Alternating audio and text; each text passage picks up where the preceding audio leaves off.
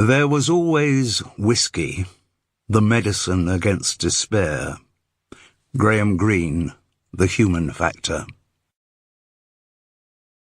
Chapter 1. "There is one condition," said Francis. "Oh?" asked Charles Paris, feigning both ignorance and innocence. "You'll have to give up drinking." Ah. He had known it would be that. In Francis's view, it was his drinking that had broken up their marriage. Charles saw things slightly differently. He thought the stresses of his chosen profession, the long separations inevitable in an actor's life, bore at least as much responsibility as alcohol. The fact that the long separations had made him particularly susceptible to the charms of young actresses hadn't helped either. But he wasn't about to offer up that extenuation. He had been over the same ground too often with Francis, and he had not in the past found it fruitful territory. For a start, raising the subject was an unnecessary reminder of his infidelities, and discussions on such matters tended to end up with her asserting that drink had always contributed to the erosion of his willpower, which allowed him to succumb to the blandishments of other women. Marital arguments, he knew, were always circular rather than linear. And in this particular argument, he was aware how high the stakes were. His wife had offered him a lifeline. It would be folly not to take hold of it. Although Charles and Francis had never divorced, it had been a long time since they had lived together as man and wife. He had ceased to be a permanent resident in the family home when their daughter Juliet had been comparatively young. There had been rapprochements and reconciliations, but none had lasted more than a few weeks. And now Francis was offering the possibility of their resuming cohabitation. It was Charles's view that they had never stopped loving each other. This was another aspect of their relationship which his wife might have seen differently. She had a more practical perception of love than he did. For him, it was just a warm, emotional feeling. For her, it involved certain duties and responsibilities. "Suppose," he suggested, "I were to cut down on my drinking." His tone was tentative, and Francis's reaction demonstrated that it had every right to be tentative. "You've tried that many times and it's never worked. You know as well as I do that you're incapable of saying just the one and meaning it. Or perhaps you do mean it when you say the words, but the minute you're offered a second drink, all that resolution melts away. You don't have the self-control to cut down." "Oh," he said facetiously, "are you saying I should be standing up in an Alcoholics Anonymous meeting and announcing, 'I'm Charles and I'm an alcoholic'?" Francis looked straight at him. Unavoidable eye contact. "Yes," she said. They had had conversations on this subject many times, but Francis had never before been so direct. She had blamed many of his shortcomings as a husband on his drinking, without actually branding him an alcoholic. To hear that that was what she really thought came as quite a shock.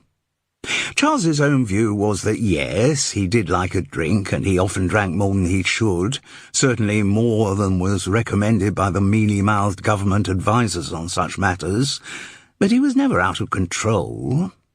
Alcoholics, on the other hand, were people who lost control, who lost jobs, who lost families, who ended up in the gutter. He had never been that bad. But even if Francis had slightly overstated the case, he still had to take what she said seriously. Their marriage was at a pivotal stage. She was talking of retiring for being headmistress of a girls' school, and had received a windfall of more money than she was expecting from her mother's will. This encouraged the idea of her moving out of her relatively small flat in Finchley into a larger one. During the summer holidays, she began looking for something suitable. She'd seen a property she liked in Highgate, and had started the tortuous process, more complicated in England than in any other country in the world, of house purchase. This had coincided With the rapprochement between Frances and her husband, they'd started to see more of each other on a regular basis. Some nights Charles had not returned to his studio flat in Hereford Road. They had even on a few occasions shared a bed and indulged in the leisurely delights of geriatric sex. Charles would never have dared to raise the subject himself, but to his surprise, Frances, in a languorous post-coital moment, had raised the possibility of their cohabiting in the new flat. New flat?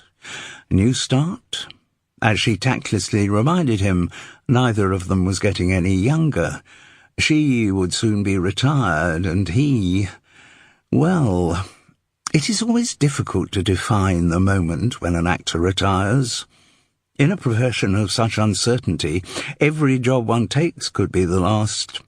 Telephone silence from one's agent is not unusual, particularly if one's agent is named Maurice Skellen.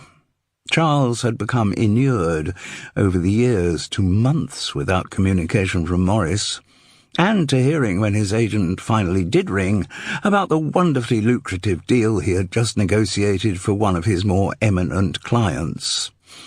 Charles kept saying he should break up with Maurice and get a more dynamic agent, but as with many things in his life, he never got round to doing anything about it. Some actors do make public announcements of their retirement from the business, but sadly, unless they're very big names, it is rare that anyone notices. Anyway, unless suffering total medical breakdown, hope still springs eternal in the thespian breast. Even an actor on his deathbed does not discount the possibility of a call from the National Theatre asking him to give his Lear. And if such a call were to come, the invalid would immediately leap up and start learning the lines. What is known by actors as Dr. Theatre has achieved many Lazarus-like risings from the dead. Charles Paris didn't plan to retire. He hoped the ending of his life as an actor would be coterminous with his death, but he knew he had little control over either eventuality. Meanwhile, as he had done for most of his career, he spent a great deal more time out of work than in. But though he would never admit it to a soul, he still nursed a secret ambition that one day the really big break would come. He was, after all, only in his late 50s. Show business provided many examples of people whose careers had gone stratospheric at considerably greater ages. Anyway, at the time that Frances was going through the horrendous process of house hunting, Charles Paris actually had some work. In the West End, no less, with a contract that guaranteed an income for the next 4 months. The 4-week rehearsal period was due to start in late August, and the play's last night would be at the end of November. That kind of security was almost unprecedented in his career. He remembered the call he'd received from Maurice Skellen, which first mentioned the job. "All right, who is it?" Charles had asked the moment the caller identified himself. "What do you mean, who is it? It's Maurice, your agent. You know it's me." "No, I meant which of your other clients is it whose wonderful new job you want to crow to me about? Now, Charles, that's very unfair."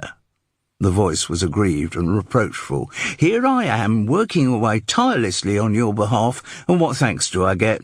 Maurice, you haven't rung me for more than 4 months. That doesn't mean I haven't been working for you. Some agents I know are sprinters, but you have to think of me more as a marathon man. I deal in long-term strategy for my clients. I'm not in the business for the quick bucks." "I wouldn't mind a few quick bucks every now and then," said Charles wistfully. "Or even some slow ones. Bucks of any kind would do." "Oh, look, don't come the hearts and flowers routine with me," Maurice snapped. "You know it's never going to work.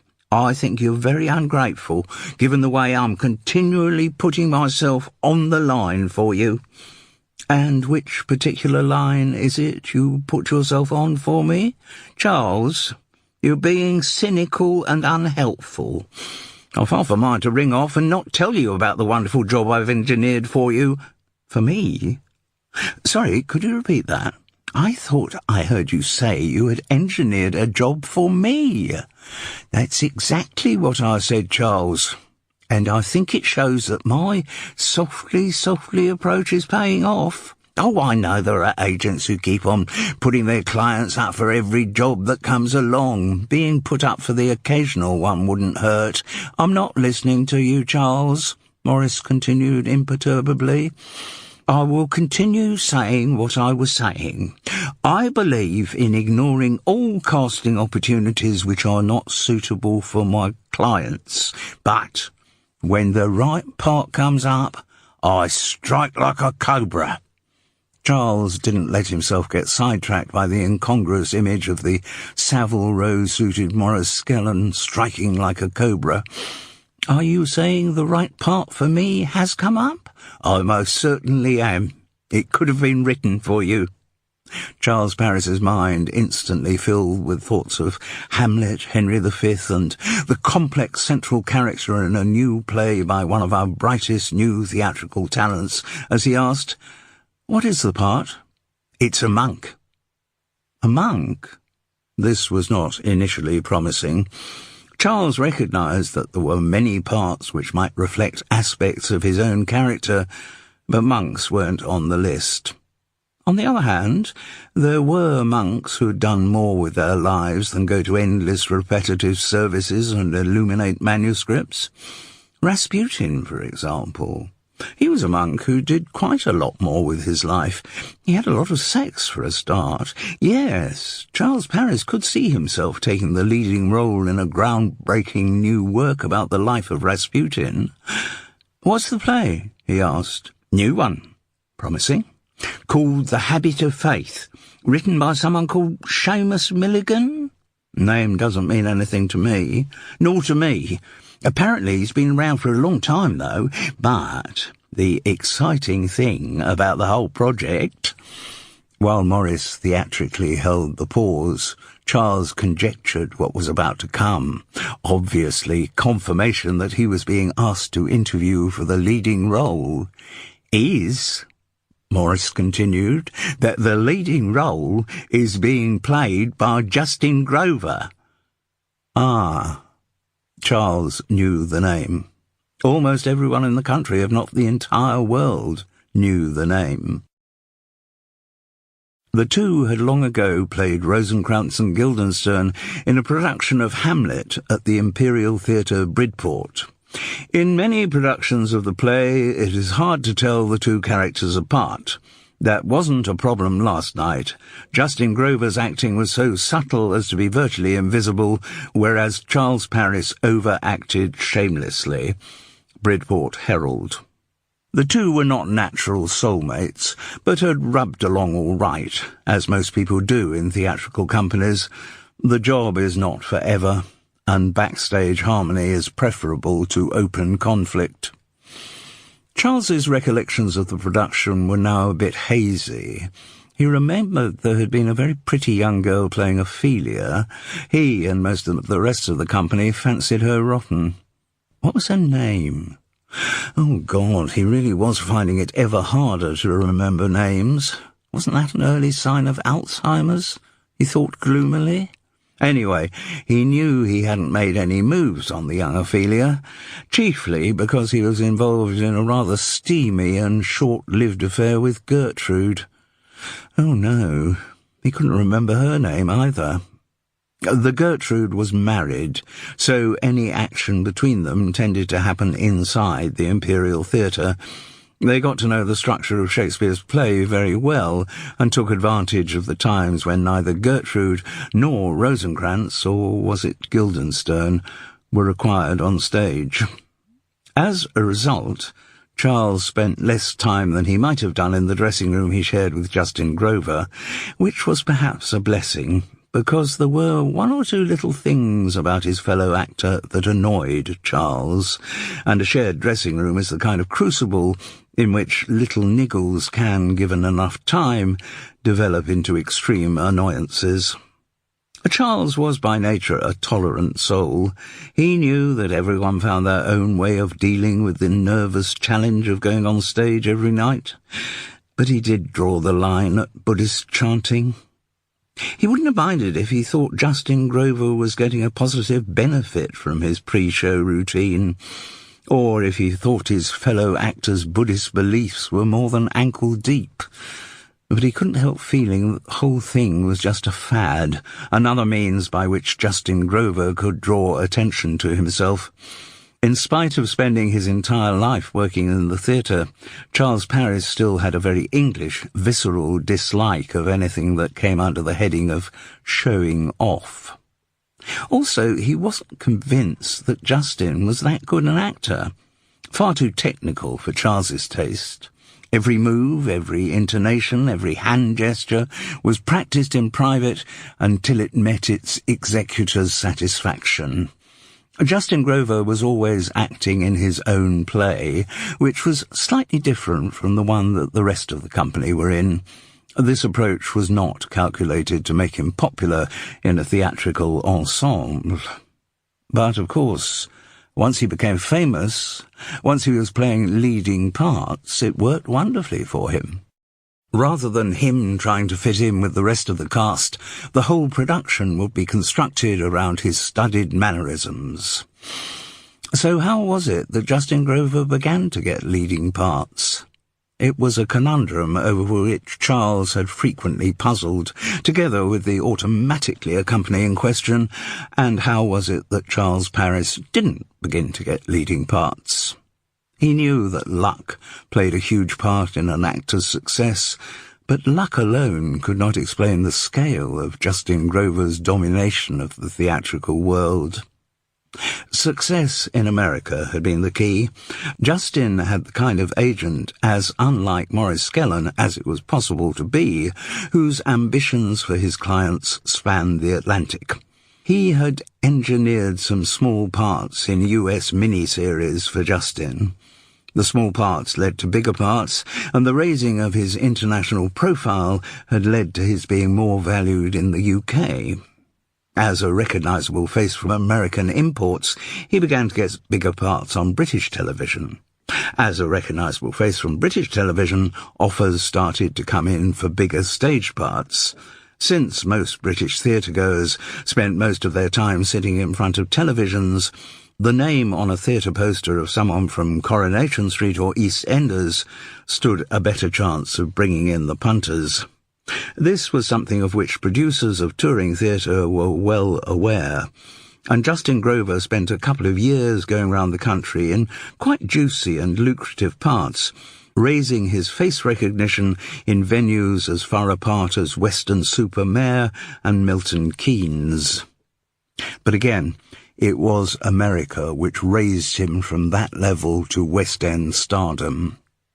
Vandals and Visigoths was not the first computer game that Hollywood's poverty of information had turned into a feature film, but it was one of the few which really caught on with the cinema-going public.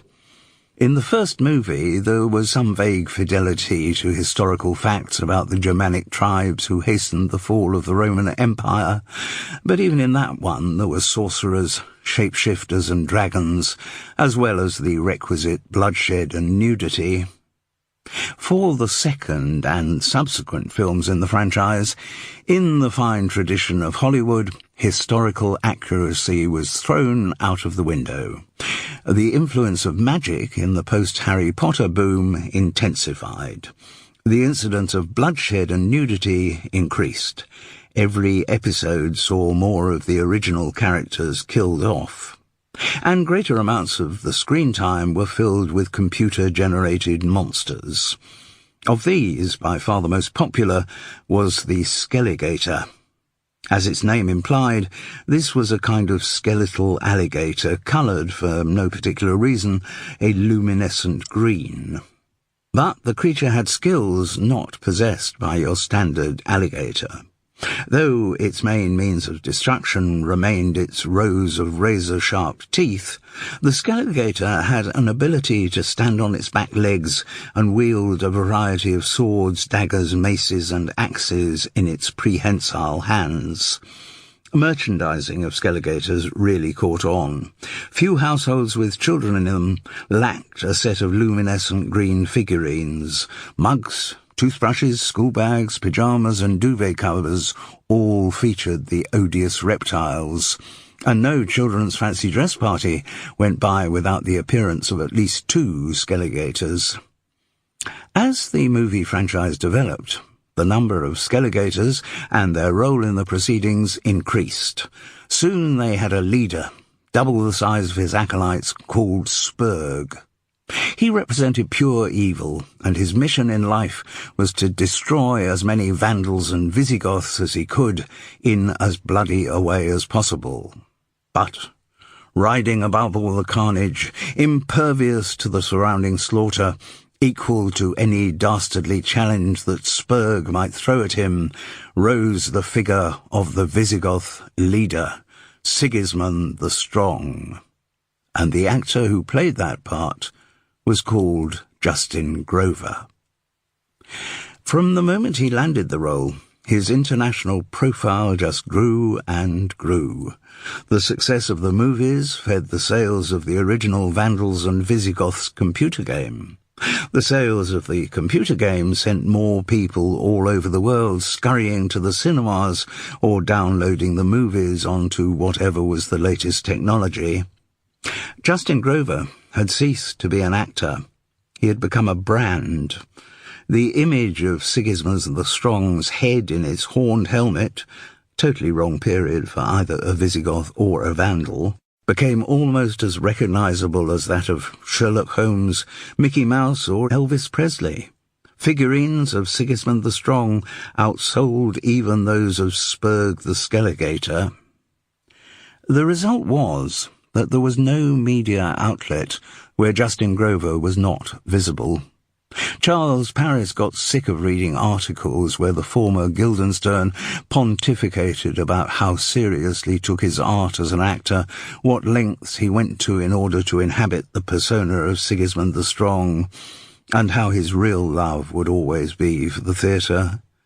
Which, Charles reckoned, if you were making squillions of pounds from your screen career, was an easy thing to say.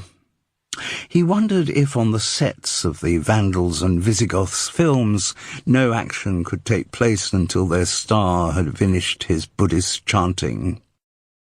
Justin Grover had been awarded an OBE for services to the theatre, and in showbiz circles it was reckoned to be only a matter of time before the knighthood came along. As a result of this worldwide fame, of course, he now had carte blanche to do whatever theatre he chose to. His name would put bums on seats, and no theatre producer was too worried that many of those bums would be dressed as Vandals, Visigoths, or Skelligators, who might be disappointed if he didn't wear his horned helmet as Hamlet. So, whenever a gap in the Vandals and Visigoths shooting schedule allowed, Justin Grover would do a short run in a West End theatre, taking the lead role in whatever play he fancied, which was how it came about that he was doing The Habit of Faith. "What?" Charles asked Maurice Skellen on the phone when the name of the play was first mentioned. "And you've arranged for me to be interviewed for a part in it?" "In a manner of speaking, yes." Charles had heard too many of his agent's manners of speaking not to be suspicious. "What exactly do you mean?" "I had a call from the producer's office checking your availability for the run." "And is that why you're ringing me now, to ask if I'm available?" "No, of course not, Charles." Maurice chuckled at the idea. "Oh, I said you were. You're always available." Charles decided not to contest the insult. "So, are you ringing to let me know when they want to do an interview?" "No, there's no interview involved. They're offering you the part. West End, 3 months guaranteed." "They are offering me the part?" Charles echoed, dumbstruck. "Yes." "Why?" "Apparently, Justin Grover remembered working with you in the past and thought he might do you a good turn." Charles's reaction was divided into 2 parts. Half of it was, patronising bugger. If he thinks I'm going to accept charity from him. The other half was, on the other hand, 3 months guaranteed on West End money. He didn't vocalise either to Morris. Instead, he said coolly, "Well, get them to send me a script." "Oh, we don't need to bother with that. I've said you'll do it." "What? Morris, as my agent, it is your job to—" "Well, you will do it, won't you?" There was a silence before Charles conceded, "Probably, yes." "See? I knew you would. Why bother farting around with sending scripts, eh?" Charles Paris's next words were every actor's instinctive question. "What's the money?" Morris told him.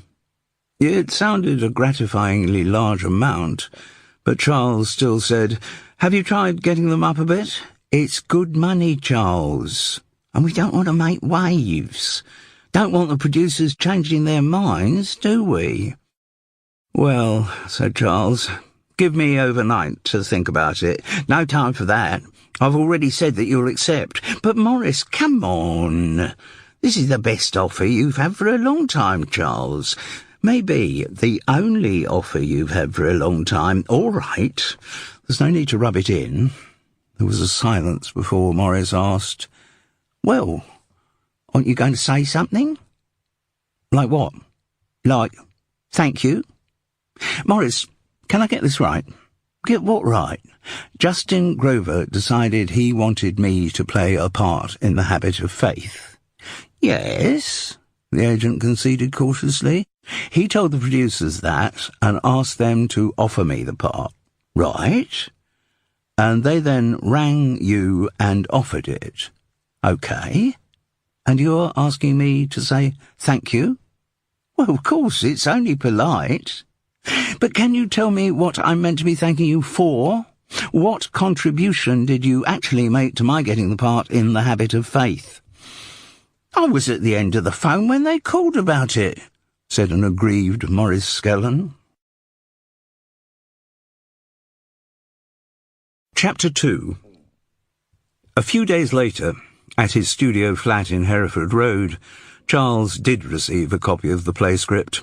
After nipping to the cafe round the corner to pick up a large, strong Americano, he settled into his armchair to read it. Long habit made him look at the cast list first. It was headed by the name of Abbot Ambrose, the part, some instinct told him, that Justin Grover would be playing. Then there were a lot of characters called Brother This and Brother That. The accompanying letter from the production office announced that Charles Paris would be playing the part of Brother Benedict. There was only one female character in the dramatis personae, a fact which gave him a knee-jerk reaction of disappointment. It wasn't that he was living in hope of starting an affair with some nubile cast member. Given the improving state of his relationship with Frances, he was way beyond such fantasies. Well, that is to say, unless the right opportunity presented itself. His disappointment arose, he told himself, from the fact that he found exclusively masculine company rather stifling. The presence of women in a production always provided some necessary leavening. Still, on the plus side, there was a strong chance some of the backstage staff might be female, and members of the stage management had provided some of the most rewarding interludes in the life of Charles Paris. He was also a little put off by the fact that the only female in the cast list was called The Girl. Experience had taught him that plays featuring characters with names like The Man, The Woman, or even worse, He and She, had a strong tendency to be pretentious. He read through The Habit of Faith. Like all plays set in monasteries, the dramatis personae were fairly predictable. There was the abbot, a saintly man whose moral integrity was hard won and whose continuing internal conflict between warring aspects of his personality was expressed in a lot of long monologues. Then, inevitably, there was the monk who had lost his faith, the monk who had difficulty controlling his lust towards women, The monk who had difficulty controlling his lust towards men, especially towards the young novice who had just joined the monastery, the young novice who had just joined the monastery and who was still confused about his sexual identity, and the old monk who had a childlike belief in everything offered by his faith and who was a bit educationally subnormal. Charles Paris had got the short straw of Brother Benedict, the monk who just listened to all of the other monks who maundered on in long speeches about their own internal conflicts. Most of Charles's lines were, "Really?" and "Did you?" It was one of those parts like Horatio in Hamlet, where the actor playing it knows that everyone else on stage is having more fun than he is. And where did the girl fit in? She was a rape victim who had escaped the carnage of the wars that swirled around outside to seek sanctuary in the monastery. And, of course, she was a plot device, the stranger whose arrival changed everything. Her presence disrupted the serenity of an all-male society to reveal the seething, suppressed passions beneath. On the title pages, below the cast list, was printed, "The action takes place in any time. It could be now," which Charles thought was rather coy. He was wary of plays set in an unspecified time zone. Playwrights who wrote them claimed that this gave their work universality, but Charles knew this wasn't the real reason. By giving his play a timeless setting, Seamus Milligan had avoided having to do any research into contemporary politics or the way in which a real monastery might be run. Charles Paris's view, on finishing the script, was that The Habit of Faith was pretty deadly. In fact, a seriously crap play. If he had any pride, or indeed the income to sustain any pride, he should have got straight on to Maurice Gellin and said he didn't want to do it. But anything with Justin Grover in it would put those bums on seats, and a guaranteed 3-month run in the West End was a guaranteed 3-month run in the West End. A bit of stability, both geographical and financial, could only help the progress of his current rapprochement with Francis. He'd do it. Before the read-through for The Habit of Faith started, at a rehearsal room in White City, Charles had been intrigued as to how Justin Grover would play things. Knowing the star's propensity for meticulous planning, there was a reasonable chance that he would just mumble through the text, with a view to working privately on his part in the course of the rehearsal period. But it soon became clear that his preparation had already been done. As soon as the read-through started, Justin's interpretation of Abbot Ambrose was firmly in place. Every intonation, every nuance was fully formed. At times, although they were seated, he could not stop himself from doing some of the hand gestures on which he had worked so assiduously. What was more, to the dismay of all the other cast members, he already knew every line. Throughout the read-through, he didn't open his script once. This was partly showing off, partly gamesmanship, but more importantly, a statement of power. Justin Grover's performance was already there and immutable. The rest of the cast would have to fit their performances around it. And the director's vision of the play would also have to be adjusted to match that of its star.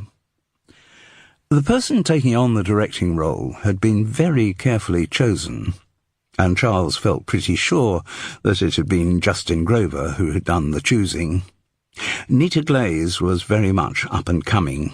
Having done a lot of theatre while at Manchester University, she had set up her own company, Chip and Pin, soon after graduation.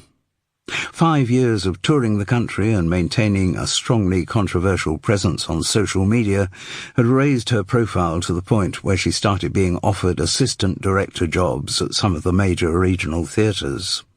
The unwillingness of most directors to share their artistic vision made these fairly thankless postings, but they all helped build up Nita's CV. Soon, she progressed to directing her own shows at various well-known London pub theatres and other venues. She became a regular arts commentator on Radio 4's Front Row, and even once appeared on television's Newsnight. Critics hailed her as a rising star. The Habit of Faith would be her first West End production. Giving her the job was a bold choice by Justin Grover, but a canny one. Media coverage would praise the appointment of someone young, vibrant and female instead of the usual middle-aged male safe pair of hands. And, to tick another of the right boxes, Nita Glaze was black. In spite of her impressive credits, however, she was very inexperienced at the level of directing a major West End show and of dealing with a star. Her previous work had demonstrated a shrewd eye for spotting talent and developing nascent careers, but that was a very different matter from dealing with someone as established as Justin Grover. He had such a clear idea of how he wanted things done that it would take an exceptionally dominant personality to make him change a single intonation. Though strong-willed and confident, Nita Glaze did not have that kind of strength. Her room for manoeuvre had also been circumscribed by the fact that the producers, or more likely Justin Grover himself, had appointed a designer with whom he had worked many times before. So, although there had been some illusion of consultation with Nita in the run-up to the start of rehearsal, she found herself in nominal charge of a production in which the set and the central performance had already been decided before she came on board. Charles Paris knew there were two options for someone in that situation. Nita Glaze could either try to impose her own vision on the play, make every rehearsal an argument which she was ultimately bound to lose, or she could zip her lip, put on the show that Justin Grover wanted to be put on, and later reap the benefit of having had her credit on a major West End production. Charles knew what he'd do in the circumstances, but then he had always done anything to avoid confrontation. He wondered whether Nita Glaze would have the good sense to do the same. Anyway, there were no open conflicts at the read-through. Everyone was charming to everyone else. The official proceedings started with a welcome from the producer, saying what an exciting adventure they were all embarking on. Then Justin Grover also said a few words confirming what an exciting adventure they were all embarking on. In the general milling around which had preceded the start of the read-through, the star had greeted Charles warmly. "Hello, I'm Justin Grover." He recognized this trick of old. It was a form of inverted egocentricity, whereby a famous person humbly maintains the illusion that no one knows who he is. "I know that, Justin. You may remember that we worked together in Bridport. I was Rosencrantz and you were Guildenstern, or possibly the other way round." "Yes, of course I remember, Charles, but I thought you might have forgotten." This was taking mealy-mouthed humility a bit too far for Charles's taste, but he didn't make any comment. Just said a conventional, "Anyway, I'm delighted to be working with you again." Justin Grover shrugged magnanimously. If an actor can't help out an old chum, what has the world of theatre come to, eh? Charles winced inwardly. He had never liked being patronised. There was no false humility for the star now. Justin Grover was saying unequivocally, "I got you this job, and it therefore behoves you to be eternally grateful to me."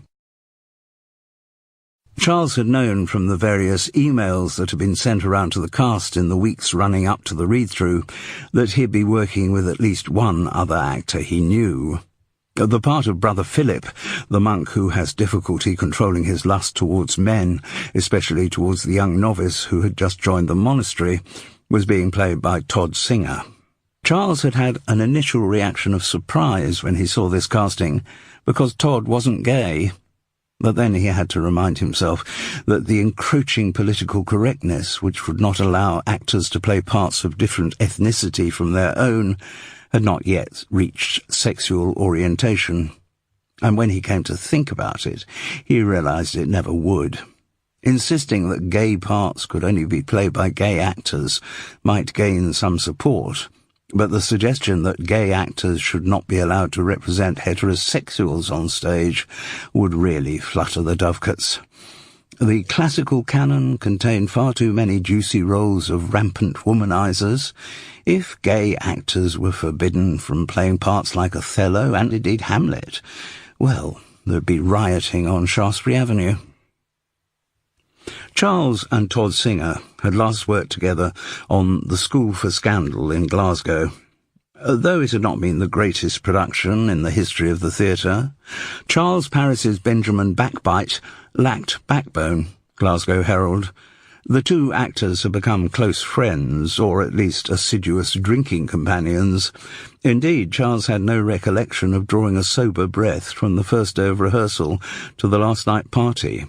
And, though of course as part of the re-wooing of Frances he was going to cut out the booze, it was still reassuring to know that Todd Singer would be in the company.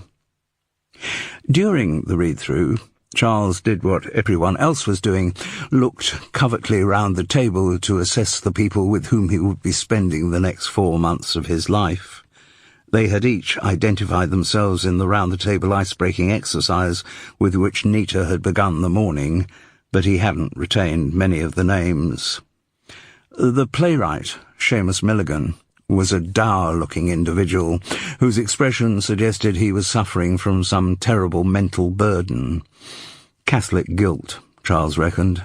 Only a Catholic, or a lapsed Catholic, which in terms of guilt-bearing was pretty much the same thing, could have created a play like The Habit of Faith. To write all that maundering on about belief and the obstacles to belief, you had to think that religion mattered, something which Charles Paris, from his early teenage years, had signally failed to do. Back then, though, he had, for maybe 18 months, had a deep, almost passionate faith. In retrospect, he reckoned it was a reaction against his parents' laid-back scepticism. Had his parents been believers, he would probably have found atheism earlier. But for those months of devotion, he did read a chapter of the Bible every night before sleep. He had even written into his copy a quote he had got from somewhere, "This book will keep me from sin. Sin will keep me from this book." Then, one morning, aged about 14, Charles Paris had woken up with the conviction that he didn't believe any of it, and since then he had not been troubled by religious doubt, or indeed religious thought of any kind. All he had gained from the experience was a devoted admiration for the cadences of the authorized version, and he was sure that reading that beautiful language so early had helped him in his career as an actor. It developed his natural understanding of emphasis and rhythm. His loss of faith had not turned him anti-religion. He had a great respect, even envy, for people with a faith. It just didn't work for him. Every time he had to go into a church, which was now more for funerals than weddings or christenings, he still hoped that something would happen. A divine revelation, a Damascene conversion, the heavens opening and God reaching down to claim Charles Paris for his own. But, sadly, nothing. He always felt on his exit from the church exactly as he had felt on his entrance. Read-throughs are always an opportunity to assess the comparative talent of other company members. However much actors talk about being part of an ensemble, they are all ferociously competitive. Beneath the smarmy compliments they pay to each other, there is very often the burning conviction that I could play that part a lot better than she is doing. And Charles Paris had no doubt that he could play the part of the monk who had difficulty controlling his lust towards women much better than the actor who had been cast in the role. In fact, he reckoned a plank of wood or a bowl of porridge could play the part better. He had retained, from the round-the-table introductions, the name of this talent-free individual, Grant Ewell. He could recognise that, although useless as an actor, the young man was extraordinarily handsome, and nobody could maintain a physique like that without frequent visits to the gym. What Charles didn't know, and what most of the rest of the world who watched Vandals and Visigoths could have told him, was that Grant Yule was involved in the franchise, playing the part of Wolf, the illegitimate son of Sigismund the Strong. Like many film actors, he had been cast originally for his looks, and like many film actors, the fact that he couldn't act for toffee didn't matter. In the movies, the takes of scenes are so short, and the skills of editors so advanced, that, even without resorting to CGI, the aforementioned plank of wood or bowl of porridge could be made to give a convincing performance. And that was the case with Grant Yule. So far as the producers of The Habit of Faith were concerned, whether he could hack it on stage or not was completely irrelevant. The sight on a poster of Grant Yule's name in conjunction with that of Justin Grover would put even more bums on seats. And who cared if those bums belonged to hormonally rampant underage girls, or people dressed as Vandals, Visigoths, or Skelligators? Producers, generally speaking, don't care about the quality of the people sitting on their seats, just the quantity. Inevitably, in his checking-out observation of the read-through table, Charles Paris clocked the girl. The name of the person playing the part, as he thought of her, thus avoiding the actor-actress dilemma, had stayed with him from the introductions. Liddy Max. From the way she read, she was clearly a very talented actress, and she had the kind of looks which could have propelled her to the top in the theatre, even if she didn't have the talent. Trim figure, fine blonde hair cut short, and the kind of large blue eyes in which many men would in time lose themselves. Charles felt a knee-jerk but pointless rush of disappointment when he noticed she was wearing a wedding ring. Why did he always react like that? It wearied him. Why could the sight of a pretty woman always set the same inevitable thoughts in train? Why could he not look at any woman without assessing her on some scale of fanciability? When he was in a good mood, such a reaction reassured him that he was still alive. When he was in a bad mood, it made him feel like a dirty old man. Idly, he wondered how she had come to be playing the girl in The Habit of Faith. Charles now knew that his own presence in the company was due to the magnanimity of Justin Grover. He wondered what kind of favour the star had been repaying when Liddy Max had been cast. It could have been sexual, perhaps, but he wouldn't have expected Justin to be quite so obvious. Charles had never really known about Justin Grover's sex life. He wasn't gay. Indeed, he was frequently photographed with some new starlet on his arm. His affairs kept the gossip columns well fed, but none lasted. 3 months seemed to be their maximum duration. That had been the case when Charles had first known the actor in Bridport, and the same pattern seemed to have been repeated many times since. Justin had always been more interested in having some photogenic younger woman on his arm than in having relationships. Charles's cynical view was that the star was too obsessed with himself to have any love to spare for anyone else. His sex life, like his acting, was a bloodless technical exercise whose sole aim was to create an effect. Charles found himself wondering whether Justin put his characteristic meticulous preparation and attention to detail into his bedroom activities. The image was such an unappealing one that he dismissed it from his mind, and concluded that sex was unlikely to have played a part in the casting of Liddy Max. There must have been some other reason why Justin Grover had approved her. Charles wondered what it might be. He took another surreptitious look across the table at the girl. She was not yet out of her 20s. Far too young for him, he concluded wistfully. There was another girl who was introduced as ASM and understudying Liddy. Her name was Imogen Whittaker. A stunning natural redhead, she carried herself with striking ease and confidence. But she was even younger than the girl. The stage manager, Kel Drummond, though, was a much more interesting prospect. 40s, short black hair, strong but ample body, and that air of pragmatic competence which Charles never failed to find alluring.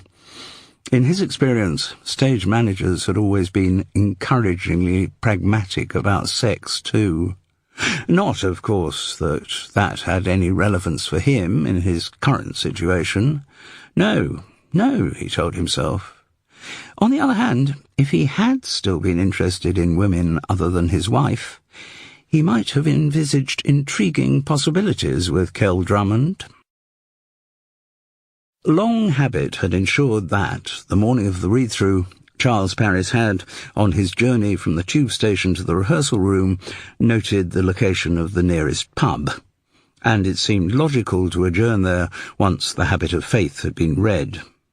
Rehearsal proper was scheduled to begin the following morning. The afternoon would be devoted to some necessary technical activities. With the read-through table removed, the stage management would lay down tape on the floor to mark out the dimensions of the single set. Some of the actors were required to stay and be measured up for their costumes, though Charles had assumed that Monk's habits were one size fits all. Later there would be a production meeting for Nita Glaze and all the stage crew. Significantly, Charles noticed, Justin Grover said he too would be attending that. Slight pique tugged at the mouth of the director when she heard his announcement. Was there going to be no area of the production where she wasn't under surveillance? Charles wasn't called for anything in the afternoon, so after the rehearsal broke up, it seemed logical to invite Todd Singer to join him in the pub. Recapture the spirit of Glasgow, eh? Time had not been kind to his fellow actor.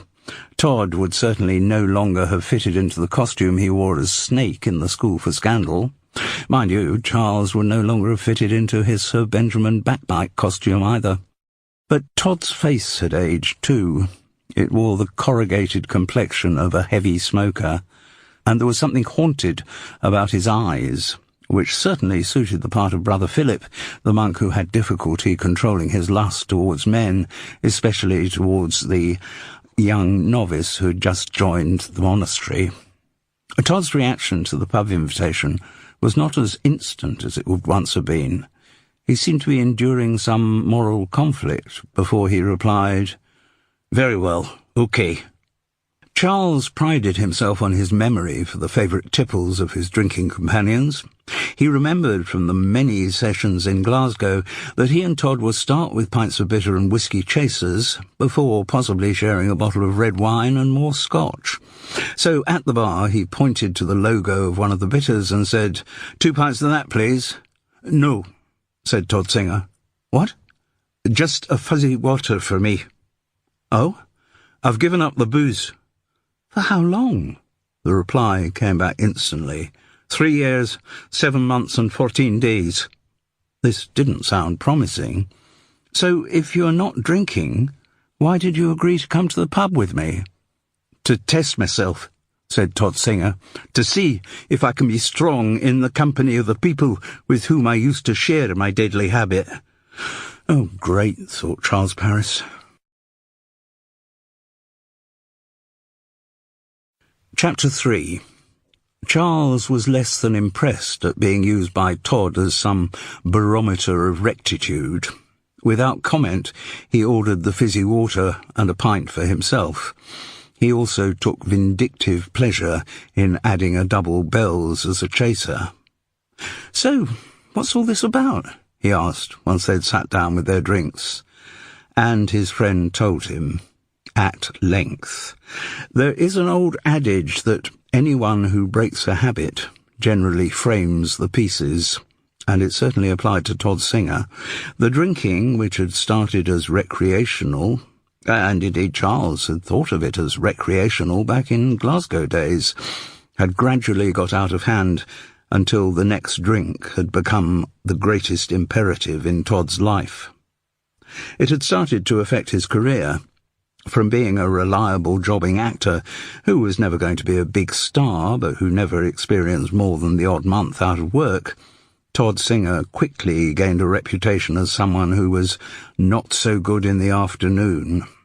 Offers of work dried up, and on the rare occasions when he was employed, increasingly he failed to deliver.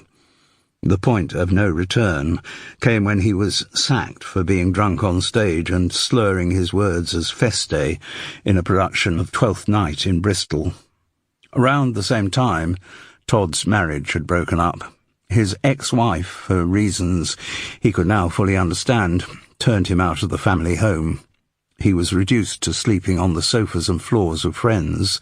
He had no work, nor, given the speed with which news travels round the world of theatre, any prospect of any. Being drunk on stage, or, to be more accurate, allowing being drunk on stage to affect one's performance, was one of the final disqualifications for an actor. No director was going to cast someone with that kind of reputation. After 6 months of this, drinking even more, being unable to face the day ahead without a few morning slugs of vodka, Todd decided that he had a choice. Either he could spiral on down to his death, an unsanitary one on the streets, or possibly suicide, it would be hard to tell them apart, or he could take on the challenge of cutting out alcohol altogether. He had gone for the second option. So then he began to chronicle his way out of the morass into which he had descended. The second stage of the narrative also went on for some time. Charles had needed to break into it to make a return trip to the bar for a second pint and a second large Bell's chaser.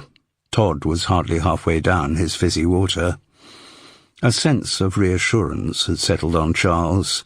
Yes, he knew he drank too much, but he'd never been in the straits that Todd Singer was describing. More than a few times he'd gone on stage in a condition that would have disqualified him from driving a car, but only rarely had his performance been compromised.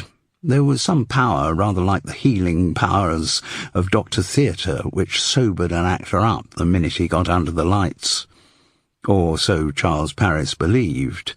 So, though the recital he was listening to was undoubtedly boring, he found it comforting as well. It turned out that the salvation of Todd Singer had been Alcoholics Anonymous. After many failed attempts to control his drinking by his own willpower, he had been taken to a meeting with a friend who shared the same problem. The path to abstinence had not been an easy one. There had, during the early stages, been many backslidings, but eventually the program had worked. He was still an alcoholic. He would always be an alcoholic, but he had found the resources to resist the temptations of the booze. As he insisted on repeating, Todd Singer had now not had a drink for 3 years, 7 months and 14 days, and tomorrow he would not have had a drink for 3 years, 7 months and 15 days. Charles was surprised how strong his reaction was to this narrative of redemption. It didn't make him feel moved to empathy or congratulations. It made him feel rather angry. It also made him drink quicker. He was near the end of his second pint, and the second chaser was long emptied. Just when Charles was wondering whether his companion might offer to buy him a drink, Todd looked at his watch. "Still, good you're back in work now," said Charles. The habit of faith." "Yes." Is it the first job you've done since—" "Good Lord, no. AA hasn't just been the salvation of my health. I've also made some very good contacts there. You'd be surprised how many directors and producers there are at the meetings." When he thought about it, Charles wasn't surprised at all.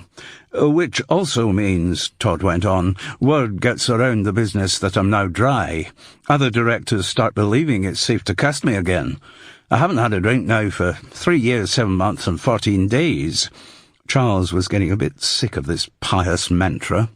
Presumably like a rubber date stamp, Todd Singer's mind had to be recalibrated every morning to add another day. Time to change the subject. "Have you worked with Justin Grover before?" "Way back. Bridport it was."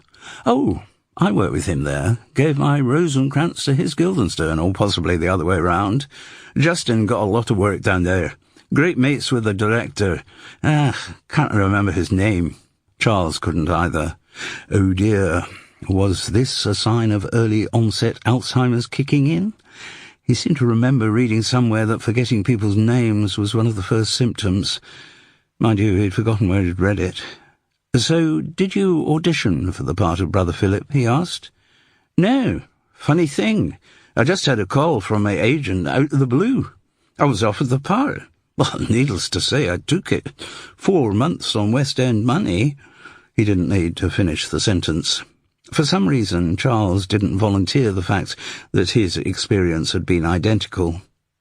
Was it just insecurity on Justin Grover's part? This need to surround himself with people he'd worked with before? Though quite a long time before. Anyway, the topic was not pursued, as Todd Singer stood up. "I must be on my way." Then he said with pride, "I've been here for more than half an hour. That's the longest I've managed to stay in a pub since I started with the AA." Bully for you, thought Charles. What am I supposed to do? Give you a bloody medal? He too got up and made his way to the bar. "See you in the morning," said Todd. "Sure. Oh, and Charles?" "Yes?" "If you ever seriously want to deal with your problem..." "My problem?" I'd be happy to take you along to a meeting." "An AA meeting?" "Yes, of course." Without any response to his departing friend, Charles attracted the barman's attention. He didn't bother with the pint this time, just the large bells. As soon as he'd received the glass, before the ice had had a chance to chill its contents, he downed it in one and ordered another of the same. That he took back to his seat. He pulled the Times out of his pocket. It was already folded back to the crossword. On his tube journey from Queensway to White City that morning, he had been too nervous about the read-through to fill in more than a couple of clues. Now, in the pub, his concentration was also shot to pieces. It wasn't the booze, he was certain of that. It was anger engendered by his recent conversation with Todd. The patronising tone was what had infuriated him. All right, Todd Singer had had a serious drink problem, and he was dealing with it well done. But for him to treat Charles Paris as though he were in the same category of need was presumptuous and insulting.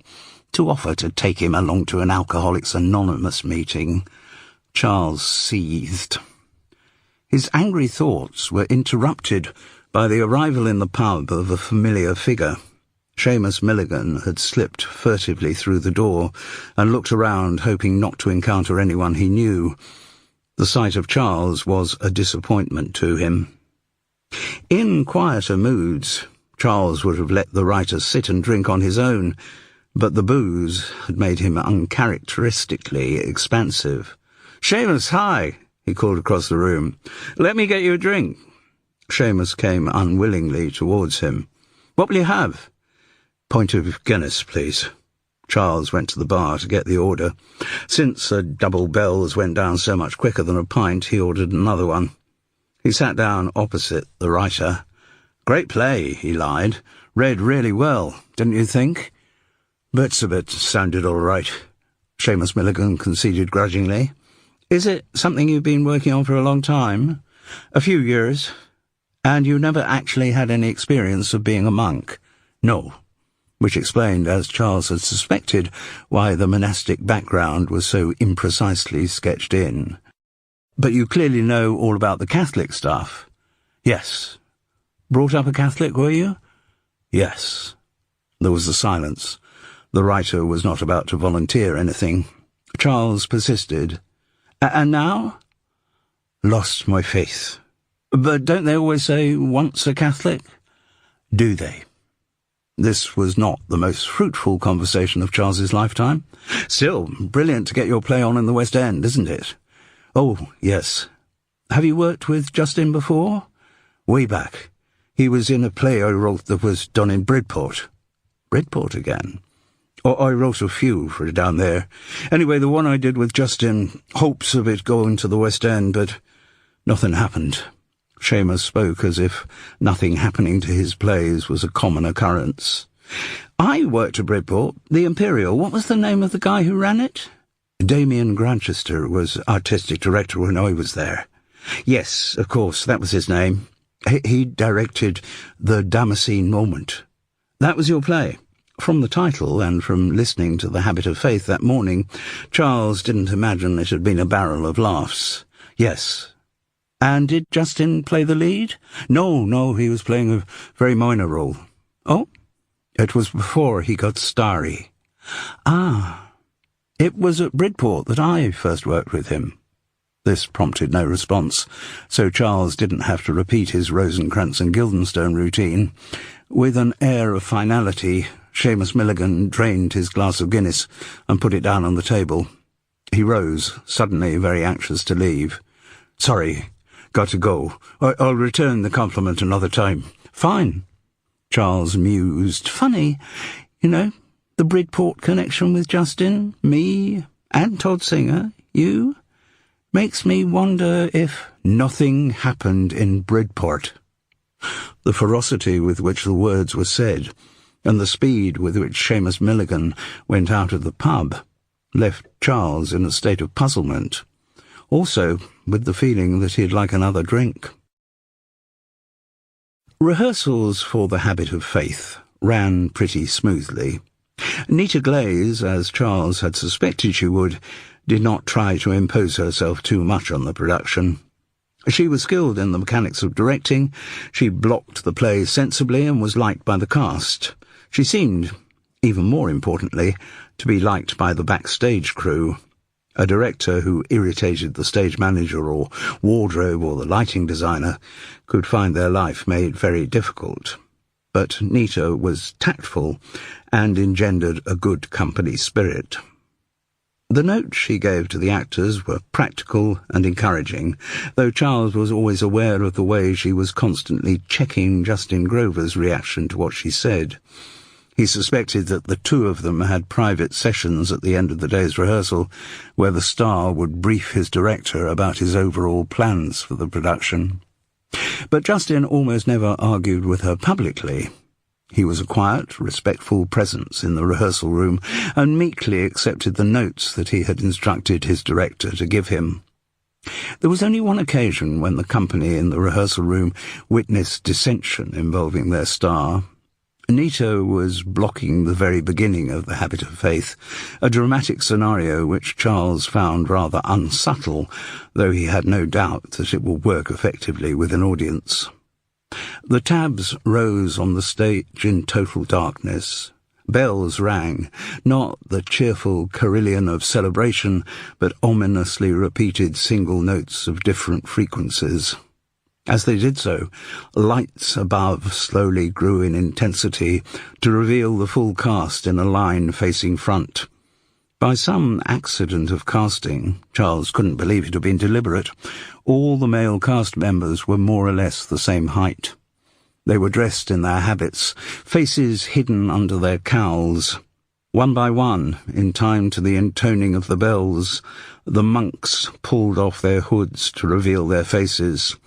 All revealed male tonsured heads, until the last in the row. That was Liddy Max, and when she uncovered herself, abundant, courtesy of the wig department, blonde hair would ripple down over her shoulders in a mini coup de théâtre. But as Nita was blocking this scene, and lining the cast up on stage in the order specified on their scripts, Justin Grover said, "Oh, I thought we'd agreed a change here." "I don't think so," said the puzzled director. The star looked out towards the stage manager's desk, next to which sat Seamus Milligan, sullen and crumpled with his script on his knee, as he would throughout the rehearsal process. "I thought we'd agreed this, Seamus," said Justin. His tone was even, but it carried authority. "No," the writer responded truculently. "We can't spoil the play's first authentic moment of drama." He sounded as if he was preparing himself for a stand-up row, but all he got from the star was a subdued, Nita Glaze continued her blocking of the opening line-up with Liddy Max as the final unmasking. But, significantly, at the next day's rehearsal, very early on in proceedings, the director said, "I've had a bit of a rethink on the opening of the show. It seems to me that making the girl the final reveal is a bit obvious, not to say sexist. To me, it would make more sense if we change the order so we have the girl in the penultimate position, get our audience reaction to that, and reveal the last unknown character is Abbot Ambrose. He, after all, is the puppet master, a bit like Prospero, really, you know, the one who controls the action. I think the dramatic integrity of the play will be strengthened by having him as the final reveal. So, can we try that, please?" Charles could see the suppressed anger in Seamus Milligan's body language as the new order was rehearsed, but the playwright made no vocal objection, nor did any other member of the cast. Clearly some overnight discussions had taken place. Anita and Seamus had been persuaded that the Habit of Faith's dramatic integrity would be incomparably improved by letting Justin Grover steal the end of the first scene. And, Charles thought cynically, the star had probably already calculated that the first sight of him each performance would prompt a round of applause from fans of Sigismund the Strong.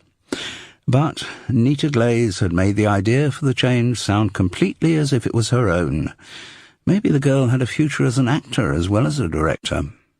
Meanwhile, after that small ruffling of the surface, the harmonious process of rehearsal flowed smoothly on. There was only one company member with whom Nita Glaze did not seem to bond, and that was Liddy Max. Whether this was a gender issue, Charles did not know. He had long since given up trying to understand what caused some women not to get along.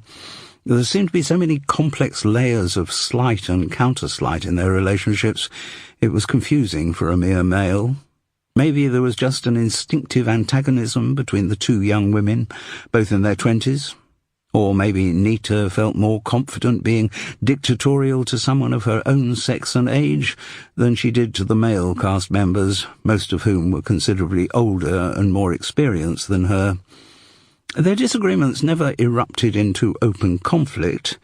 There was just an identifiable tension between them in the early days of rehearsal. Nita seemed to give more notes to Liddy than to the other cast members, particularly about her first big scene, in which the girl has a long speech describing the assault and rape which has led her to seek sanctuary in the monastery. Maybe, as a woman, Nita felt that she could identify with that experience and was therefore more sensitive to false notes in Liddy's interpretation. Though the tension between the two of them did not dissipate completely, as rehearsals continued, there was less open verbal disagreement. Charles Paris thought it highly possible that Justin Grover had had a word with his director.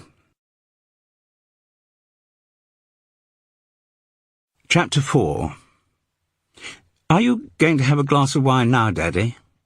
asked Juliet. They were sitting down to Sunday lunch in his daughter and son-in-law's 5-bedroomed architect-designed house in Pangbourne, into which they had moved from their previous 3-bedroomed architect-designed house in Pangbourne.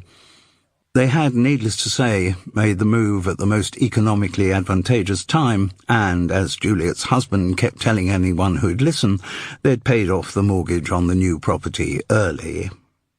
There had never been a natural affinity between Miles Taylorson and his father-in-law. Charles still wished his daughter had opted for someone with a bit more charisma. But he could not fault Miles as a husband or father. Since he had married Juliet when she was 19, he had supplied her every need, providing the economic security which allowed her not to work after the birth of their twin sons. This, again, rankled with Charles. He liked the idea of having a daughter with a career, not necessarily as loose a one as acting, but something vaguely creative. Miles, however, was very old-fashioned about such matters. He wanted a wife who looked after the house and who was ready to welcome him every evening when he returned from his arduous day's work. The fact that Juliet didn't need to work also demonstrated to Miles his own career success. and, as Charles had had cause to observe on many occasions, his daughter seemed very happy with the arrangement, though how she filled the days, particularly now that the twins were off at private boarding school, he had no idea. Charles felt a residual guilt about the situation. Had he been a more hands-on father? Had he been more present during her childhood? Had he not walked out on Frances while Juliet was still a toddler? Perhaps their daughter might have had more bravery with which to face the world. Perhaps she wouldn't have embraced at such a young age the stolid security that her husband offered. Was it a reaction against the unpredictability of her own upbringing? Still, it was far too late for such speculations to be useful. Miles Taylorson was in insurance. No other career could have placed him further from the interests of his father-in-law. He was apparently very good at insurance, though Charles had no idea what kind of skill set would be useful to make one good at insurance. Miles had been along dutifully with Juliet to one or two of Charles's performances, but he had no interest in the theatre, or any of the arts, really. He did read books, though, but they weren't what Charles thought of as books. No fiction.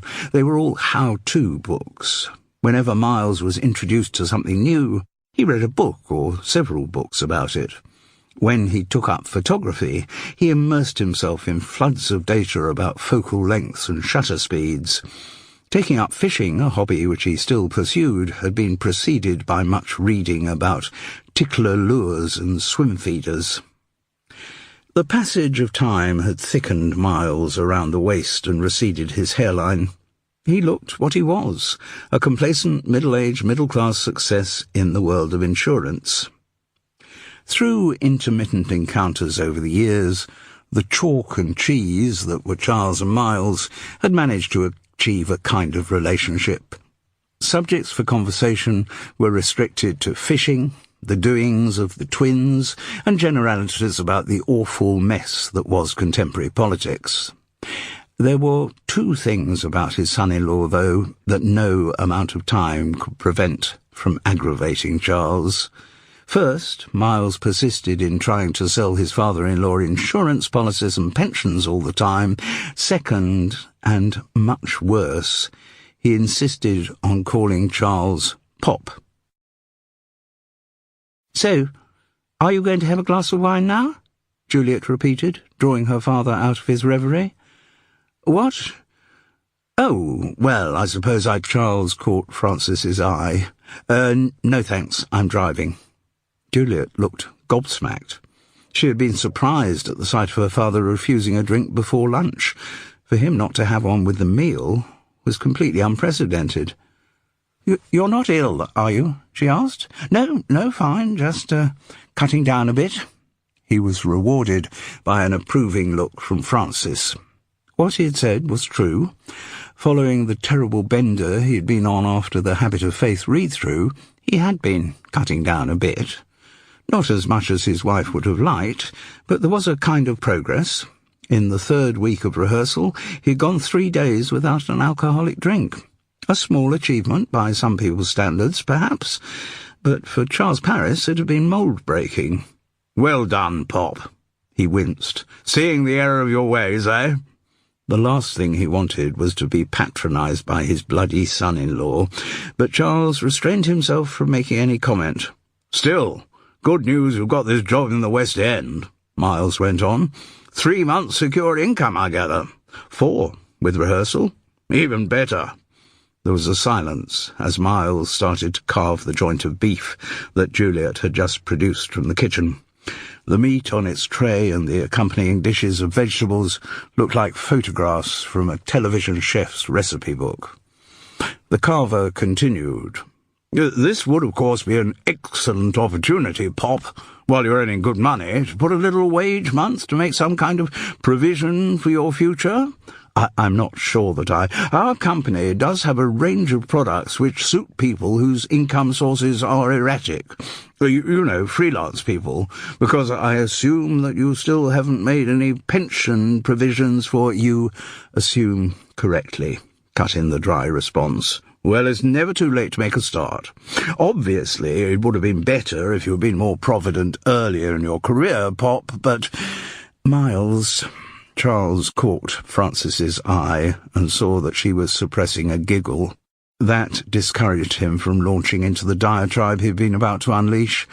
Also, there was something rather appealing about sharing private jokes with his wife. It had a nostalgic charm, though fiercely loyal to Juliet. Frances did recognise that the person their daughter had married was a complete prat. "Anyway," said Juliet, sensitive enough to know that the situation needed easing, "when does the show actually open, Daddy?" "Week after next." "Oh, great. We must get to see it, mustn't we, Miles?" "Sure, Poppet." Charles was reminded of another of his son-in-law's infuriating verbal tics. He noticed that neither of them paused to confirm the date of the opening night. They had no interest in seeing the Habit of Faith, though given the current thawing of their relationship, he thought Frances was likely to put in an appearance. Demonstrating her loyalty, she asked, "And you actually get into the theatre for the first time tomorrow?" "Yes, the good old Duke of Kent's." I can't remember. Have you worked there before?" "Don't blame you for not remembering. Show I was in closed within a week." It wasn't one of his happier experiences. Charles Paris kept looking out over the audience, rather like General Custer, hoping to see the cavalry appearing over the hill. Sadly, no one arrived to save the evening. The Guardian. "It's Shaftesbury Avenue, though, isn't it?" asked Frances. "Oh, yes, one of the old theatres in urgent need of a makeover.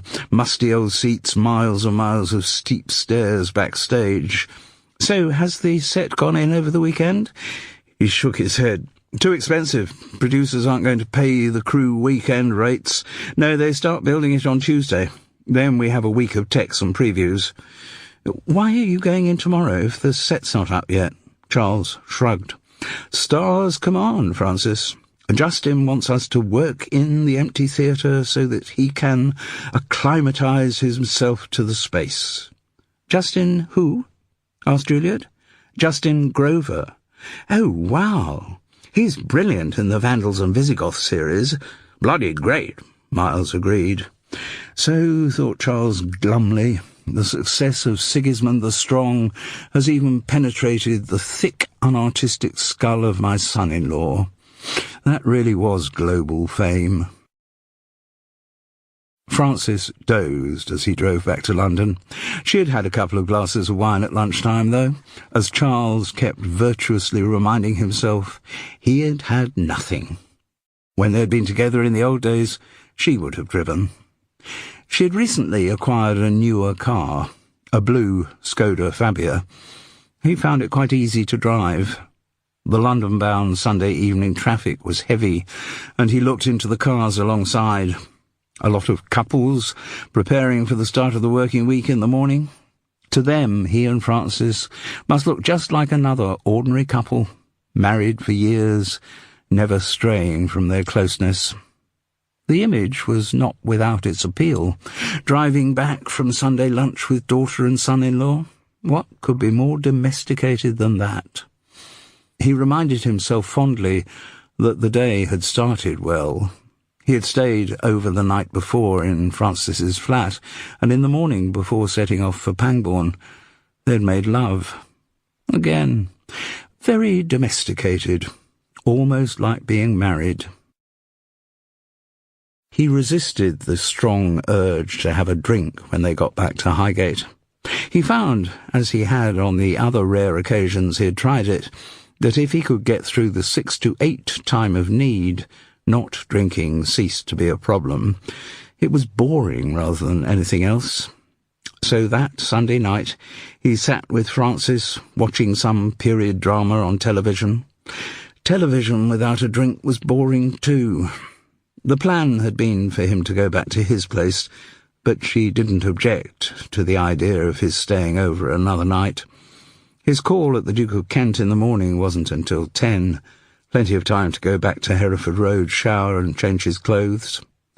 When they were both in bed, he snuggled up against her back. But when he moved his hands round to her breasts, Frances gently removed them. "I'm tired," she said. Yes, it was just like being married.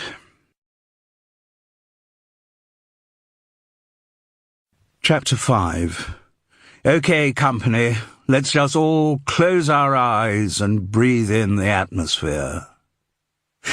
It might have been thought that once they'd reached the Duke of Kent's Theatre on the Monday morning, the director would be in charge.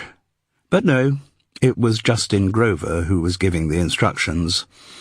The cast had got used to this pattern during the rehearsal period. In the early days, Nita Glaze had tried to impose her will on the production, but after a few set twos with her star, she had given up the unequal struggle.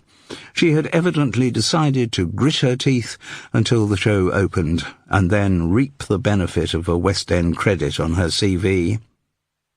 It should be said that the set twos between director and star had not involved any shouting or flouncing. Justin Grover was not one of those actors who shouted or flounced. He just argued very reasonably that everything should be done the way he wanted it done. And since the production of The Habit of Faith would not have been happening without his box office appeal, very few people argued with him. But he was very tactful with his director. Although his performance had been set in stone since long before rehearsals had started, he did make a few well-judged concessions to Nita. Occasionally she would say something like, "I think we could make that pause longer there," or, "If you say the line after you've made the move, it might be more effective," and he would be fulsomely grateful for the suggestion. "Oh, very good note, Nita," he would say. "Thank goodness we've got a director with a sharp eye in this show. If I was left to my own devices, the whole thing would be a total shambles." Of course, what he was saying was complete nonsense, and although Nita basically knew it was nonsense, she glowed at the commendation. Nor did she ever object when Justin ignored the note and went back to doing what he'd always intended to do. And now he had the entire The Habit of Faith company standing on the stage at the Duke of Kent's Theatre, closing their eyes and breathing in the atmosphere.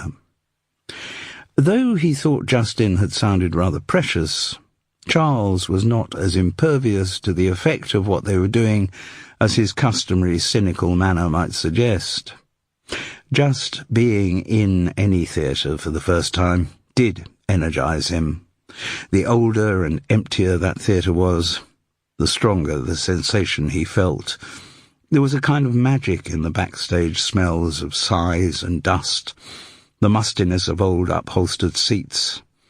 He felt a connection to all the other actors who had trodden those particular boards and empathized with the triumphs and disasters, the tragedies and love affairs that the ancient walls had witnessed. "OK, that's fine. You can open your eyes now." The company did as their star instructed. "Excellent," said Justin. "Well, I've now got a feeling of the place, which is always terribly important to me as an actor. But now, over to you, Nita, for the other things you called us to do." The director looked confused.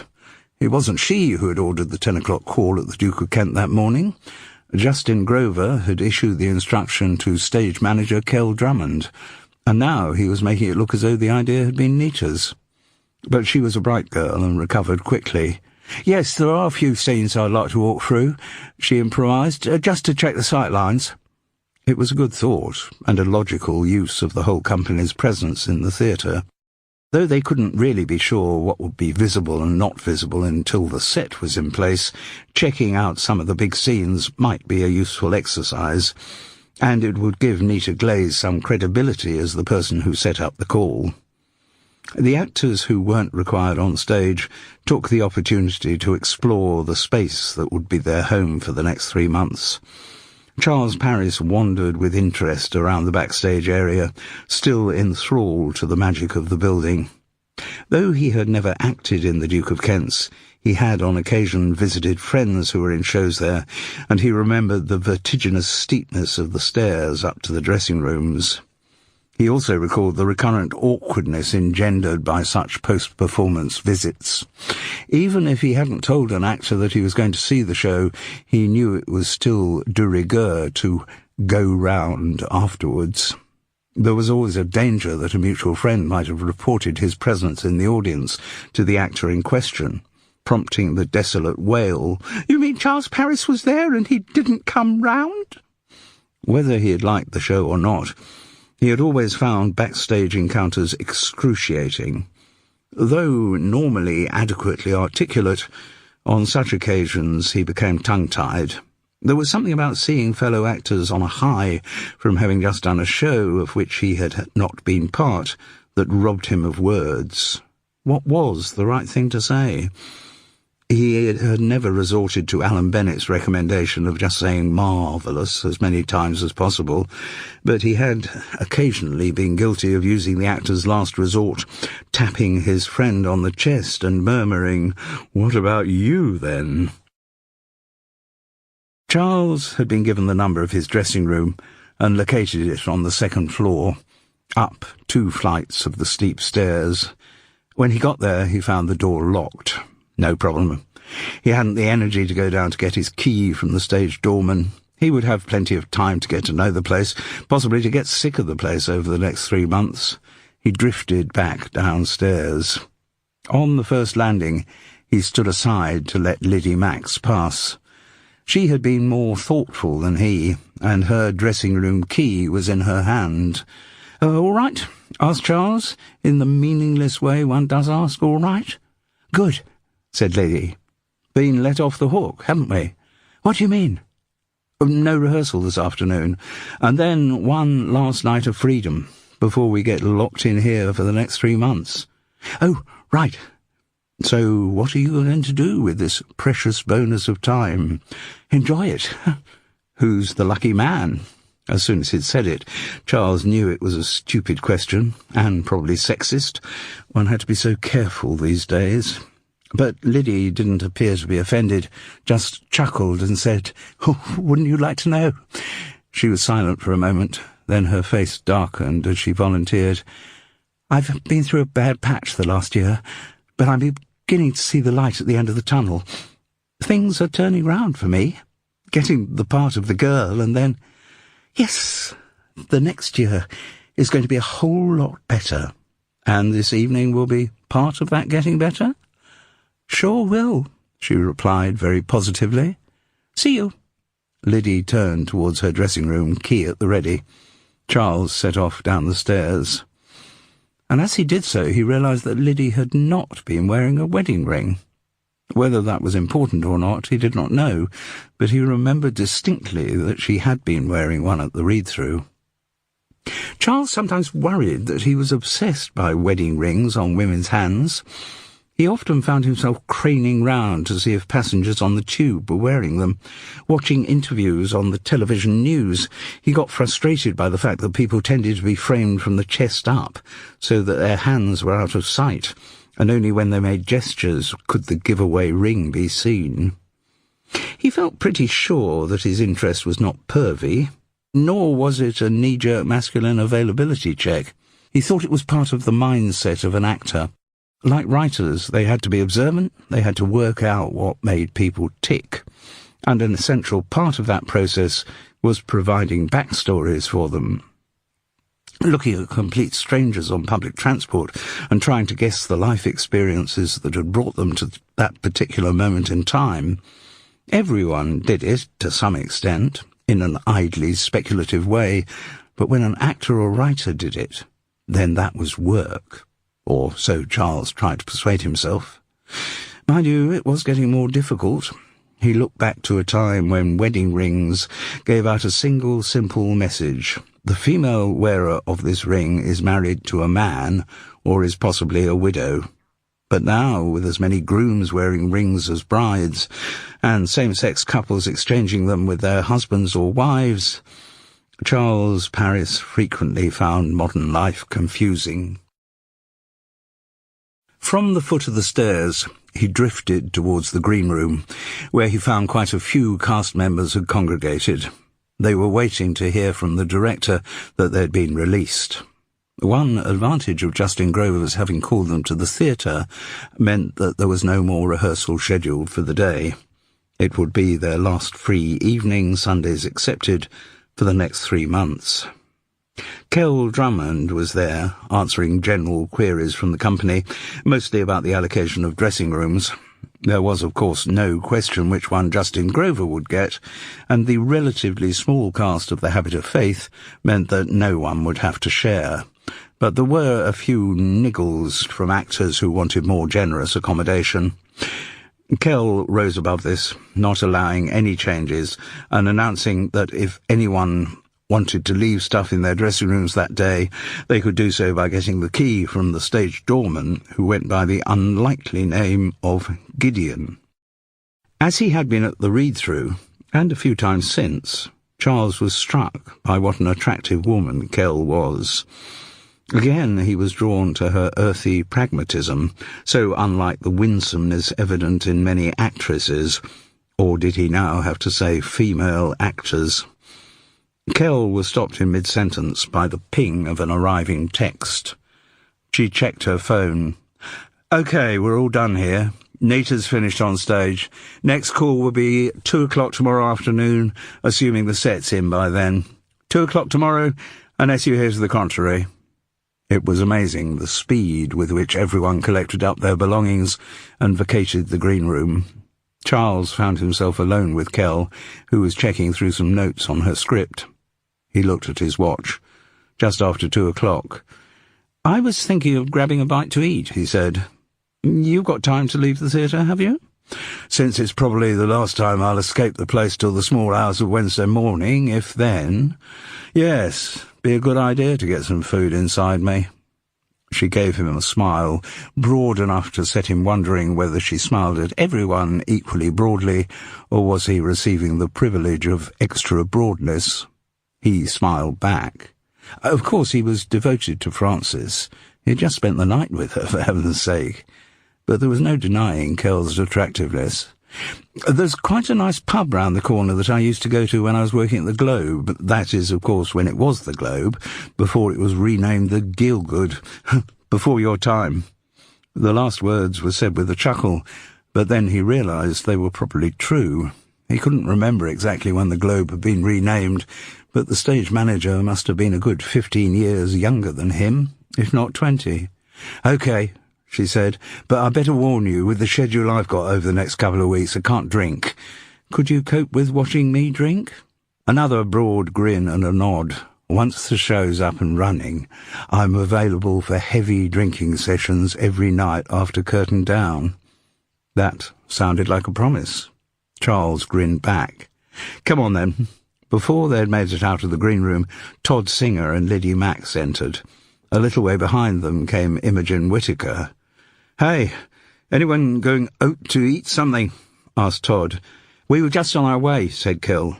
"May we join you?" "Sure," she replied, giving Todd a broad smile. Charles wasn't quite sure whether it was as broad as the one he had been granted, and didn't enjoy making the comparison. "That's great. I'm starving. I'll soon be eating my hair," said Liddy. "You coming, Immy?" Her understudy nodded. "Well, there's a very nice pub round there," but Charles's words were drowned out by Todd saying, "Great sandwich bar dead opposite the stage door." "Sounds good," said Kell. "Brilliant," said Liddy. Outside, Charles was surprised to see a gaggle of some half-dozen teenage girls giggling and waiting for something. He gave Kell an interrogative look. Grant Yule's fans, or do I mean groupies? Blimey. How did they know he was going to be in the theatre today? No secrets these days with social media around. Then dryly she added, "Really, don't you know, Charles? It's official. Grant Yule is sex on legs." "Oh, he's a lot more than that," said Liddy Max. Charles was constantly amazed by the mechanics of what made men attractive to women. He could recognise that Grant was reasonably good-looking, but couldn't really see why his images were so omnipresent on teenage girls' bedroom walls and mobile phone screens. The fact that the real Grant Yule was boneheaded and dull didn't seem to enter the equation. Being a purely physical babe magnet was not a problem that Charles had ever had to deal with. Any success he had had with women had been achieved by a nimble tongue and a genuine interest in the personality of the woman involved. Fortunate to be articulate and occasionally amusing, he was never going to get anywhere on raw sex appeal, which was apparently what Grant Yule had. Charles still found it strange, and he knew that in such gender-sensitive times he was probably being sexist to find it strange. In his time he had not been unaffected by the charms of pin-ups and had never thought to inquire about their intellectual abilities. Why shouldn't women feel the same about masculine images? Maybe there was also an element of jealousy at work there too. It had become clear during some weeks of rehearsing with Grant Yule that the young man took full advantage of his magnetism. He had no ongoing relationship, but enjoyed as many guilt-free one-night stands as he could fit into his busy schedule. Yes, Charles Paris was jealous. Charles took a sip of his San Pellegrino sparkling water. It wasn't really what he'd had in mind, nor were the tall stools pressed against the ledge in the sandwich bar window. He wasn't convinced by his crayfish and avocado panino either. He thought wistfully of stretching his limbs out in the greater space of the pub, empty after the lunchtime rush, tackling a pint and some nourishing delicacy like sausage and mash. But a tiny part of him felt virtuous. He wasn't having a drink. Frances would be proud. Kell wiped her full lips as she finished her ham and cheese toasty and asked the same question Charles had put to Liddy. "So, how are you lot planning to spend your last night of freedom?" "Nothing special," replied Todd. "An AA meeting and an early night, I think, to prepare me for the rigours ahead." He had no embarrassment about his dedication to Alcoholics Anonymous. Indeed, he seemed to make a point of bringing it into the conversation as often as he could. "And you, Kell?" "It's not my night of freedom. It's my night of listening to a lot of foul language when the stage crew stop blaming the designer for the fact that the set doesn't fit." "Of course." "But, as you said," Charles interposed, "you'll be compensating with many heavy drinking sessions afterwards." He knew the line was rather crass. He didn't know why he'd said it. Well, he did, actually. It was a reaction against Todd Singer's pious abstinence. There was also something sexual there, too. He had picked up a vibe that Todd was interested in Kell, and Charles wanted, as it were, to claim her allegiance to the cause of the drinkers. Allegiance to him, too, perhaps. "You got anything planned, Emmy?" asked Kell. The redhead's freckled face was irradiated by a smile. "Meet up with a few friends, then early night too." "You, Liddy?" Charles was keen to hear more about her plans after the intriguing hint she had dropped backstage. But before she could answer, Liddy looked out of the window and saw someone she recognised. A thin young man in a blue pinstripe suit stood outside. He had a flop of hair across his forehead and an expression of petulance. "Sorry, excuse me a moment," she said, and hurried out. As soon as she joined him, the young man engaged in heated discussion with her. He seemed angry about something and was waving his arms around. "Has Liddy got a stalker?" asked Charles. "That's no stalker," said Kell dryly. "That's her husband, Derek. He was asking for her at the stage door earlier." They watched as Liddy and Derek walked off out of sight. The girl's body language was now as angry as her husband's. Kell Drummond looked at her watch and downed the remains of her coffee. "Back to the House of Fun?" she said. "See you lot at 2 tomorrow, unless you hear to the contrary." "We'll be there," said Todd, and Kell gave him a broad smile. "Sure will," said Charles, and Kell gave him a broad smile. He couldn't quite be certain, but he reckoned the one she had given Todd was marginally broader. Or was he being paranoid? "I must go too," said Imogen, gathering up her bag and adding mysteriously, "Lots of things to sort out before this evening." After the women's departure, there was a silence between the two men. The easy camaraderie of their Glasgow days didn't seem equal to surviving Todd's sobriety. "So, how are you going to spend this unexpected leisure time, Charles?" "Oh, I don't know, but it might involve going to a pub and having a drink. I don't suppose you—" The expression on Todd's face gave him his answer, as he knew it would. Charles recognised he was being childish, goading his former friend by bringing up the subject of alcohol.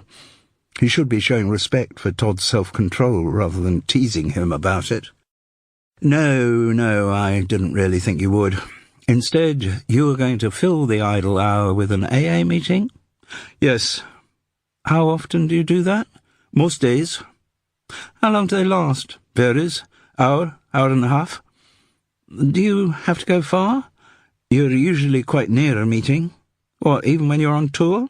"Oh, yes, if a town's big enough to have a theatre, there'll be an AA branch. In the West End of London there's quite a choice." "Ah?" said Charles. Then he remembered a good story he had heard. A friend of mine had a drink problem, so bad he joined Alcoholics Anonymous. He still drinks, but under another name. Todd's face demonstrated clearly that he didn't find the joke as funny as Charles did. "You should try coming to a meeting." "What, me? Alcoholics Anonymous? Why not? You've obviously got a problem." "Oh, come on, Todd. All right, yes, I drink a bit more than I should, but I haven't got a problem." "No?" "No." "If you say so." Todd's tone sounded to Charles smugger than ever. "Anyway," he went on, "I must be on my way. If you change your mind about coming to the meeting—" He gave the address. 6 o'clock? Only an hour, this one, so that actors who've got performances can get in before the half. There'll be a lot of people from the business there. Lots of people like you, Charles." With a sardonic smile, Todd Singer left the cafe. Charles went straight to the nearest pub. He was nearing the end of his second pint. He had already downed the second chaser, and not getting very far on an intractable Times crossword, when his mobile rang. This was unusual. Having a mobile phone was essential for a contemporary actor. Who could say what time of the day or night might come the call from one's agent, saying that the National Theatre wanted one to give one's Lear? Also, when one was actually in work, information from the stage management about rehearsal calls tended to come in the form of text messages. But those were the only reasons why Charles possessed a mobile. He wasn't interested in the many other facilities it provided. He didn't want to listen to music on a phone or to Google, and his fingers seemed too big and clumsy to deal with the tiny keyboard. On the rare occasions when he sent emails, he used the laptop back in Hereford Road. He wasn't like the generation of younger actors who checked their phones and drank Perrier the moment each rehearsal break was announced. The call was from Francis. "Hi, Charles. I was wondering how your schedule was working out." "My schedule? Rehearsals? Don't you remember this morning you said you might be free this evening, and if so you'd take me out for dinner?" "Oh, yes. So are you?" "What?" "Free this evening." "Yes, sure." "Well then?" Charles had to readjust his plans for the day. He had indeed forgotten the morning's exchange with Francis, and had been contemplating with some relish a day's drinking. He was already underway on that, but if he stopped now, he told himself he'd be sober by the time he met Francis. "Yes, sure," he said again. There was a burst of laughter at a punchline delivered by one of a group of men at the bar. "Where are you, Charles?" Francis asked suspiciously. "Oh, just in a place having a drink. There's a break in rehearsal." Why was he lying to his wife? Long habit? "By a place, I assume you mean a pub?" "No, just a coffee shop." Oh God, another lie. "I see," said Francis, and he was rather afraid she did. But she moved on. "So, tonight, what time?" "8'd suit me." "Fine." "Usual place in Hampstead?" "That'd be good." "OK, I'll book it. As you said this morning, your last free evening for 3 months. He had forgotten saying that too, but responded, "True enough." He chuckled. "And I suppose you were expecting me to go through the whole evening without an alcoholic drink." "Yes," said Francis. "I'm glad you're getting the message, Charles." It was nearly 4 by the time he left the pub. He would have stayed there longer, but the call from Francis had prohibited his normal way of killing time. 4 hours till he needed to be in Hampstead. Not worth going back to Hereford Road. He supposed there might be a movie about to start in one of the cinemas around Shaftesbury Avenue, but he didn't feel up to the effort of finding a newspaper and checking the listings. It didn't occur to him that that kind of information could be easily accessed on a mobile phone. Then he remembered that for the next 3 months he had a pied-à-terre in the West End, his dressing room in the Duke of Kent's Theatre. The stage doorman, Gideon, was massively fat, his body spread down into his chair like a jelly just released from its mould. But he had a smile of universal beneficence as he looked up from his laptop to greet the new arrival. "Hi, my name's Charles Paris." "Of course. Got your name on the list for the habit." "That's right." "So, we'll be seeing a lot of each other over the next 3 months." "We certainly will." Charles had to squeeze up against the wall as a bulky man carrying a reel of electrical cable pushed through. "So many people here for the get-in," Gideon commented. "In and out through the scene dock and here. I meant to get them to sign in and out every time, but sod that for a game of soldiers. Just let them come and go as they please." "You have to," Charles empathised. The stage doorman nodded. "Yes. Of course, I knew Justin Grover way back, just when he was starting his career." "Where was that?" asked Charles, thinking it'd be really spooky if the answer was Bridport. But no. Gideon replied, "Rather." "Did you act too?" "Only for a few years. Don't think I was very good. Didn't get the parts anyway. And then I had health issues." So maybe his huge bulk was due to some medical condition. Charles said, "I'm sorry." "Oh, don't be. The amount of sheer terror I've seen on actors' faces when they're coming in to do a show be enough to put anyone off. I think I'm on the right side of the fence, and I get all the showbiz gossip sitting here, you know." "I bet you do." "I think I was only ever really in it for the gossip." Charles chuckled. "Anyway, could I have my key? Got a couple of hours to kill." "Sure." Gideon reached round to a board with numbered hooks on it. 7. Nice dressing room. View into the kitchens of a Chinese restaurant. Apparently, Edith Evans once had it for a long run. "I will be appropriately respectful of her memory." "You do that." "Do you know, apparently once in rehearsal, Edith Evans thought the director was giving too much attention to working on one of the other actors' speeches, so she demanded, 'And what am I supposed to do in this long pause while he's talking?'" Gideon roared with laughter. He was a glutton for theatrical anecdotage, and Charles knew that his own impersonation of the great dame's strangled diction was rather good. Most actors have a few such tricks up their sleeves, and it was amazing how durable they could be. Long after their deaths, green rooms could still be silenced by impressions of Coward, Gielgud and Richardson. Eventually, the laughter subsided, and Charles felt he had made a useful ally. Gideon handed the key across. "Make sure you give it back to me when you leave." "Will do. And mind the stairs."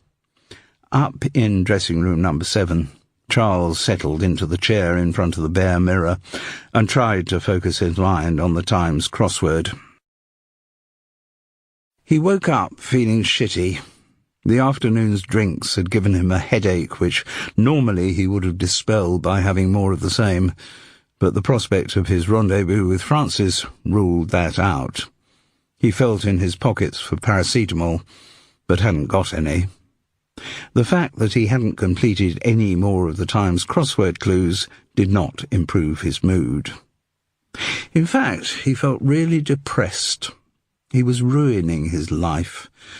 He seemed to be on kamikaze autopilot. Francis had offered him a lifeline, and he seemed to be doing everything possible to avoid taking hold of it. He thought about his drinking, and in his diminished state realised that it was out of control. Left to his own devices that afternoon, he would probably have stayed in the pub for a couple more hours, then shambled back to Hereford Road, picking up a bottle of Bell's on the way, and there wouldn't have been much left in it by the end of the evening. Todd Singer was right.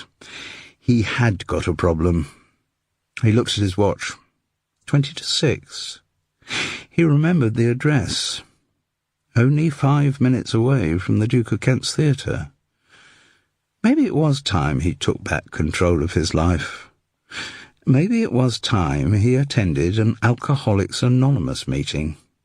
He bought some peppermint chewing gum on the way. He didn't like it. The meeting took place in a church, which made him feel even more as if he were participating in the ritual of a religion whose observances were unfamiliar. He had felt the same on the few occasions when he'd had to attend funerals in Catholic churches. He didn't know the responses, he didn't know the hymns, he didn't know when to stand up and when to sit down. He felt alienated by the congregation's smug familiarity with the routine. He felt everyone was looking at him. The visit had started all right. Todd Singer had spotted him the moment he slunk into the church, and the greeting was genuinely warm. For him, Charles's appearance was no doubt a vindication. Another lost soul was being guided onto the path of righteousness. But Todd reassured the visitor that he didn't have to say anything. "You'll be offered the opportunity to tell everyone that this is your first meeting, but if you don't want to do that, then fine. Participate as much or as little as you want to." Todd had also introduced the newcomer to a lot of other attendees. Charles was taken aback by how many of them he already knew. He shouldn't really have been surprised. An AA meeting in the middle of Soho was, as Todd had suggested, bound to attract a lot of people in the business. There were one or two present starry enough to have their names in lights on Shaftesbury Avenue, but there was no obeisance to professional hierarchy. Before the proceedings proper started, there were a lot of man hugs and a general feeling of slightly camp camaraderie. Charles found it quite appealing. But once the meeting began, his attitude swiftly changed. It wasn't just the venue that made it feel like a religious service. On the wall behind the person in charge hung a scroll of the famous 12 steps, looking for all the world exactly like a manifest of the 10 Commandments. Obviously, the contents of the two lists were different, but Charles was surprised to see how much God came into the Alcoholics Anonymous version. He was also put off by the responses that the rest of the congregation knew so well. He had heard anecdotally about every comment being prefaced by, "I'm," insert first name here, and "I'm an alcoholic." But hearing it actually being said, he found a big turn-off. The possibility that he might be adding to the conversation by saying, "I'm Charles and I'm an alcoholic," already remote, quickly vanished over the horizon. He found the congratulations offered when people announced how long they'd been without a drink, and the confessions they made of how the drink had ruined their lives, equally excruciating. Who cared about their lost jobs, their arrests, their relationships broken down by booze? They were a bunch of losers. Unlike him, he had never let alcohol get in the way of anything really important. Above all, he disliked the imposed sense of community. Charles Paris had never been a joiner. Maybe that was part of the problem. The meeting certainly did not make him any likelier to give up alcohol. It made him like a resentful child, even more determined to kick against this new expression of authority. An hour before, in his dressing room, Charles Paris would definitely have owned up to being an alcoholic. In that church, though, surrounded by the genuine article, he found his mind forming the words, "You may be one, but I'm bloody not." Perversely, all the piety and bonhomie made him desperate for a very large Bell's. However Charles Paris was going to achieve what Francis wanted of him, it wouldn't be through Alcoholics Anonymous. When the meeting finally came to an end, and the man hugs and camp camaraderie turned to farewells, Charles thanked Todd Singer very much for inviting him. "You don't have to go right now, do you, Charles? Why don't you join us round the corner for a coffee?" He knew it was childish, but he couldn't help replying, "No thanks, Todd. I'm going to get a real drink." He was surprised at how angry he felt. The experience of the meeting had released a great flood of bile within him. Was it guilt? Or a deep unwillingness to be identified with the other sinners? Or resentment at having drinking identified as a sin? He went straight to the nearest convenience store and bought a vastly overpriced bottle of Bell's. Then back to the Duke of Kent's. The man mounting Gideon was not in his cubbyhole, so Charles entered and took his key. Then he went up to his dressing room and started drinking. Hard, destructive drinking. He didn't know where he was when he woke up. His brain seemed to have shattered into hard, dry shards of flint that were grinding against each other. He reached for the bottle to ease the pain and found it 2/3 empty. He took a long, restorative swig. He had a feeling that things had happened during the evening. He'd met people, he'd talked to people, but his memory could not recall their names, their faces, or what they had talked about. He didn't know what was real and what was not real. Charles looked at his watch. 11:15. And then he remembered Francis. Clutching the bottle in sheer panic, he rushed down the vertiginous staircases. At the bottom, at stage level, there was what looked like a pile of costumes. Closer inspection revealed it to be one of the monk's habits. Inside it was Liddy Max. Blood from an unseen wound had reddened her blonde hair and pooled around her head. She was dead. That was real. Chapter 6. The stage door was again unmanned. Charles hung his key back on its hook and hurried out of the theatre. He was in no condition to deal with Francis. He was in no condition to deal with anything.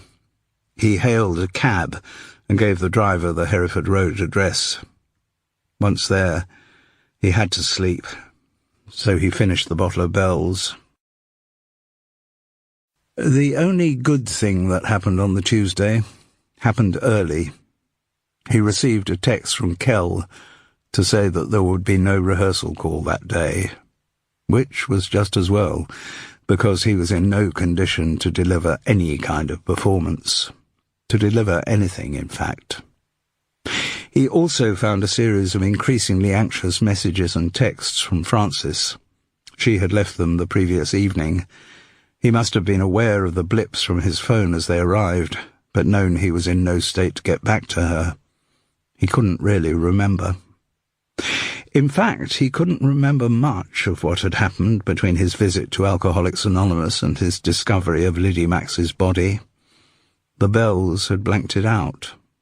From the self-righteous attitude with which he had separated himself from the other attendees at the meeting, his mood had spiraled down into despair and self-loathing. "My name is Charles, and I am an alcoholic." He would have to ring Francis. She had sounded really worried about him, but as he had the thought, with it came a realization of the full awfulness of his behaviour. They had had a date at the Italian place in Hampstead. He had stood her up. He had left her sitting at a table on her own to suffer the pitying expressions of the waiters and other diners. In one evening of stupidity, he had undone all the groundwork he had put into their rapprochement. There was no way now that Francis would reiterate her invitation to cohabitation. He must ring her. But as his trembling fingers reached towards the keypad, he was interrupted by the buzzing of his entry phone. He lifted himself up to the vertical, realizing for the first time that he was still dressed as he had been the day before. He had no recollection of his taxi journey or of paying the driver, but he must have done it somehow. When he got back to the flat, presumably he just slumped onto the bed and passed out. Standing up had not been a good idea. The room swam around him. The dried-up components of his brain shifted themselves into new contours of pain. He felt he was about to throw up. He wondered whether the contents of his mouth would smell as noxious to someone else as they did to him, and rather feared they would. He picked up the entry phone. "Hello? Charles Paris? Yes? Police." There were two of them, both male, neither in uniform. One tall, one short. They introduced themselves at the front door, but Charles didn't retain their names. He invited them in. Having moved books, papers and clothes off the only two chairs, he asked them to sit down. He perched on the edge of the bed. He had never felt less like being interrogated. They told him they were investigating an incident at the Duke of Kent's Theatre the night before. Charles had sufficient wits about him not to say something like, "Oh, you mean what happened to Liddy Max?" No need to give them any more information than he had to. See how much they knew first.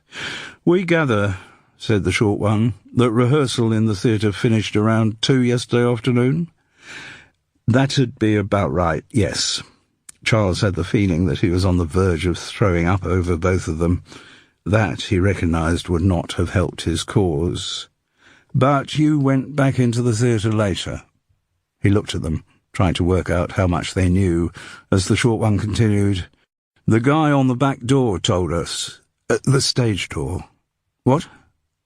"Nothing. His name's Gideon." "Yes, I know who you mean." "According to him," said the tall one, consulting a notebook, "you came back into the theatre round 3. "Yes." "Why did you do that?" "I had some time to kill." "Time to kill," echoed the short one, as though Charles had expressed the intention to murder someone. "Why?" I was due to meet my wife in Hampstead at 8 o'clock. It wasn't worth coming back here and then going out again." "No, I suppose it wasn't," the short one conceded. The tall one looked back at his notebook. "And you left the theatre again at about 6:15? "Yes." "Leaving yourself plenty of time to get to Hampstead by 8 o'clock? The short one made it sound like an accusation. "I didn't go straight to Hampstead." "No? Where did you go?" There was no point in lying. There had been enough witnesses in the church to testify as to where he was at 6 o'clock. "I went to a meeting of Alcoholics Anonymous." "Oh?" The taller policeman looked at the empty bottle of Bell's on the mantelpiece and sniffed the air pointedly. "Well, it doesn't seem to have done much good, does it?" The short one, who seemed to be the senior of the pair, gave his partner a look of reproof. Clearly, accusing people you're interrogating of drinking too much did not conform with police guidelines. "So, after the meeting, you went to Hampstead?" asked the short one, getting the questioning back on track. "No." "Oh?" "I didn't go to Hampstead." "Did your wife ring you to cancel the arrangement?" "No, I just didn't go to Hampstead." "Oh," said the tall one. "So, what did you do?" asked the short one. "I stayed in the West End drinking." "And where did you do your drinking? In pubs, clubs, or did you go back to the Duke of Kent's Theatre?" Faced with the direct question, Charles knew he had a choice. Gideon hadn't been on the door, either when he'd arrived at the theatre the second time or when he'd left it. Not being involved in the investigation into Liddy Max's death seemed a much more attractive proposition than being involved in it. Charles had unpleasant experience of being questioned by the police, and his recollections of the evening were so hazy that he'd make a very unreliable witness. "Just drank in various pubs," he lied, "then came back here." The minute the words had come out, he knew he had made a seriously wrong decision. But neither of the policemen questioned his assertion. Instead, the tall one said, "There was a break-in at the theatre last night." Again, the short one clearly disapproved of his colleagues volunteering information. "A break-in?" Charles echoed. "The man on the back door was attacked." "Gideon?" "That's his name, yes." "Is he seriously hurt?" "Bruise on his forehead. He'll live." The short one chipped in. "You didn't see the attack, Mr. Paris?" Having started out on the lie, he couldn't go back on it. "No, as I say, I wasn't at the theatre last night." "No." There was a long silence. Charles was afraid his lie was about to be challenged, but instead the short one asked suddenly, "How well did you know Liddy Max?" "Met her for the first time at the read-through for The Habit. That's the play we're doing, The Habit of Faith." "That's all?" "What do you mean? Have you seen much of her since?" "Rehearsed with her a bit, not much, because we don't have many scenes together. But no contact outside work." Charles shook his head, not the best idea he'd ever had. As the contents of his cranium resettled themselves, he felt he ought to ask, "Why? Has something happened to her?" The policeman exchanged looks, and the tall one closed his notebook. The short one said, "I don't think we need trouble you any more this morning, Mr. Paris, but it's possible, even likely, that we'll need to talk to you again at some point." "Fine. Here's a card with our contact details. Don't hesitate to call us if you think of anything relevant." Relevant to what? You haven't told me what it is you're investigating. Can't you tell me what this is all about?" "I think at this stage," said the tall one, "the less anyone knows about the detail, the better. Actors are, I have been led to believe, a gossipy lot." That earned another look of reproof from his superior. What had been said might be true, but this wasn't the moment to say it. The two turned to leave the cramped studio flat. Then the short one looked back. "Oh, one thing, Mr. Paris." "Yes?" "Do let us know if you have any plans to leave the country." "I'm hardly likely to do that. I'm just about to start a 3-month run in the West End." "True. But if your plans change, let us know." He managed to see the two policemen out at the front door and then rushed up to his bathroom to throw up. But nothing came. Just dry reaching that shook his body like an old bed frame. He thought teeth cleaning might improve the taste in his mouth, but his hand was shaking so much that he ended up with white paste all over his lips and chin. He wiped it off with a towel. And next, he knew he had to ring Francis. But before he could put that plan into action, his mobile bleeped to tell him a text had arrived. "If asked by police, don't tell them if you came into the theatre yesterday evening. Please. Gideon." His first question in his fuddled state was how the stage doorman had got his mobile number, but that was quickly rationalised. Kell Drummond would have given him contact sheets for all the company. The text was still puzzling. Presumably Gideon didn't know that Charles had already spoken to the police. For reasons of his own, the stage doorman was warning him off disclosure of his movements the night before. In fact, requesting him to give the police exactly the mendacious account that he had given them. Why Gideon wanted him to do that, though, Charles had no idea. There was another point, though, which might be a slight source of comfort. The second "if" in the text message implied that the stage doorman didn't know that Charles had been in the Duke of Kent's theatre the previous evening, which removed a potential witness to his presence there, and opened up the possibility that Charles might get away with his lie. The reassurance that thought provided didn't last long. He soon thought of CCTV cameras. The West End was so full of the bloody things that even if there weren't dedicated ones outside the stage door, there was a strong chance that Charles's movements had been recorded by cameras in the nearby streets. "How much did you drink last night?" asked Francis. "A bottle," Charles mumbled in reply. "A bottle of wine?" "Scotch." "God. I'm going to come and pick you up." "There's no need. I was just ringing to apologise for standing you up and hurting your feelings yet another time. This is more important than my feelings. It's your health that's a risk." "Oh, I don't know about that. I've just been bloody stupid and I'm coming to pick you up." It was only after Frances had ended the call that Charles realised how seriously she was taking the situation. He had phoned her in the middle of a school day.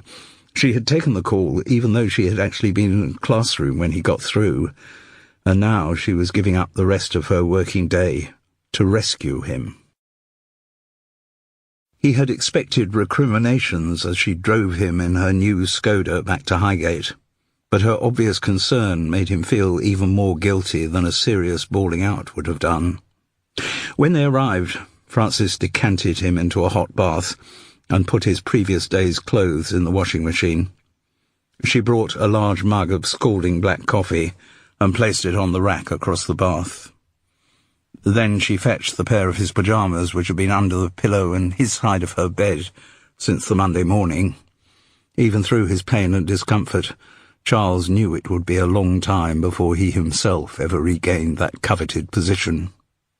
He was directed to the spare room, made to finish up the coffee, drink a lot of sparkling water, and swallow down 2 paracetamol. He didn't know how long he slept, but woke up feeling worse than ever. The shattered, hard components of his brain seemed to have expanded and were now pressing against the interior of his cranium. He felt sick, but in the bathroom once again, nothing came up, just the skeleton rattling dry reaching. As he wiped his mouth, the mirror showed Frances framed in the open door behind him. "Get dressed," she said. "I've got you a 5:40 appointment with the GP." "Well, congratulations. I thought these days you had to wait 3 weeks to get an appointment with your GP." "They always fit you in," said Frances, "when it's an emergency." Chapter 7. Frances drove him to the surgery and sat with him in the waiting area. Charles wasn't aware that he was registered with a doctor, but apparently she had kept him on the books of hers. In different circumstances, he might have seen that as an indicator that she considered they had a future together. He still felt ghastly, but comforted by the fact that Frances had taken over. He knew it was a shameful thing to admit, but he always liked being absolved from responsibility. Maybe that was part of the appeal of his profession. Different for stars, perhaps, but being a jobbing actor is a very passive role, dependent on producers and casting directors to get any work, and once employed, basically having to do what the director tells you. That afternoon in the surgery, he had no responsibility. He felt like a child again, taken to visit the doctor by his mother.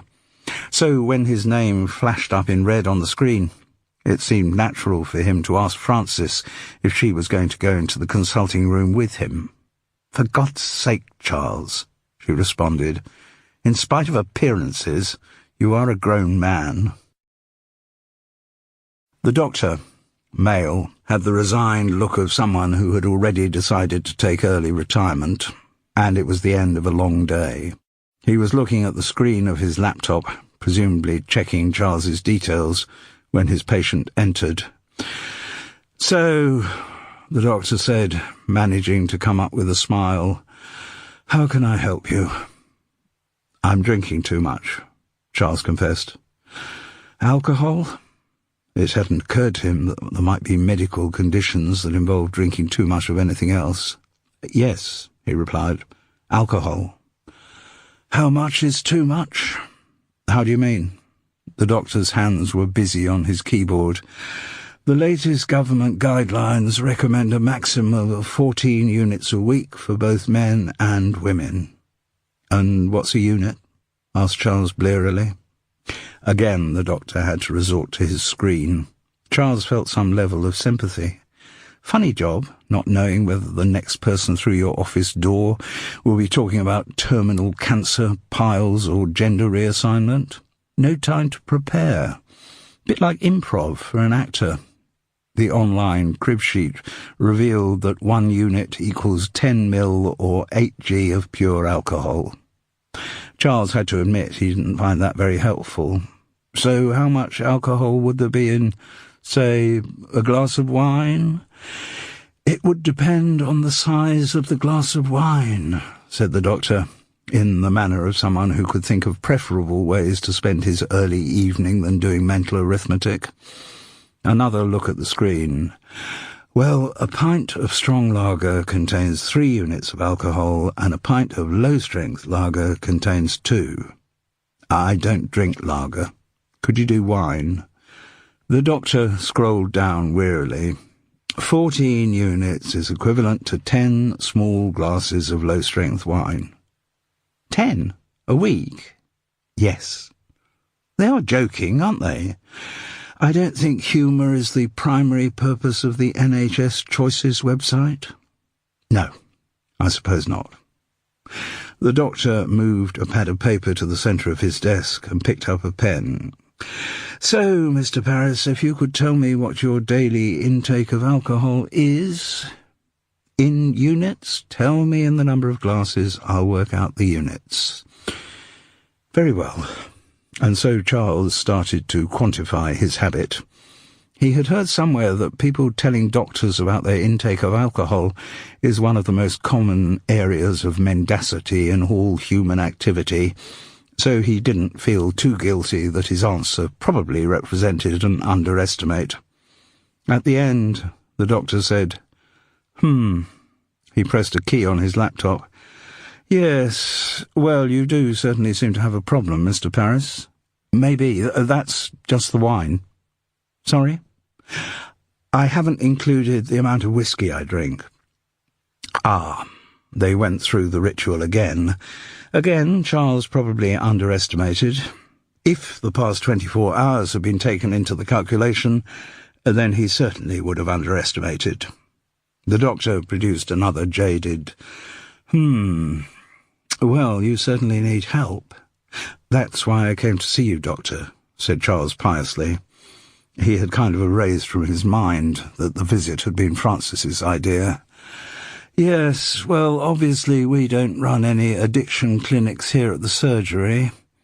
Hang on a minute, I'll just check with a colleague who specialises in this area. And the doctor hurried out of the room. Charles didn't like the sound of an addiction clinic. It categorised him as a member of a club he had no wish to join. He looked at the laptop and felt a strong temptation. He hadn't made many visits to surgeries over the years, but no doubt his records were all there.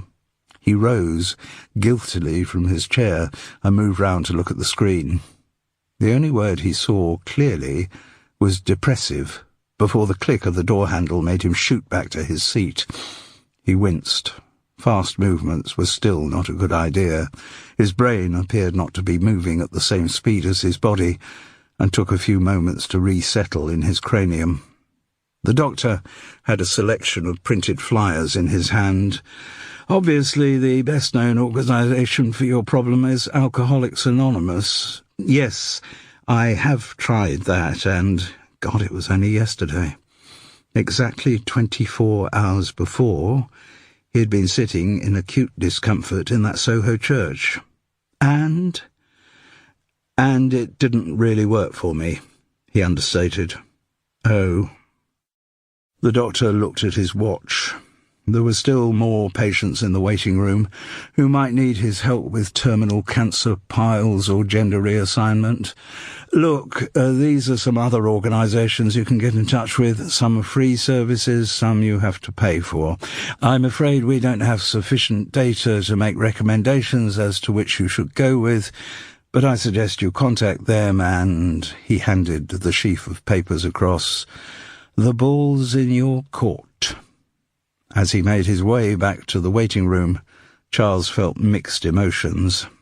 There was a level of disappointment that the doctor hadn't been more impressed by his taking the big step of owning up to a drinking problem. But there was also guilt that he had been wasting the man's time with what was ultimately a self-inflicted illness. He gave monosyllabic inquiries to the questions Frances asked him as she drove him back to her flat. So, did the doctor recommend which clinic you should go to? No. Well, which one did you think sounded best? I haven't had a chance to look yet. I was thinking when we get back we could have a look through them, and not we, Charles, you. I've made the appointment and taken you to the doctor. The next steps are over to you. Of course. He had somehow hoped Frances would continue her maternal nurturing. As she had done with the surgery, she would make the necessary appointments for him. But you will be supporting me? There was a silence. Frances, it was you who said I should do something about my drinking. You got me into this. She flared up at that. I did not get you into this, Charles. You got yourself into it. Yes, I know, but what I meant was, you will help me in my efforts to manage my drinking, and I will help you in your efforts to give up your drinking. That's what I meant. But he didn't. You will support me, though? Yes, she said. From a distance. Are you saying that from a distance? He felt pretty wiped out again by the time he got back to Frances's. I think I need to go back to bed. She looked rueful. All right, you can stay tonight. Presumably tomorrow you've got to be back in some kind of shape to rehearse, haven't you? I don't know. You said there was no rehearsal today, but presumably everything picks up again tomorrow. There will have been a text from the stage management. Where's your phone? I think it's by the bed in the spare room. Well, then you'd better find it, hadn't you? He found it. Needless to say, the battery was flat. Oh, God, and my charger's back at Hereford Road. I've got a compatible charger, said Francis. When his phone was plugged in, he checked the text messages. Half a dozen from Kel Drummond, getting ever more peremptory. Basically, there was to be no Habit of Faith rehearsal on the Wednesday either. There had been a delay on the get-in for the set, and could Charles get back to her to confirm he had got the message? Not having received any response to her texts, she had also left a voicemail. Again, could Charles get back to her to confirm he'd got the message? I'd better get back to her, he said to Frances, who was still in the spare room. That would seem to be the right thing to do, she confirmed. So there won't be any rehearsal till Thursday at the earliest? No. You, nonetheless, will be leaving here tomorrow. But Frances... She looked at him with a directness that made him avert his eyes. Yes? What? He gestured to the bed, where lay the flyers he'd been given by the doctor. I am going to sort myself out. Good. I'll start ringing round in the morning from your place. Oh, I thought maybe you might let me... Charles, I thought I made it clear that for us to cohabit, you were going to have to give up the booze. Yes, I know. Well, you haven't made a very good start, have you? Said Frances, as she sailed out of the room. Kel answered her phone on the first ring. Charles, where have you been the last 24 hours? Oh, round and about. I presume you're finally ringing because you did get my message? Yes, I did. Thank you. Problems with the set, fitting into the Duke of Kent's. Exactly. Or at least that's the official line? What do you mean? He took a punt to hide his ignorance. Just responding to the rumours going round? Oh, yes. Kel sounded like it wasn't the first time she'd heard something similar. Something to do with Liddy Max, he hazarded. I don't know what you're talking about. But the stage manager's resistance did not last long. Oh, there's not much secret about it now, is there? Given the fact that her death's plastered all over the Evening Standard. Is that where you saw about it? Faced with a choice of lies, Charles said, I heard about it from someone in the company. That figures. Not renowned for keeping secrets, actors, are they? No. Charles moved carefully. He didn't want to give away how much he knew until he knew how much she knew. I gather there was a break-in at the theatre last night. Who told you that? The police. A couple of the boys in blue, well, not in blue, actually, plain clothes, came to see me this morning. You too? And you? Oh, yes, they've talked to everyone. As if getting a show into a West End theatre wasn't already complicated enough. Now we're having our schedule rearranged by the bloody police. So the set isn't up yet? God, no. And that raises all kinds of other complications. The trucks that were transporting the set can't be left parked in the West End during daylight hours because they block all the traffic, and it's a bloody nightmare. Made worse by the fact that there's bugger all I can do about it. Just sit here twiddling my bloody thumbs. And having the odd drink, Charles suggested. The odd one? Kel giggled. Well, I've been told there's no chance of anything happening till Thursday at the earliest. So in that sense, I can relax a bit, yeah. Do you want any help in your thumb-twiddling and drinking? What are you suggesting, Charles? That maybe you and I could meet up for a drink tomorrow lunchtime? There was a silence. Then Kel said, I don't see why not.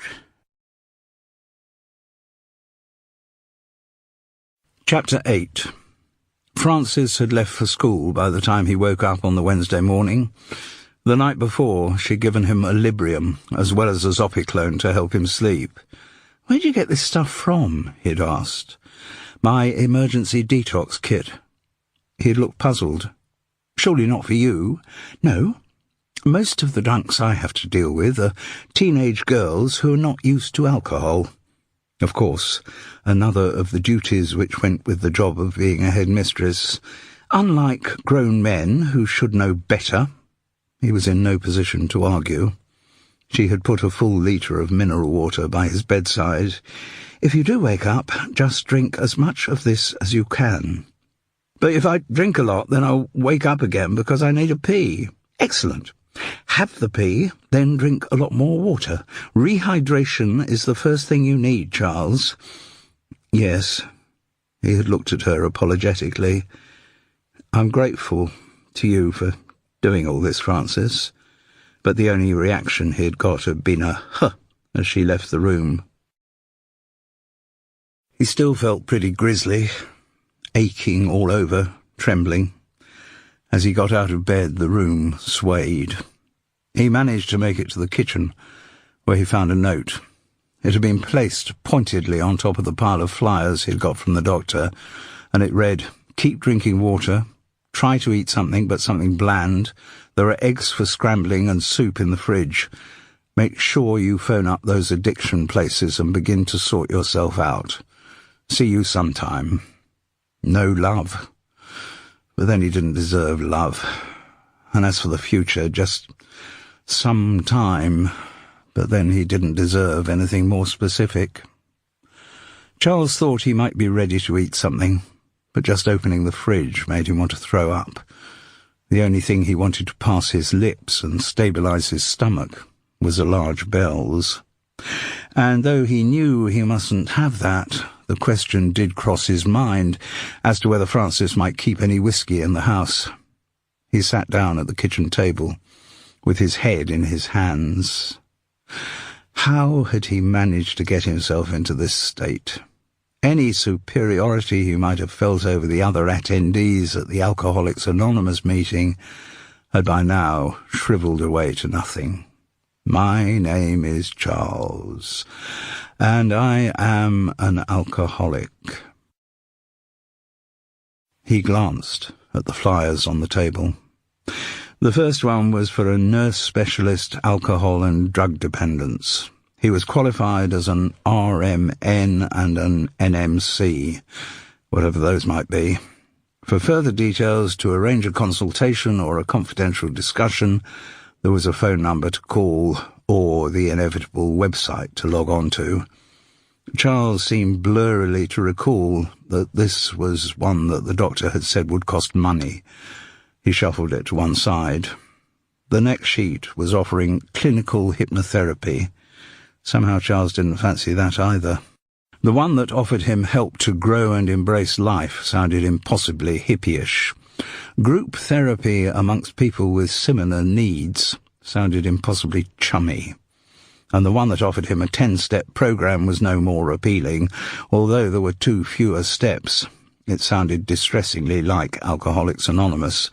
And in the unlikely event of Charles ever wanting a program, then he'd prefer one with a second M and an E at the end. He was distrustful of American psychobabble.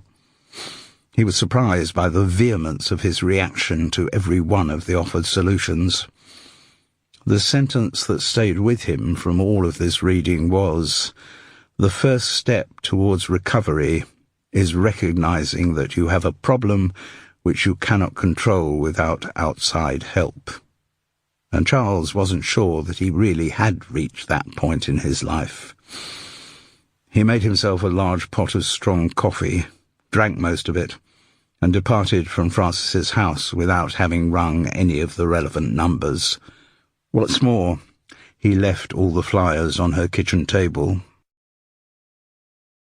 Going on the tube was a big risk.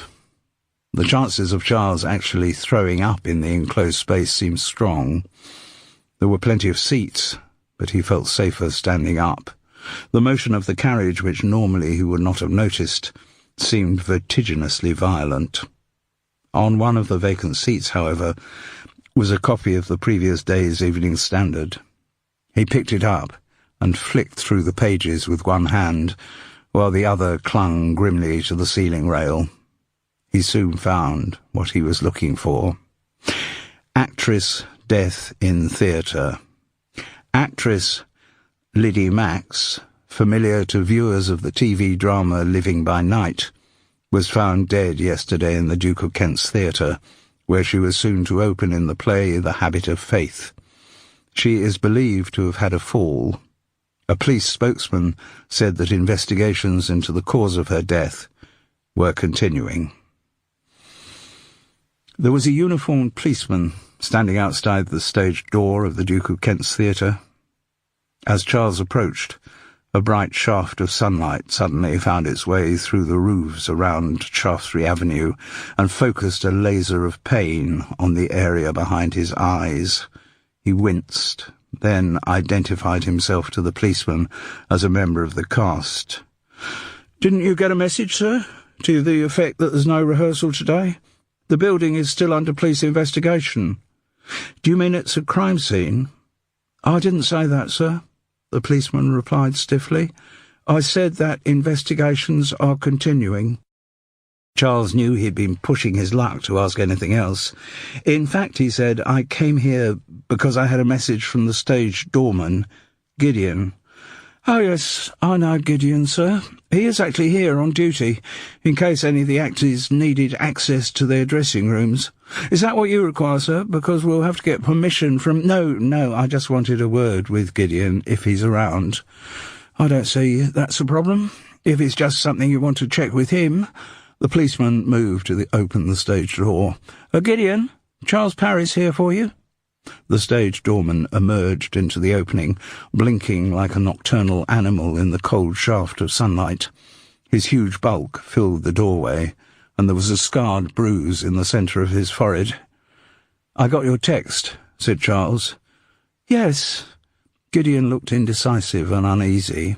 Charles felt pretty sure that it was the presence of the policeman causing the awkwardness. "If Gideon and I were to go off for a while, would you have any objection?" "I can't see a problem with that, sir." "Thank you.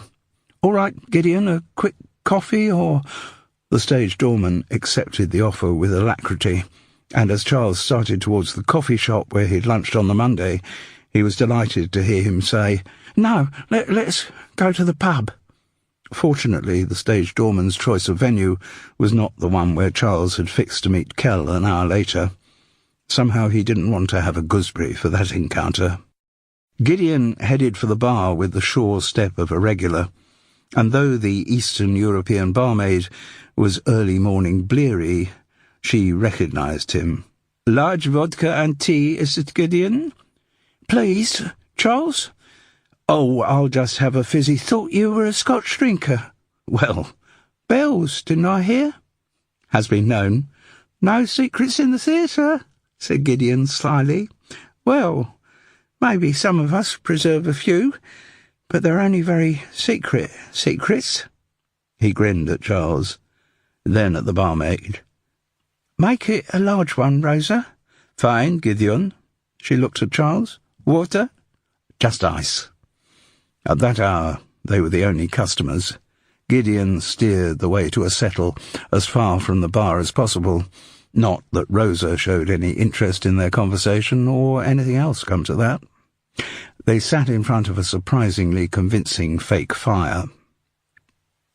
Both took long sips from their drinks, as though they were essential medicine. Then Gideon said, "Glad you came in, Charles. Your text made it sound like we ought to meet, and I heard from Kell about the break-in." He looked at the bruise, more prominent in the flickering firelight. "Are you okay?"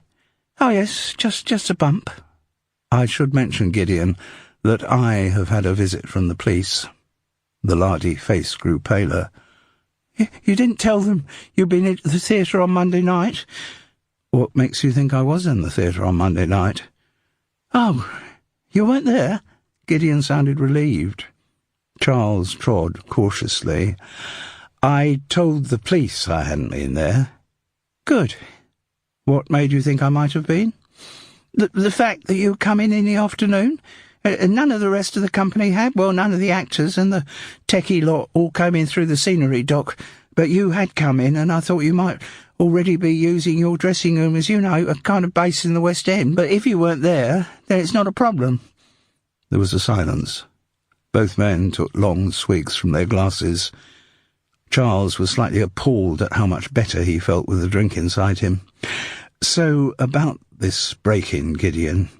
"Yes." Instantly, the stage doorman looked shifty. "Must have been a shock for you. What actually happened?" "It was over very quickly. I was in my cubbyhole actually having a snooze, if the truth were told, and suddenly I was aware of someone bursting in, and they hit me." He gestured to his forehead. "And I think I passed out for a few minutes." "Did you see who your attacker was?" "No, it all happened so quickly." "And what time of the evening was this?" "I don't know exactly. After 7:30. Like I said, I dozed off." "And then? Was it you who discovered Liddy's body?" Gideon nodded. But not then. Not straight away when I come round. Just before midnight, when I was checking the dressing rooms before locking up. I thought the theatre was open for the get-in of the set." "Yes. Like I said, the crew were coming in and out through the scene dock. My orders were to lock up the stage door at 12. "And none of the stage crew saw Liddy's body?" "They wouldn't if they were using the scene dock entrance. No reason for them to go near the dressing room stairs." "No, of course not," said Charles thoughtfully. "And when you did find her, you called the police?" "Called Kell first. She got in touch with the producers, then called me back." "Had they called the police?" "No, she told me to. Not much fun, I can tell you, waiting round for them, knowing Liddy was lying there. I was in a bad state." "I bet you were." Charles watched as Gideon drained his glass. The ice clinked as he put it back on the table. "Get you another of those?" "Wouldn't say no." Charles was pensive as he strolled up to the bar and asked Rosa for the same again. When he got back to the table by the fire, he asked, "And what you've just told me is what you told the police, is it, Gideon?" "Yes, of course it is." "Did they believe you?" "Why shouldn't they believe me?" He was starting to sound a bit paranoid. Charles shrugged. "I don't know. So now they're looking for the bloke who attacked you?" "I suppose so." "Possibly thinking that he was also the one who attacked Liddy?" "Maybe. I don't know how their minds work, do I?" "No, you don't." Charles looked straight at the fat man in front of him. "And that's what worries you, isn't it?" "How do you mean?" The response was defensive.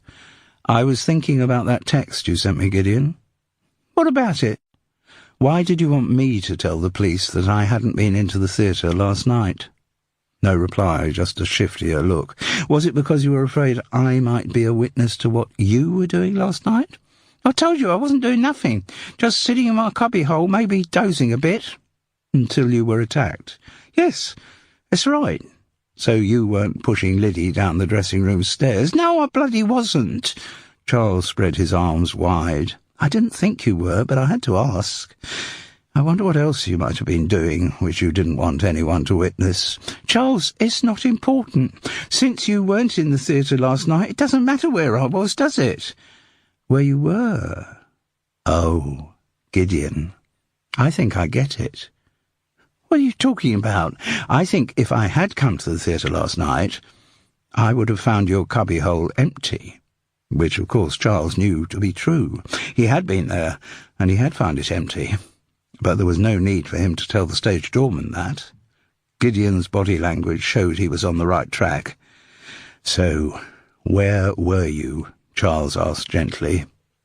Too weary to come up with more lies, Gideon replied, "There's a place some of us go, little cellar round the back of one of the theatres.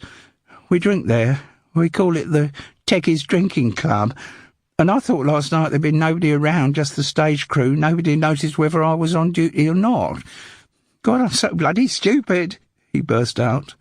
"I've been off the booze for years, and suddenly I'm back on it. At the classes, they kept saying, stop mixing with the kind of people who you used to drink with. Keep out of pubs, keep away from temptation.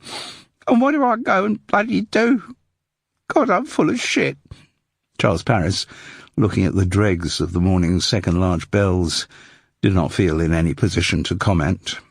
"So, Gideon, you told the police that you were on duty in your cubbyhole all evening." The fat man nodded miserably.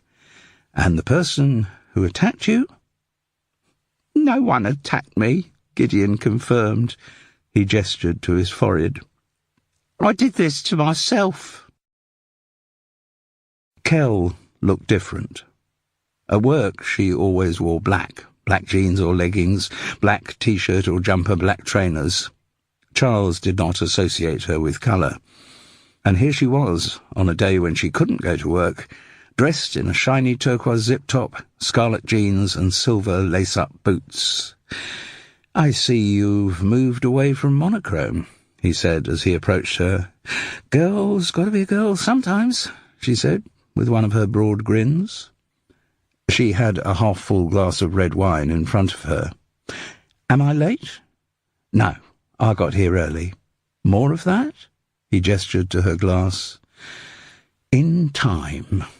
Charles really felt like continuing on the scotch. It was making him feel so much better, but he decided he ought to slow down. "I'll get a bottle," he said, feeling speciously virtuous. "What is that?" "Malbec." "Okay." This pub was fuller than the previous one, nearer lunchtime. He had to wait to be served. When he returned to the table, he got another of the grins.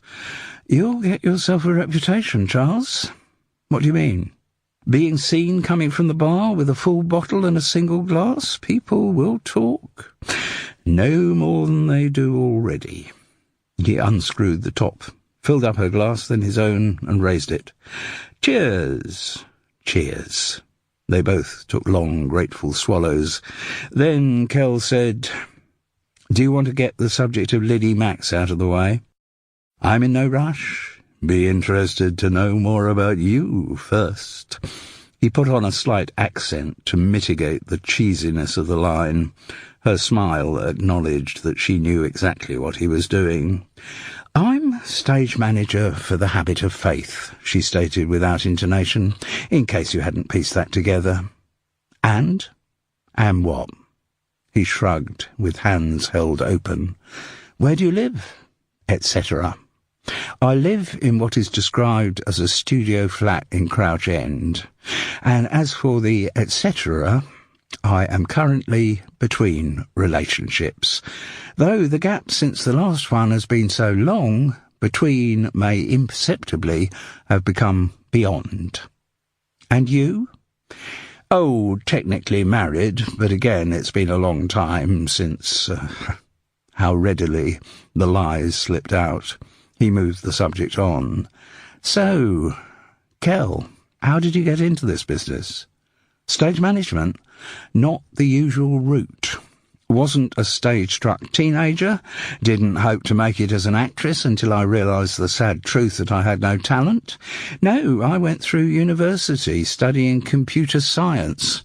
Got roped in to do the lights on some show through the boyfriend of the moment, who fancied himself as an actor. Fancied himself full stop, actually. Anyway, he's long gone.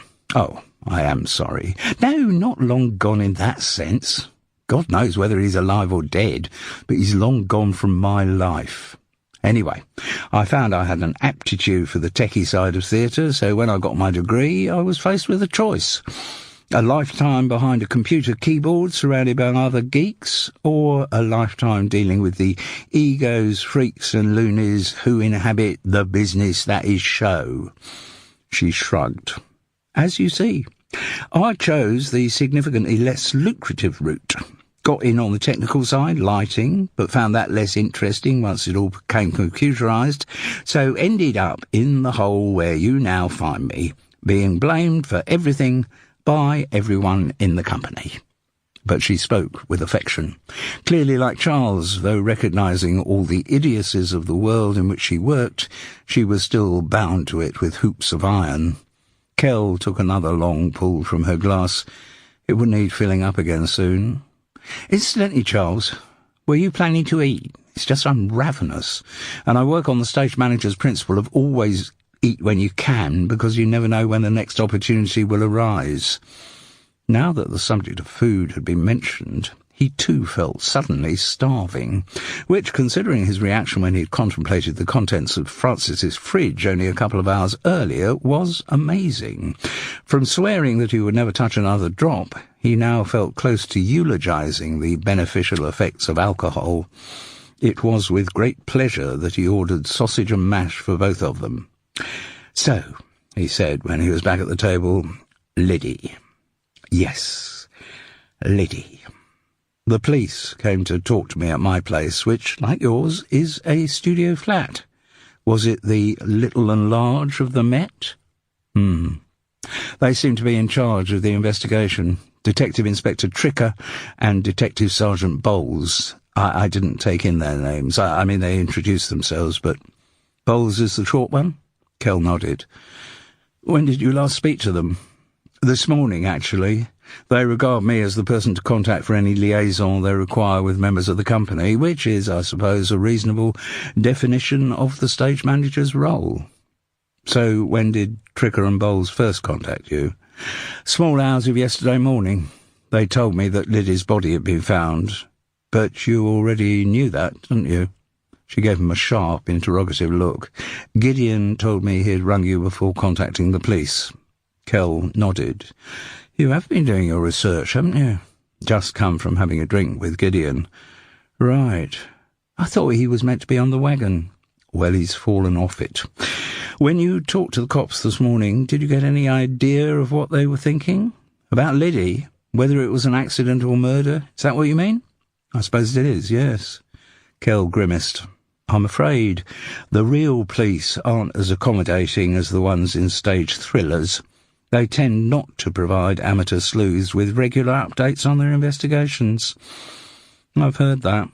Charles recalled how helpful and biddable he had been as Detective Inspector Scott in a rather dire play called Death in the Cocktail Hour. "If I ever get murdered, heaven preserve me from having my case investigated by Charles Paris as the inspector." Coventry Observer. "So, you've no idea what they're thinking?" "Well, from the questions they were asking me, they're still trying to get more information on the intruder who broke into the Duke of Kent's on Monday evening, suspecting him or her of having murdered Liddy." She shrugged again. "Surprise, surprise, they didn't actually volunteer that. But it could be a logical thing to think, couldn't it? I don't know. They'll soon have more information, though.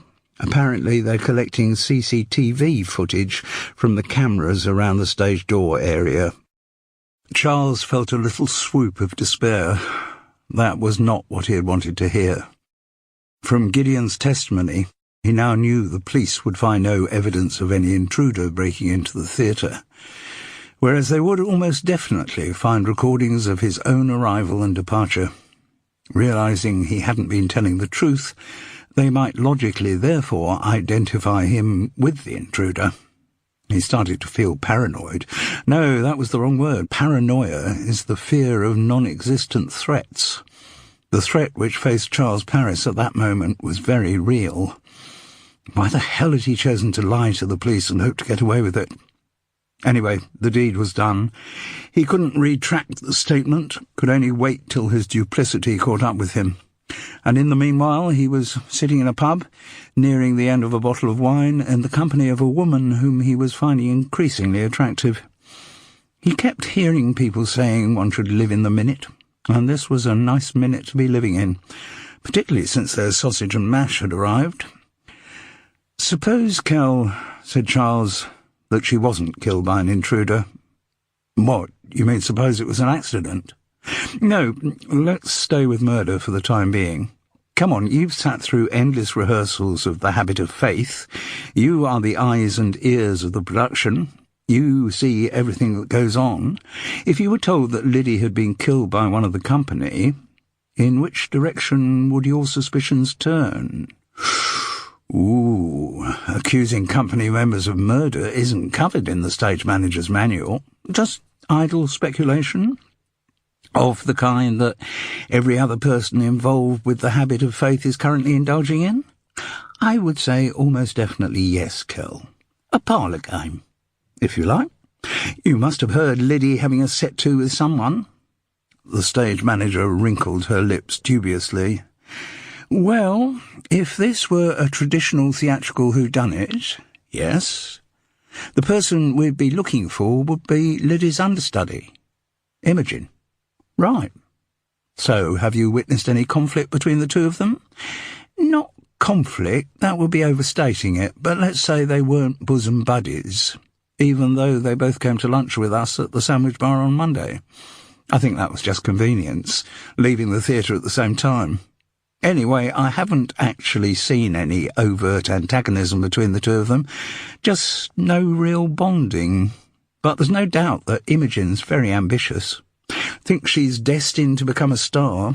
Any chance of going on for Liddy in a performance, she'd have grabbed it with open arms. In fact, I'll bet she's pretty pleased with the way things have turned out now, from her own point of view." "Thinking back to that coffee bar lunch, I can tell you didn't enjoy it, Charles," Kel chuckled, "not only from the way you looked while you were eating, but from the way you just said the words." He looked around. "I think somewhere like this is more my natural environment." "Mine too, I'm afraid. There's nothing about it to apologise for, Kel." "Well, What do you mean?" "The fact is, Charles, I have had problems with the booze in the past." "Tell me about it," he said cynically. "Have been times when it's got out of hand. Now I'm trying to control it. You know, drink properly when I do drink, like today, but have a few days off during the week." "And is it working?" She screwed her face up ruefully. "To an extent. I think the best I could ever hope to be is a dry drunk." "Dry drunk? I don't think I've ever heard that expression." "A dry drunk is someone who gives up the booze but doesn't change their mindset about it." Sorry, that sounds a bit like psychobabble to me. A dry drunk still wants to drink. He or she hasn't changed their basic attitude to drinking. "Ah. Well, I think I must be one of those, or possibly more of a wet drunk," he added facetiously. "I'm still trying to have my cake and eat it," said Kel. "Just cut down on the booze rather than going for total abstinence." "But you suggest that it's working?" Another wry look. "I don't know. I backslide a lot. The people at the meetings I go to say I'll have eventually to give it up completely." "Meetings? Do you mean AA?" "No. I've tried that. Didn't work for me." Charles curbed his instinct to say join the club, and she went on, "I'm talking about an addiction clinic someone recommended to me, run by a charity called Taught. Taught as in teaching? No, Taught as in T-A-U-T. It stands for something, I can't remember what. Anyway, I don't want to think about that." She drained her glass. "Today I'm drinking. Today is a drinking day.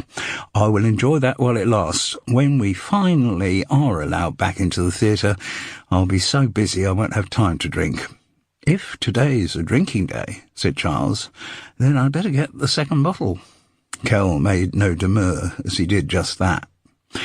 "Anyway," he picked up when their glasses were again full, "when we had that lunch in the coffee shop, Liddy said she was looking forward to a hot date that evening. I don't suppose you... Kel shook her head. Don't know anything about her private life, beyond the fact that she had a husband with whom she didn't seem to be getting on very well. Derek. Yes. You didn't see anyone in the company coming on to her? No more than certain male actors come on to any woman. No. Charles knew she was referring to their current situation, but she said the words with one of her broad smiles, which took the curse off them. He grinned in response. And Liddy got on all right with Justin, did she? I never witnessed any conflict between them. He seemed happy with the way she was playing the girl, in other words, exactly as he wanted her to play it. This was the first time Charles had heard the stage manager voice anything that might be interpreted as criticism of their star. He responded, You mean she was tiptoeing around, not doing anything to upset his performance, like the rest of us? Exactly. You don't know how she came to be cast in Habit, do you? Kel shook her head. Presumably Justin okayed her. I would imagine so. Just wondered if you had ever heard her mention Bridport. Bridport? As in the town in Dorset, yes. Kel looked totally bewildered. No, never heard Liddy mention the name. Why do you ask? Oh, it doesn't matter. So, anyway, you never saw any conflict between Liddy and any other member of the company? Well, remarkably, she did once have a major set-to with Seamus Milligan. Really? What was it about? It was strange. You know, the girl has that long speech when she described how she was raped. Yes. Well, she was rehearsing that a couple of weeks ago when Kel was interrupted by a ping from her mobile. She found the text and read it quickly. Oh, God. What is it? Nita, the police have vacated the theatre.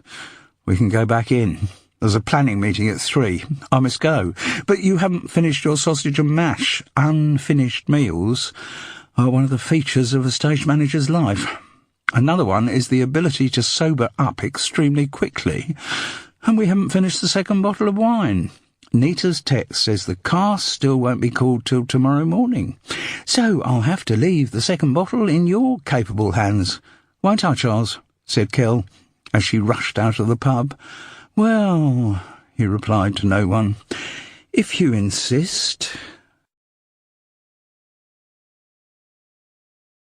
Chapter 9.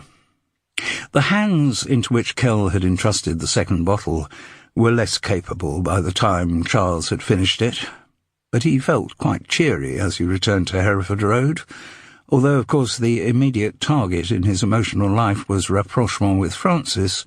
Spending a couple of hours in a pub with an attractive woman did wonders for any man's self-esteem. Just as he was entering his studio flat, or bed-sitter as he still thought of it, his phone announced the arrival of a text from Kel. Nothing of a personal nature.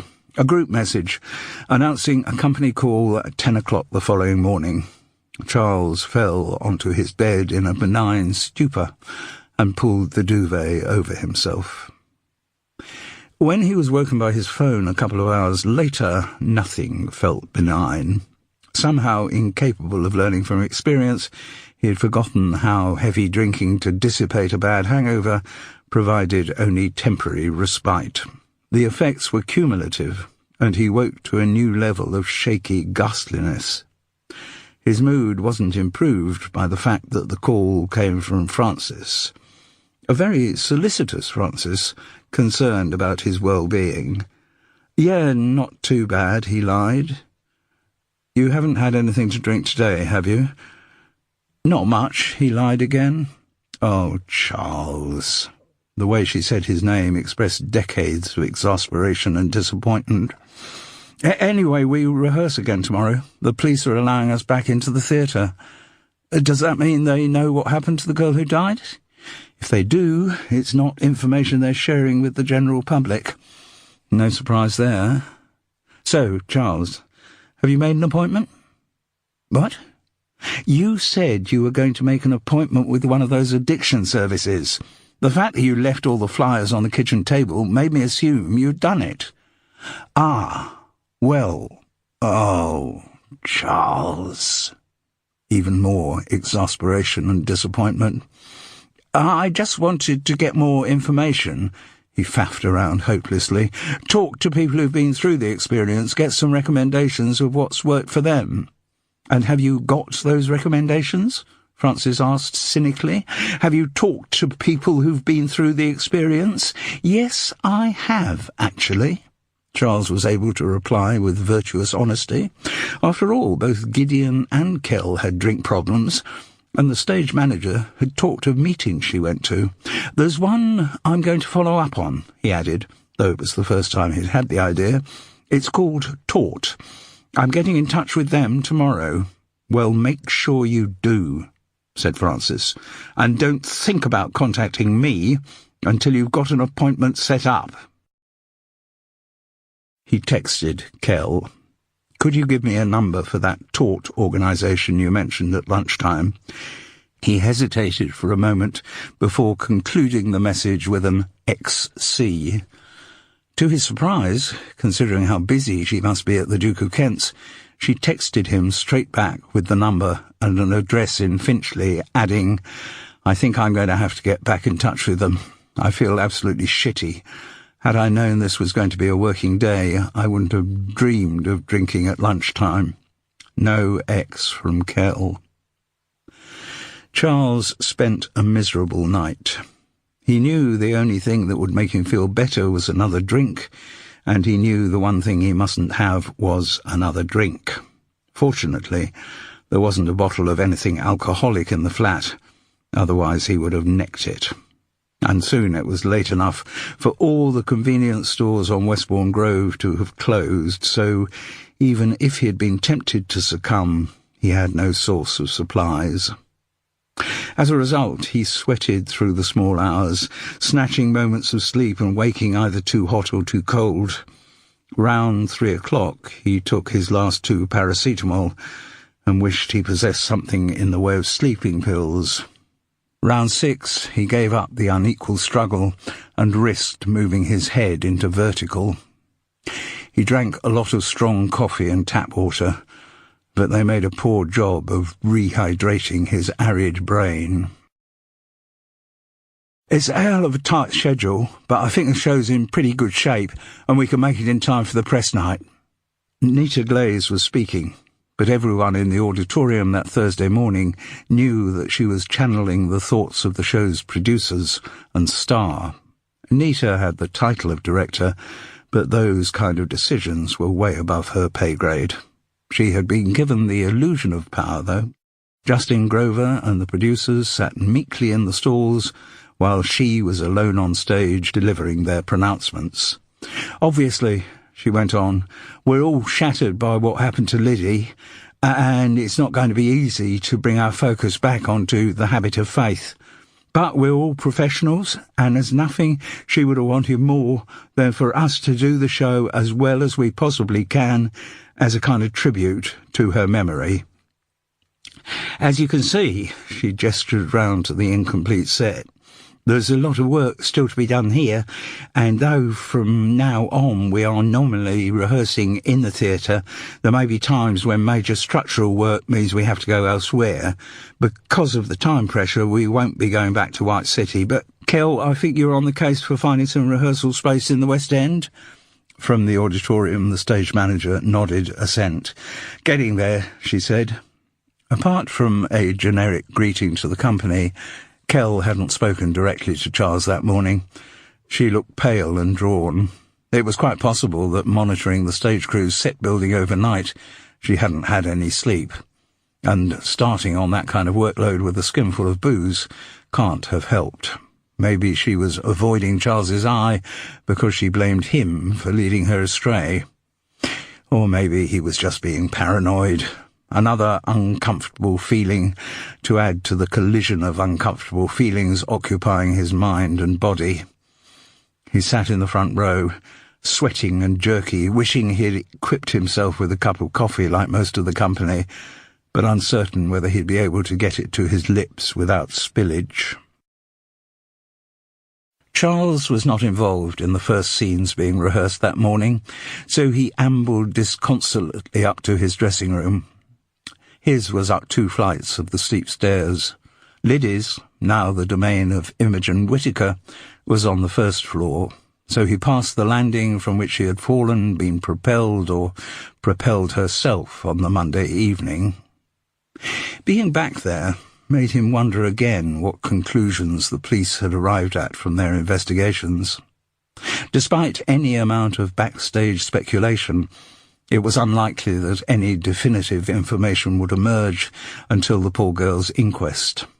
And questions like why on earth she had been dressed in one of the monk's habits might not even be answered then.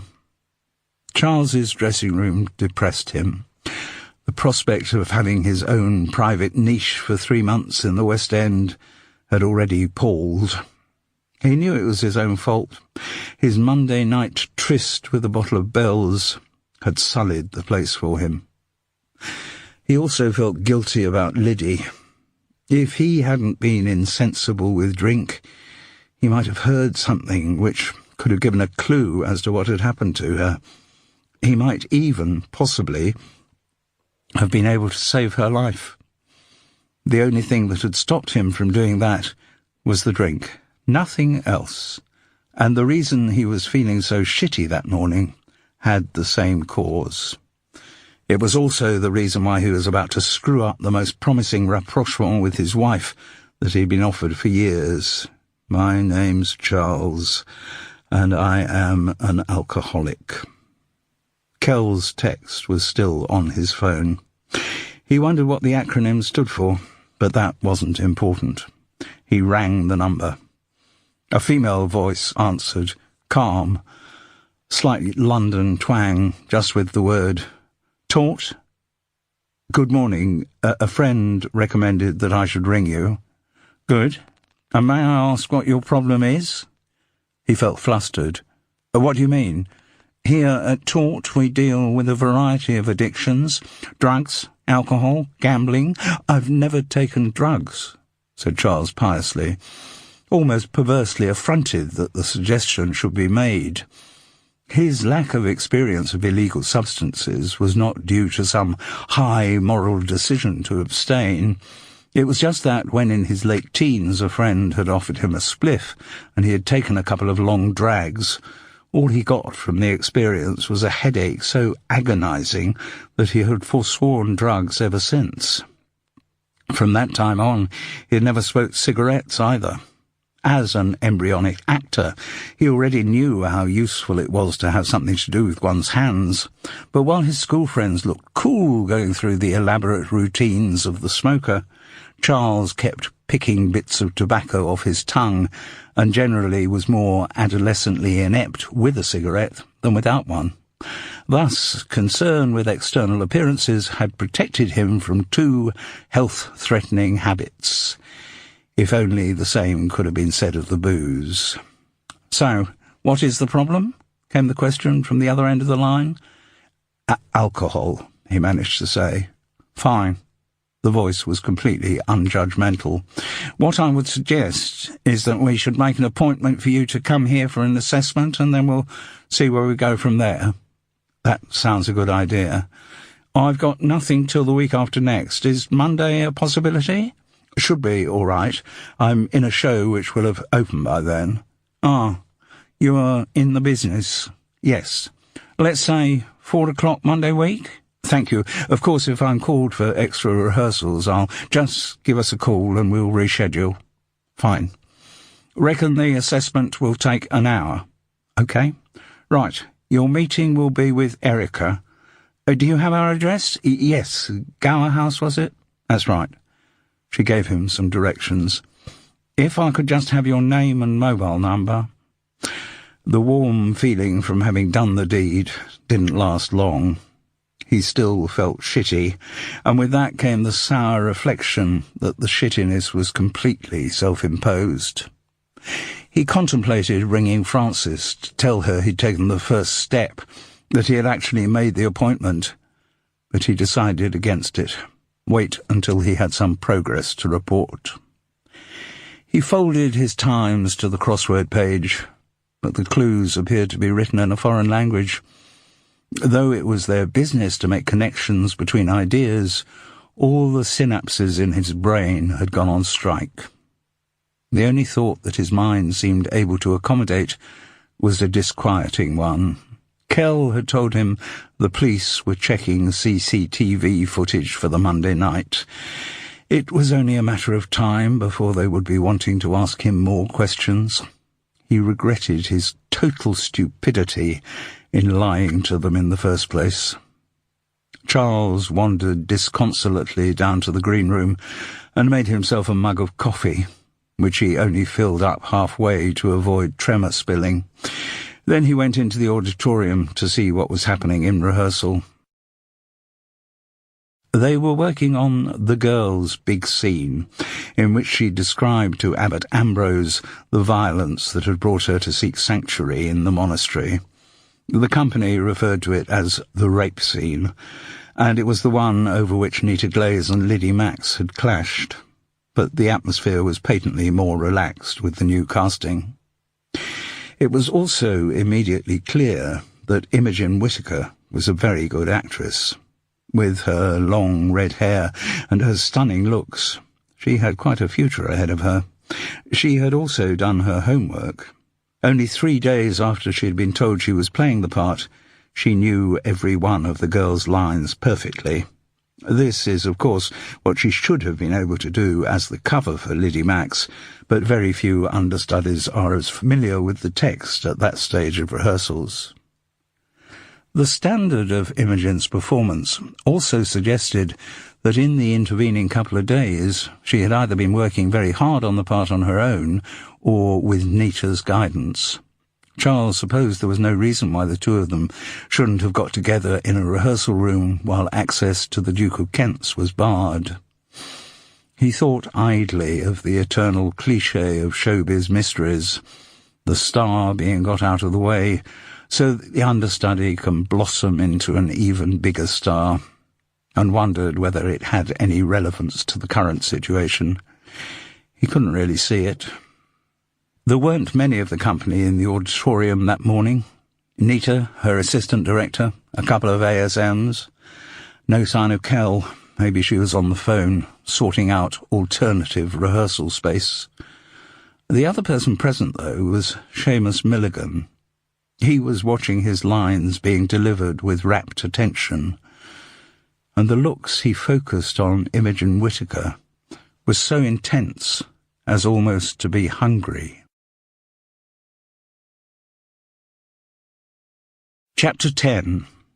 By a remarkable combination of team effort, hard work, and a great deal more expensive overtime than the producers would have wished for, The Habit of Faith did open for its press night on schedule. And though there had been fewer previews than originally planned, the show wasn't in bad shape. Obviously, Justin Grover gave the performance that he had had fixed in place before rehearsals even started, but the rest of the cast matched up to his proficiency. And technically there were no hitches, though Nita Glaze had not had as much artistic input as she might have wished. She demonstrated impressive skill in the logistical challenge of getting a West End show to open on time. And The Habit of Faith got ecstatic reaction from its press night audience. The usual mix of investors, critics, friends of the cast and B-list celebrities was on this occasion enriched, or impoverished, according to your point of view, by a substantial contingent of people dressed as characters from Vandals and Visigoths. They ensured that when Abbot Ambrose unveiled himself at the end of the opening lineup, yes, he did get his anticipated round of applause. There were at least a dozen Sigismund the Strongs in the audience, and a couple of versions of his son, Wolfe, but Skelligators easily won the numbers game. And, of course, there were a lot of teenage girls who squealed at every appearance of Grant Ewell. The fans were surprisingly well behaved, hiding any disappointment that they might have felt about The Habit of Faith diverging considerably from the movie plot lines they were anticipating. But they did look funny queuing at the bar in the interval. The evening was all about Justin Grover, of course, but he was very skilled at the art of apparent self-depreciation. After his first solo curtain call, he urgently summoned the rest of the cast back on stage, as if to say, "I couldn't have done it without them." Whereas the cynical thought occurred to Charles as he joined in the practice bows, Justin would have preferred to have done it without anyone. At one point the star raised a hand to still the audience's noisy appreciation, and, turning appropriately sober-faced, announced, "Of course, there is one person who is sadly not with us tonight." He proceeded to give a graciously worded encomium to Lydia Max, concluding that all the company had endorsed his suggestion of dedicating the evening's performance to her memory. This statement was greeted by renewed and even more vigorous applause. In his few words, Justin Grover also praised the speed and skill with which Imogen Whittaker had stepped into the breach at such short notice. He even went as far as to say that those watching her performance as the girl that evening are witnessing the birth of a major theatrical talent. Looking along the line of cast drawn up behind their star, Charles could see Imogen glowing in the spotlight of attention. It was true, though, what Justin Grover had said. The young actress had risen magnificently to the challenge of the press night, and her performance was way better than anything she had produced in rehearsal. If the evening did prove to be the breakthrough to stardom for Imogen Whittaker, Charles knew he would always feel a flicker of disquiet about the circumstances that had led to her becoming the girl. There were still many questions about Liddy's death that remained unanswered. As Justin Grover stepped back into the line of actors, among whom, as he constantly repeated, he was just another member of the ensemble, the clapping recommenced. And where the light from the stage spilled onto the front row, he saw the theatre-goers rising to give the Habit of Faith a standing ovation. Frances wasn't present. A West End press night was a rare enough occurrence for Charles Paris, and he had invited her to come. He had even suggested extending the invitation to Juliet and Miles, give the son-in-law something about Pops to be proud of. But Frances had said she didn't want to see him until you sorted yourself out. A lot of the old London theatres have unexpected spaces hidden away in their upper reaches, and it was one of these, a private meeting room, in which the post-press night drinks were organised. There was genuine champagne. The Habit of Faith producers were not the kind to fob their employees off with Prosecco, and large plates of sandwiches on which the actors fell like vultures. As actors always do. Maybe it's the long tradition of precariousness in their profession which makes them always hoover up any food that's on offer. None of the actors had elaborate costumes to remove, one of the advantages of monks' habits, but Charles still managed to be the first upstairs for the drinks. He took a glass of champagne from the rose on the table. The only other person in the room was tall, gloomy, and drinking Perrier. "Hello, I'm Charles Paris." "Yes, I saw you in the show." Charles waited in the actor's eternal hope of commendation, but none came. "Ah, and what's your involvement?" "I'm an investor." "Right," Charles chuckled, "on the side of the angels." The glazed expression he received suggested that the investor didn't know that people of his kind were nicknamed angels. "You didn't give me your name," Charles went on. "No, I didn't," the investor agreed. Further conversation was fortunately interrupted by the arrival of other cast members. At such press night occasions, there is always an exuberance, a communal relief at having finally got the show opened, but tonight's euphoria seemed less manic and fragile than was often the case. Even if they hadn't known that Justin Grover's name on the marquee had ensured their 3-month stay in the West End, there was a confident feeling that the evening's performance had gone well. With an audience there, the Habit of Faith had really opened out. Even Charles Paris was wondering whether his assessment of a seriously crap play may have been a little hasty. When everyone was assembled, The producers said a few words of congratulation to the company, and then Justin Grover added a few humble words of his own, saying what a privilege it had been to be part of such a dedicated ensemble. And then those present who were drinking had a few more drinks. Charles was surprised and slightly disappointed to see how many weren't drinking. He knew they all had a matinee and an evening show to do the next day, but what kind of actor didn't have a drink after a press night? Surely even teetotalers should relax their principles for such a special occasion. Justin Grover, having raised his champagne glass to the rest of the ensemble and taken a modest sip, had then put it to one side and moved on to Perrier. But that was maybe to be expected. In the days of mobile phone cameras and social media, he could not ever put his star status at risk by getting drunk. However much they wished it did, that didn't apply to the rest of the company. None of them was famous enough for anyone to care whether they got drunk or not. And yet a scary number of them seemed to have joined the Perrier party. Kell, Charles noticed, had a glass of fizzy water.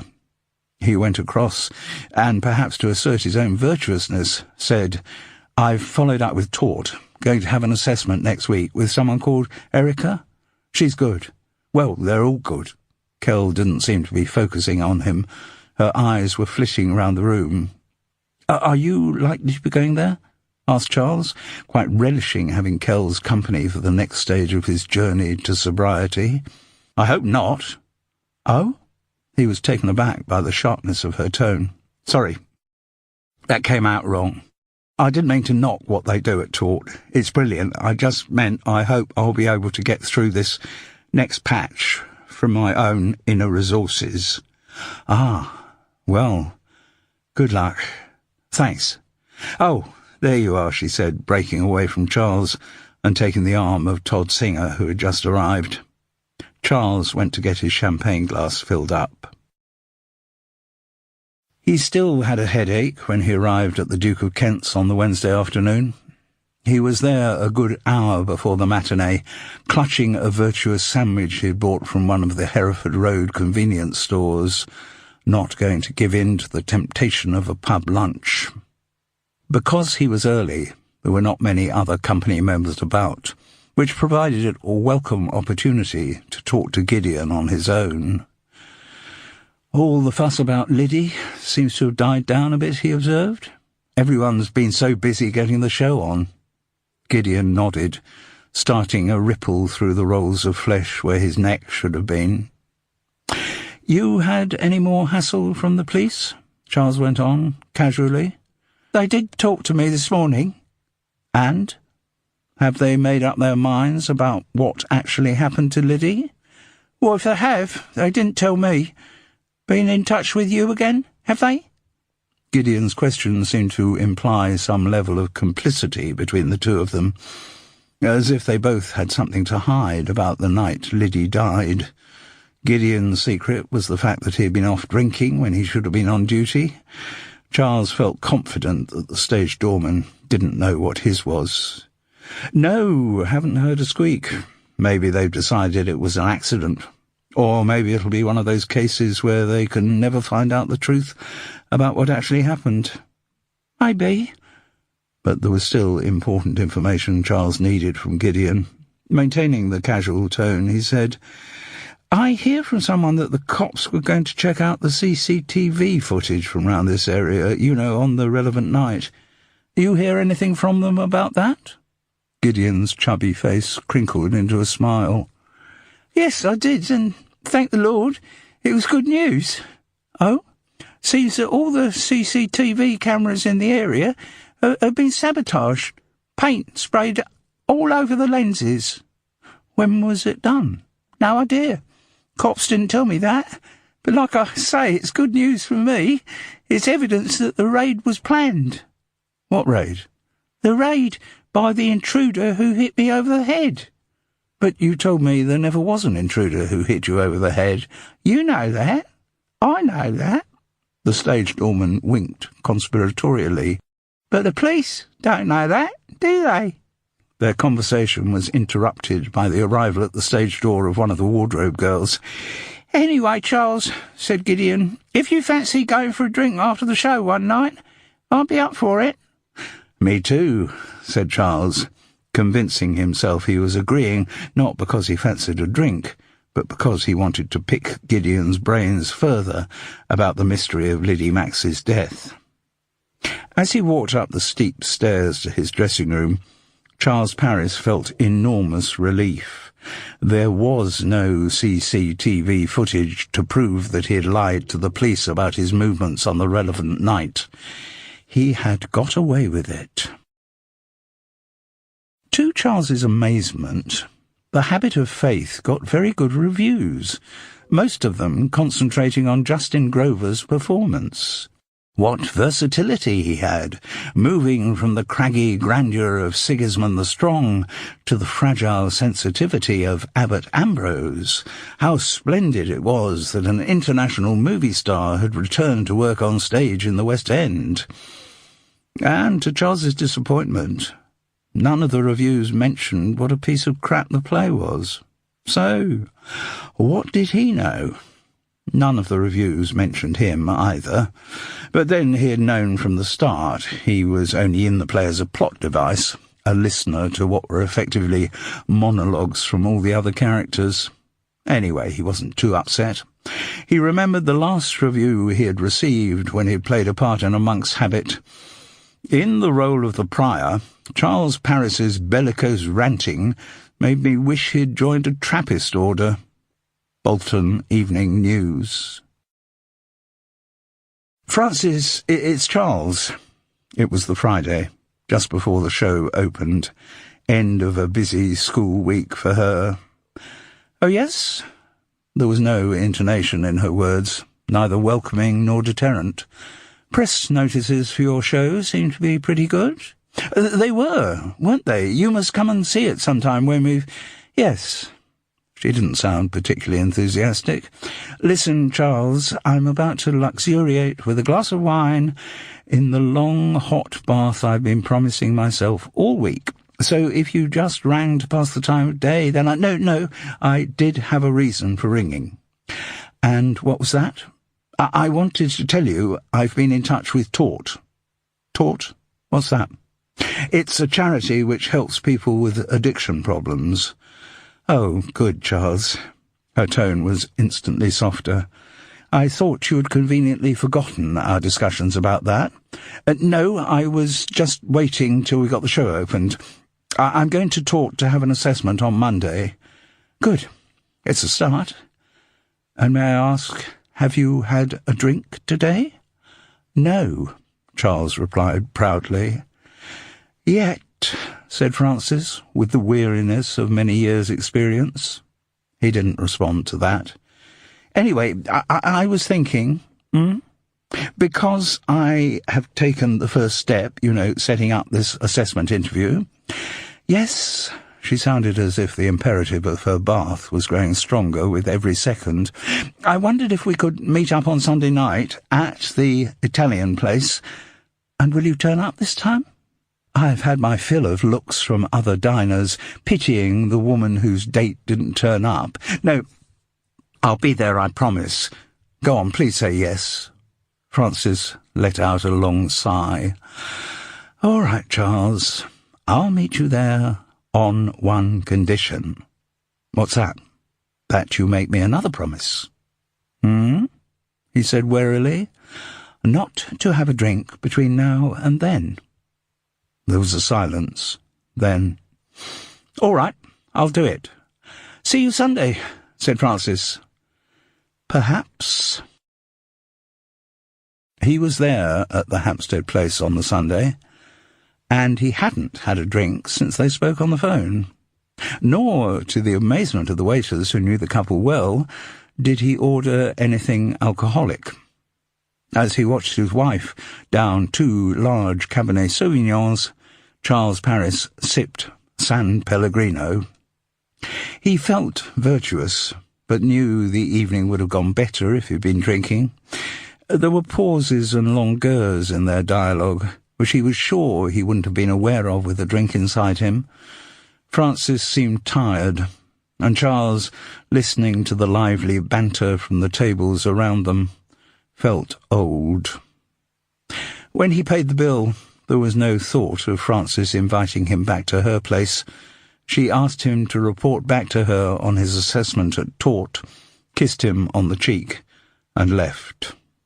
Charles returned disconsolately on the tube to Queensway, warmed only by the knowledge that he had a barely opened litre of Bell's waiting for him back at the flat. Chapter 11. When he arrived at Gower House, he had been surprised at its grandeur. A tall Victorian villa in Finchley, whose value, given London's rocketing prices, must have been in multiple millions. Whether the whole house was given over to Tort, he had no means of knowing. The waiting room, to which he had been directed, was white emulsioned and functional. There was a small stainless steel sink in the corner, and next to it a surface littered with mugs, kettles, boxes of tea bags, and industrial-sized tins of instant coffee. On corkboards on the walls were flyers about addiction support from the NHS and other less official organisations. One wall was painted with a not very good mural of a faceless man breaking free from heavy chains. As he entered, a smiling man was making himself a mug of tea. "You want a hot drink?" he offered cheerily. "No, thanks, just had some coffee," Charles lied. "Well, take a seat." The man volunteered his name, but Charles didn't know whether he was on the staff or one of the, what was the right word, patients, customers, addicts? "All first names here," the man said, and introduced the two other seated men. They looked relaxed. This was clearly a venue they knew well. The only female in the room, an unhealthily thin girl who had the shakes, said nothing. "I'm Charles," he responded, cutting off the insane impulse to add, "and I'm an alcoholic." "So, how much would you say you were drinking, Charles?" "Well, if you count the last few days, very little." He conveniently forgot the couple of large glasses of Bell's he had downed when he got back to Hereford Road the previous evening. "But presumably that's not typical, or you wouldn't have got in touch with us." Erica was probably 10 years younger than Charles, a thick-set woman with dark-rimmed glasses and black hair caught up with a rubber band into a kind of untidy topknot. No wedding ring, jeans and a purple fleece. She wore no makeup, and her face looked as if it wasn't used to smiling, but maybe that was just a mask she wore professionally. The problems she was dealing with were, Charles imagined, rarely funny. She had a pad of paper on the table between them and was making notes on Charles's answers. "So, how much do you usually drink, Charles? Are you talking in units like government health guidelines?" "I'm not too worried about those. Tell me in terms of glasses per day, or bottles if that's more appropriate." Still no hint of a smile, accompanying what some people might have considered a joke. "Well, it depends really on what's happening in my life." "You're an actor, you say?" Yes, I've just opened in a show in the West End." She showed no interest in what that show might be. "So the pattern's different when I'm actually in work. And actors do spend quite a lot of time out of work, I believe. It depends what kind of actor you are. I spend quite a lot of time out of work. Do you drink more or less when you're out of work?" "Hard to say. More likely to drink during the day when you're out of work, and being out of work is depressing, so you drink more then anyway. You know that alcohol is a depressant?" "I've heard it said, yes." Charles's mental jury was out on that one. When he woke in the middle of the night after a skimful, he often felt depressed, but the way his gloom lifted after a couple of drinks generally seemed to make the indulgence worthwhile. He went on, "If you've got a show to do in the evening, the idea is that you don't have a drink until after you've finished." He knew that the idea was a rather feeble expression which didn't really define his drinking habits. "So, back to my question about how many glasses or bottles you drink. Well, I suppose half a bottle of wine most days. Beer? Occasionally. Spirits? I enjoy the odd glass of whiskey. How often? Most days, he conceded. Just the one glass? Well, sometimes more. So, in the average week, Erica's pen hovered over her pad. Though they weren't actually printed on the page, there were boxes she needed to fill. Oh, let's say, over the week, 3 bottles of wine, a couple of pints of beer, and maybe half a bottle of scotch. It was a considerable underestimate, but presumably in her job she was used to that. And when was the last day you didn't have any kind of alcoholic drink? Yesterday, he replied virtuously, then had to correct himself to Saturday. Before that? Friday. And before that? Ah, his memory couldn't cope with that one. Going back to your wife, yes, have you become violent towards her? Good Lord, no. I'm not one of those drunks who gets aggressive. I get silly first, then more sort of pathetic and self-pitying. But you say your wife encouraged you to get help. Yes, we don't actually live together. Oh? Both got our own places, have done for I don't know how many years, over 20, anyway. Erica's pen moved quickly across the pad as she noted down these details. But she still clearly takes an interest in your life, or in your health anyway. Yes. So, was there some particular incident which made you get in touch with us? What kind of incident? Were you arrested for drunken behaviour? Did you cause an accident through driving when drunk? Did you pass out and have no recollection of a certain period of time? No, none of those things. Charles thought about the questions for a moment, and remembered the night of Liddy Max's death. Well, there have sometimes been evenings when I kind of can't remember what happened. Recently? There was a bad one the Monday before last. Erica made a note. And it was after that your wife recommended that you seek help. No, she suggested it before that happened. I mean, actually, she's suggested it many times over the years. And have you ever followed her advice? Sorry? Have you tried other forms of therapy? I ask these questions so that I can get a background to your history of addiction. It helps us to know the best ongoing treatment for you. Charles didn't really like the word treatment. It sounded horribly medical. I mean, for instance, it would help us to know if you've ever tried Alcoholics Anonymous. I did once go to a meeting with a friend. When was this? It felt like an age ago, though his reply was last week. And how did you feel about the AA program? I loathed it. It made me very cross. In fact, he thought, but didn't say, it was in reaction to that meeting that I went off on the worst bender I've been on for years. AA doesn't suit everyone, said Erica, in a tone that was studiedly non-judgmental. Another question I should ask, have you ever woken up in the morning with such a hangover that you needed another drink before you could get on with your day? Charles admitted that had happened, but not very often. Again, Erica made no comment or judgment. Going back to your wife, why suddenly now have you followed her advice to get treatment? She raised the possibility of our living together again. And is that something you would like to happen? Charles found the direct question difficult. Yes. I mean, obviously it would be a big commitment, but... Well, yes, I think so. Their session ended within the hour. Erica was clearly a skilled practitioner who had done this kind of interview many times before. She explained to Charles that Taught was a charity which currently had no government funding. Its sessions were free to any clients who sought them out or were referred by other bodies. They had no residential facilities, but were in touch with other organisations should hospitalisation become necessary. In the same way, while there were no doctors in the building, they were in regular contact with medical practitioners should their services be required.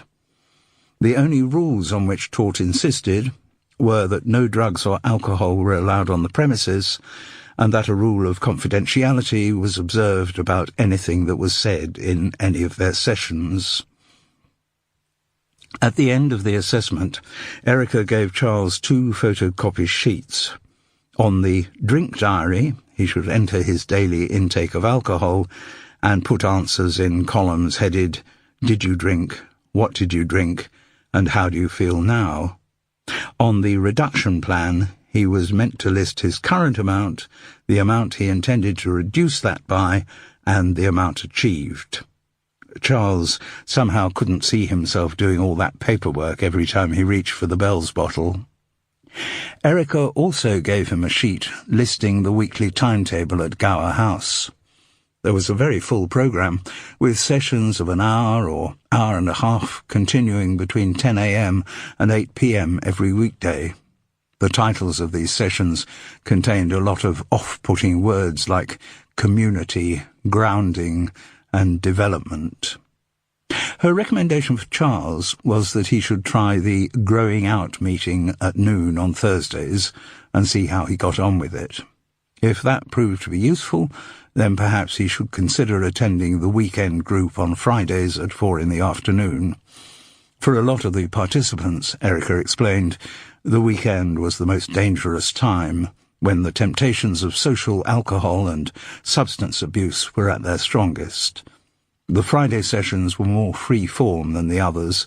Though they were led by a member of the Taut staff, he or she tended to sit back and let the participants guide their own discussion. Charles was interested by her careful use of words, like participant. Other possibilities that occurred to him were addict or even patient. But no, the people attending the Taut programme were participants.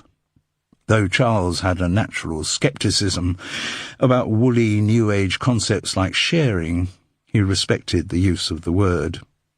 In spite of himself, on the tube back into central London, he was intrigued. And in his meeting with Erica, there had not been a whiff of the religiosity which had so put him off Alcoholics Anonymous. He also wondered again what the acronym TAUT stood for. Though cynical about his chances of changing the habits of a lifetime, at least he was prepared to take the next step. When he went in through the stage door, Gideon pointed out to him an envelope tucked into the lattice of ribbon on the corkboard for the cast mail. "Thank you," said Charles, taking it. And we'll have that drink after the show one night?" "Sure." "I could do this evening." No, something I've got to do this evening," Charles lied. He probably would want to pick Gideon's brains again at some point, but his visit to Gower House was too recent. He remembered something Erica had said about avoiding situations that lead to drinking. At the top landing, he looked along to what had been Liddy Max's dressing room, now Imogen Whittaker's. The understudy had had no qualms about taking it over. She wasn't spooked by using a dead woman's dressing room. Now she'd got the part of the girl. She wanted all the benefits that came with the job. As he had this thought, Imogen herself came hurrying out. "Oh, hi, Charles. Just going out to get a sandwich for later. See you." And she scampered off down the stairs. He had no control, as his feet took him ineluctably into the dressing room. What surprised him was how familiar it was. Though the make-up laid out in front of the mirror was Imogen's, though the good luck cards blue-tacked onto the mirror were Imogen's, the room still felt exactly as it had when Liddy was in residence. But how did he know that? Charles had no recollection of ever going into Liddy Max's dressing room. He would have had no reason to.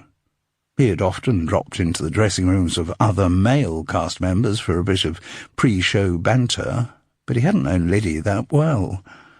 And when he had met her on the landing the day she died, he had seen her go towards the door with her key at the ready, but he had been off down the stairs before she'd opened it.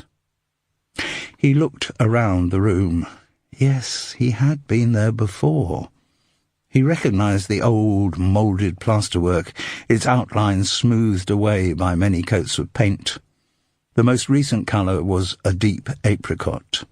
He recognised the vertical pipes in the corner of the room, again much painted, something to do with the theatre's deeply inefficient heating system. He moved closer to them. There were tenacious blobs of blue tack and a shred of painted-over gaffer tape on the pipes, no doubt fixatives for the first-night cards of a previous occupant.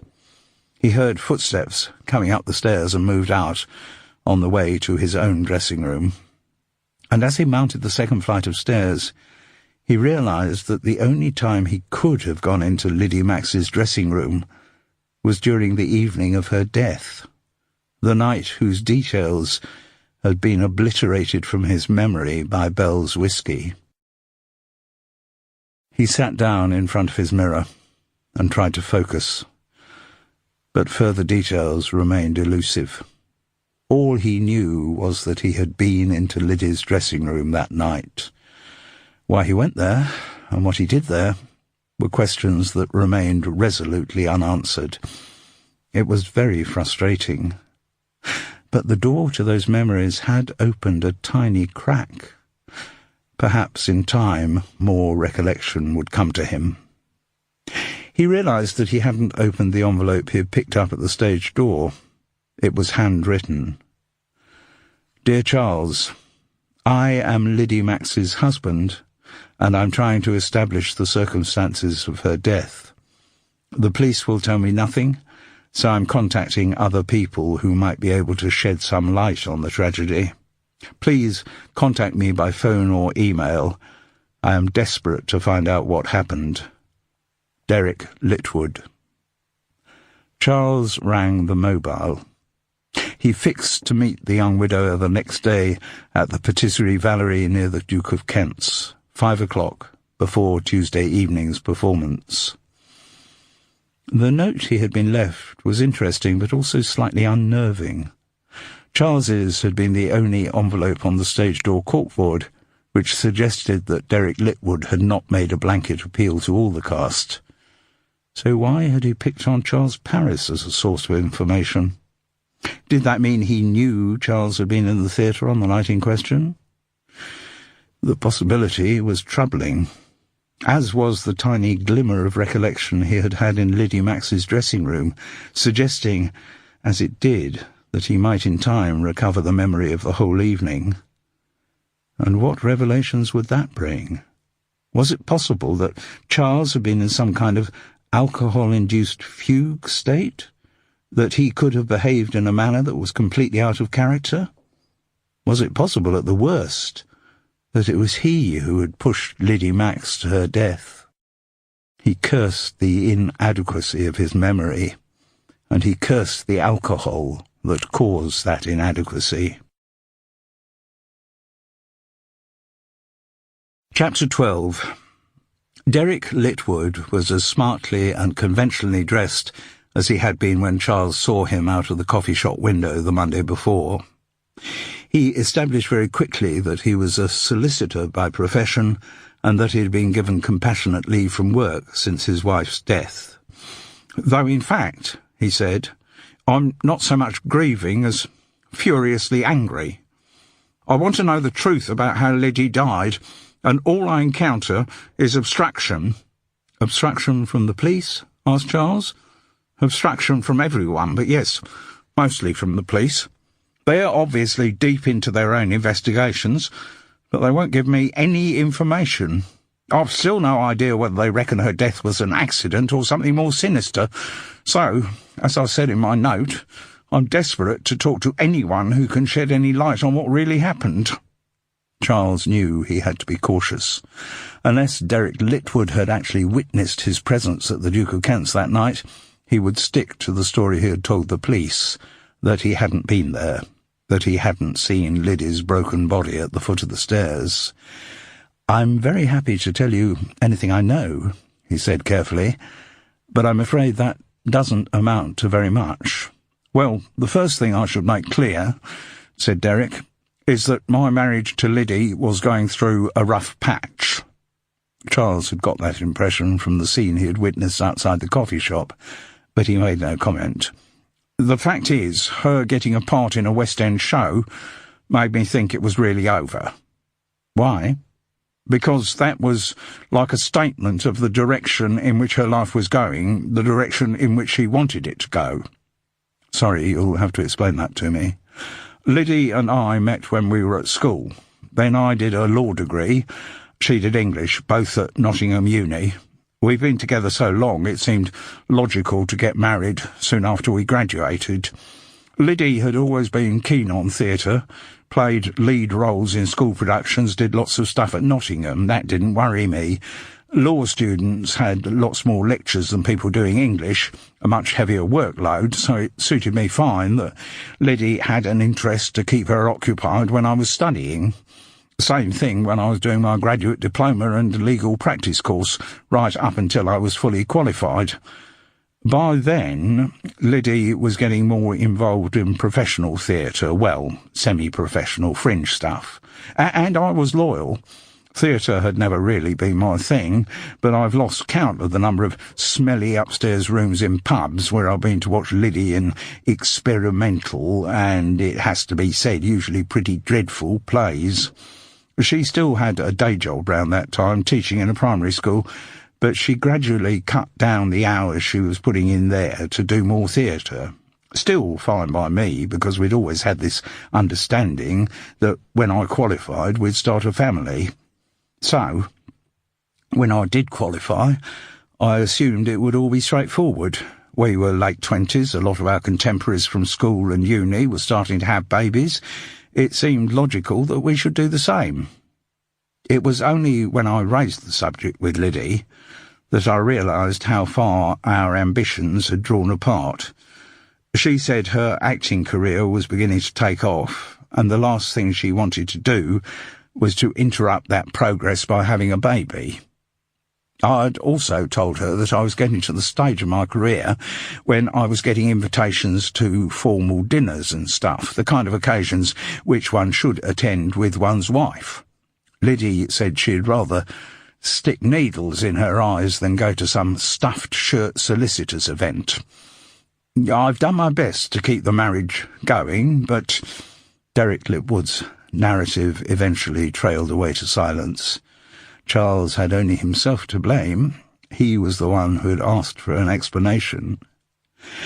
So up until he tried to avoid mentioning the death but couldn't, up until Liddy died, what was the state of the marriage? Were you living together? No. Nearly a year ago, we'd bought this lovely house in Muswell Hill, perfect for a family, and Liddy hardly stepped inside it. Where was she living then? With friends, Derek shrugged.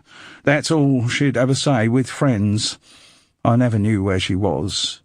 Didn't you know her friends? Couldn't you contact them? I knew our mutual friends, obviously, people in Muswell Hill, but her actor friends. Of course, I met some of them at first nights and things, but I didn't know them. I didn't have any means of contacting them. So far as I was concerned, they were all interchangeable poseurs. Derek was unaware of the potential insult to the person he was sitting with. Charles was beginning to understand why Derek and Liddy's relationship had foundered. It was a syndrome he'd encountered many times before, where one member of a couple was in the business and the other wasn't. One would arrive home exhausted by a day's work, to find the other full of energy as they were about to go and give of themselves on stage. Then there were the different problems caused by touring and location filming. Charles didn't have to look a lot further than his own marriage, but he kept these thoughts to himself, just saying, "Surely these days you can contact people through social media and stuff?" "Yes, but at first, after Liddy walked out, I didn't want to contact her. Let her stew in her own juice for a while, I thought, and then she'll come back with her tail between her legs." Derek was clearly unaware of mixed metaphors, too. Then I did need to contact her. There were invitations addressed to both of us, local things and professional stuff too. People at the office were starting to ask questions. When I did want to contact Liddy, she wouldn't answer the phone to me, though she did reply to texts about practical things. But I never knew where she was texting from. What she never seemed to realise, he said bitterly, was how much a broken marriage could harm my career. A rather old-fashioned attitude, thought Charles. And then he realised that that was what defined Derek Litwood. He was deeply old-fashioned. All he wanted was a nice suburban house in Muswell Hill, with a wife who produced neat little children and scrubbed up well for solicitorial dinners. If that was a future Liddy Max had ever relished, working in the theatre had killed her appetite for it. So, had you talked about divorce? No.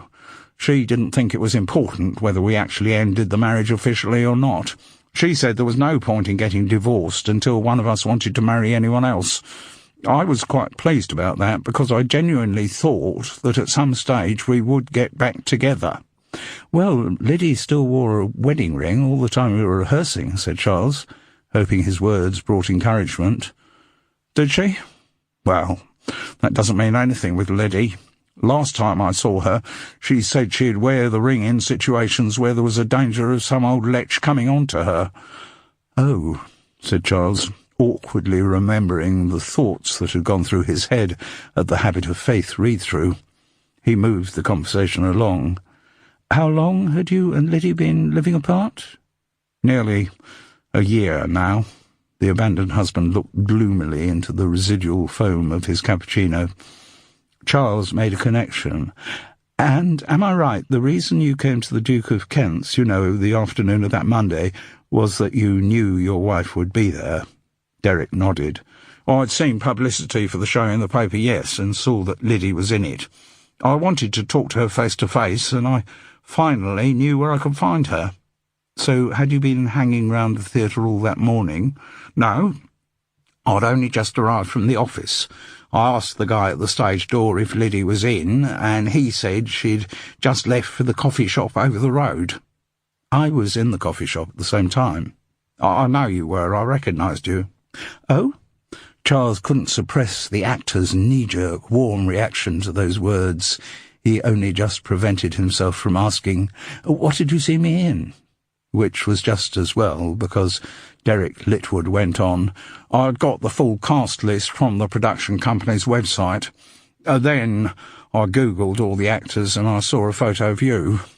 Not quite as good as having been seen in a performance, but still quite cheering, just the fact that an image of Charles Paris was available online.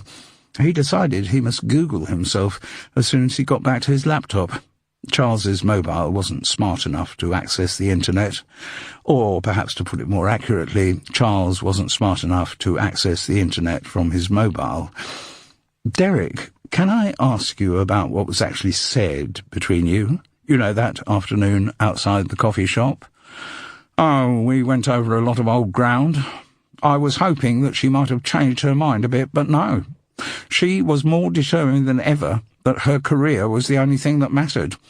She said she was just on the verge of a lot of exciting things happening in her life. She'd got a new agent who wanted her to focus on work in the States, and she seemed to think that working with Justin Grover might help her to get a part in Vandals and Visigoths.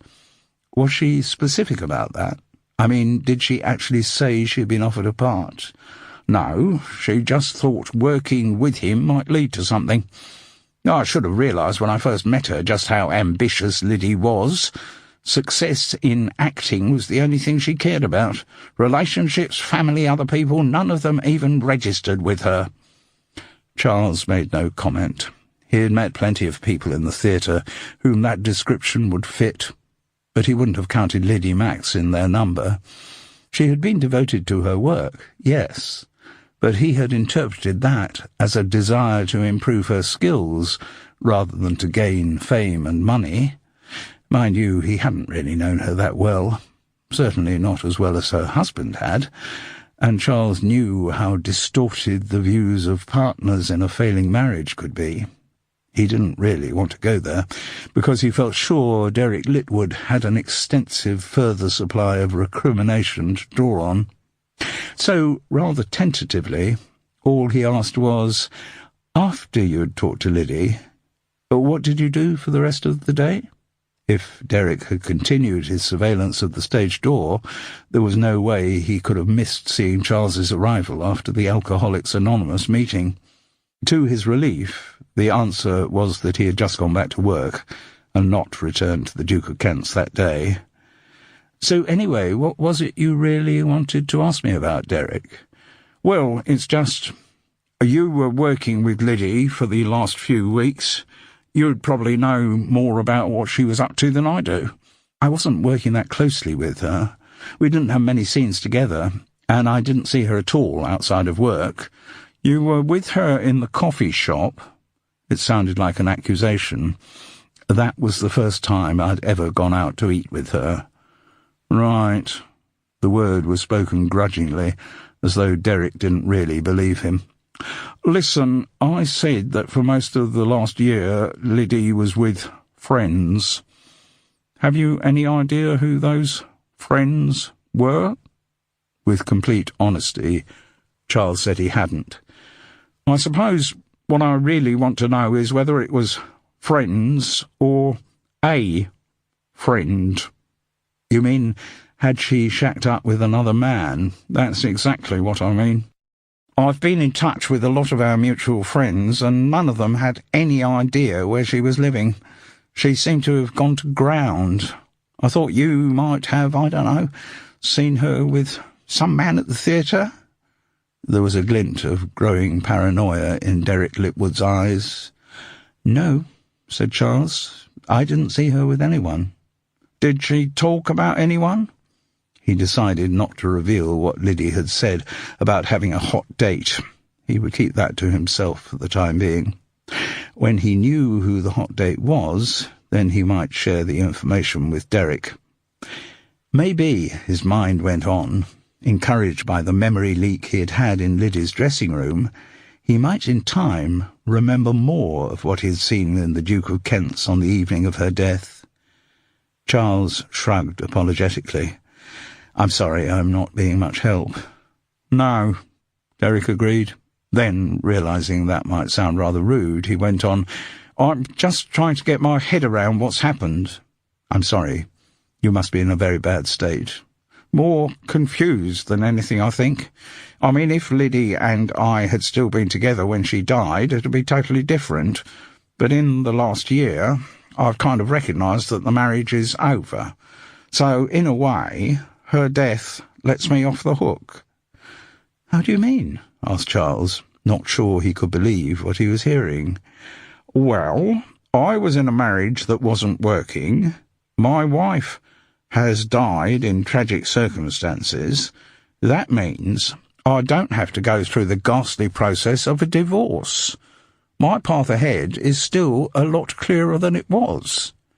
You mean to meet someone else? To remarry? Yes, Derek replied calmly. Someone who'll be content with her role as a wife and mother. You'll be lucky to find one of those around these days, was Charles's thought. But he didn't say it. He was still astonished by the calm, calculating way in which Derek Litwood spoke. He seemed to be suffering no pangs of bereavement. The loss of his wife had in fact proved very convenient for him. Charles wasn't surprised that Liddy had wanted out of marriage to such a cold-blooded creature.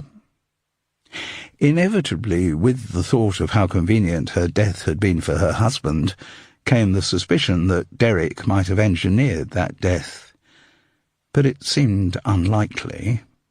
What I did want to ask you, Charles, the ungrieving widower went on, was whether you saw anything that evening, the night she died. I wasn't in the theatre, so I couldn't have seen anything. There was no way he could go back on his lie now. No. As I said, the police won't tell me anything. Did any of the other members of the company see anything of what happened? Why don't you ask them? Or have you already?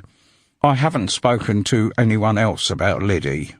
I will, obviously, if any of them have told you that they saw something strange. Nobody has told me anything like that. I honestly don't think any other members of the company were in the theatre. We'd all suddenly got the bonus of a free evening, last one we were going to get, except Sundays, for 3 months. We'd be seeing quite enough of the Duke of Kent's over that period. Most of the cast wanted to enjoy their last night of freedom. Except for Liddy. Yes. You've no idea why she might have stayed in the theatre? Charles felt even less inclined to mention the hot date. No idea at all, he said. I think we'll have to reconcile ourselves to the fact that this is one of those mysteries that can never be solved. But that didn't mean that Charles Parris wasn't determined to solve it. It was as he walked up the stairs to his dressing room that Charles thought about the incongruity of the conversation he had just shared. Derek Litwood had singled him out from the rest of the company as a potential source of information. Why? Charles hadn't been particularly close to Liddy. When she socialised after rehearsal, it tended to be with Justin Grover and Grant Ewell.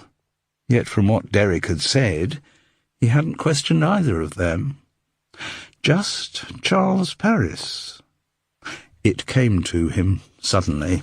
Not necessarily the truth, but a possible scenario. Derek Litwood had lied about not going back to the Duke of Kent's on the night his wife died. He had been keeping the place under surveillance, and seen Charles enter with his bottle of whiskey soon after 7. And the reason he wanted to question Charles was to find out whether Charles had witnessed what he, Derek, had done in the theatre that evening. Chapter 13. You going to have that drink tonight, then? Charles was on his way out after the Tuesday show. He was feeling virtuous about not having had a drink all day, and even more virtuous about his intention to go straight back to Hereford Road, where he no longer had a bottle of Bell's, and complete the day alcohol-free. On the other hand, it was Gideon doing the asking, and Charles still felt there was more information he could get out of Gideon. He said yes. The stage doorman led him through the warren of streets off Shaftesbury Avenue. It was an hour later. Gideon couldn't lock up until everyone was out at the Duke of Kent's. Charles was aware of the man's heavy breathing as they walked along. Just carrying that enormous weight must be hard work. Gideon wasn't a healthy man. He stopped at a rusty metal door around the back of another theatre and rapped on it with his knuckles. Like a speakeasy, Charles murmured. It is a speakeasy, said Gideon. When the door was opened, the first thing that struck Charles was the smell. Undertones of dampness that might have leaked from a sewerage system, but dominating everything. Alcohol. The sourness of beer, the vinegar of old wine, the tang of spirits. The venue had an air of impermanence. It was a cellar, possibly some kind of disused storage facility. Solid brick steps led down from the door, no decoration on the moist brick walls, lighting from stage lamps clipped to upright scaffolding, probably borrowed or purloined from the local theatres. There was no bar as such, just a table crowded with bottles and cans. The seating was a range of run-down chairs, 1 or 2 painted in a way that suggested they might once have been stage props. The huddle of people inside turned with hostility towards the newcomers, but relaxed when they saw the familiar bulk of Gideon. He was clearly a regular. "Let me get you a drink," Charles offered. No worries. No money changes hand in here. Like a club it is, for the mutual benefit of its members. So who pays for the booze? A very generous theatre management. Now, what would you like? Scotch would be good, Charles replied instinctively. Any favourite? Bell's. Oh, yes, I've forgotten, forgive me. Vodka and tonic man myself. He poured generous measures for both of them. Water, ice? Bit of ice, thanks. Both took refreshing swallows. Sorry, Gideon, you said a generous theatre management sponsors this place? Yes, they do. He winked slyly. Mind you, I'm not sure they know that they do. Fact is, a couple of the members here run the bars in two of our most prestigious West End theatres. It only takes a little bit of over-ordering. The odd bottle here, the odd bottle there, and... He raised his glass. A pure example of a theatre management really doing the best for their staff. God bless 'em. What is this place, Gideon? Used to be a storeroom, used by a good few of the theatres, I believe, for props, lights, what have you. Then people forgot it was here and, well, as you see, we found a new use for it.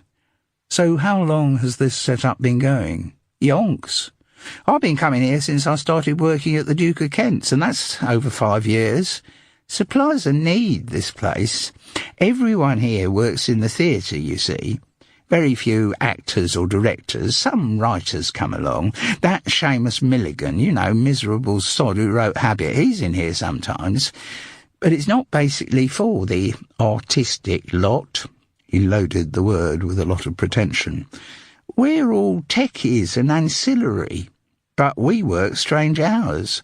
Often don't get out of the theatre until after the pubs have closed. And all right, there are plenty of clubs in the West End where you can drink the night away, but we can't afford their prices. Besides, we don't want to go somewhere you have to smarten up for. Just hang out with our mates. It's what we want to do. So if you know about this place, you can get a drink here right through the night. Does it actually have opening hours? Gideon snorted away the suggestion. Not officially. There are a few people who've got keys. The arch way that this was said suggested he might be one of them. Someone usually opens up 10ish or a bit earlier. Now you've got so many 90-minute shows that run through without an interval. And generally someone locks up around 6 in the morning. And you've never had any trouble with the police about licensing or... Never happens. They don't mess with us. We don't mess with them. Well, we do sometimes mess with them. The new voice came from a small man in grubby denims. His personal odour was strong enough to assert itself over the predominant smells of the cellar. His eyes had the glaze of the permanently drunk. "Hi, Baz," said Gideon.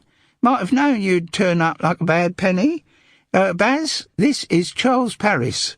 He's in the show we got in the Duke of Kent's."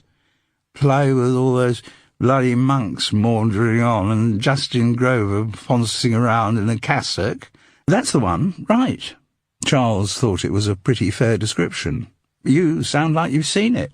Both men roared with laughter as Gideon explained, "Point of honour, Charles.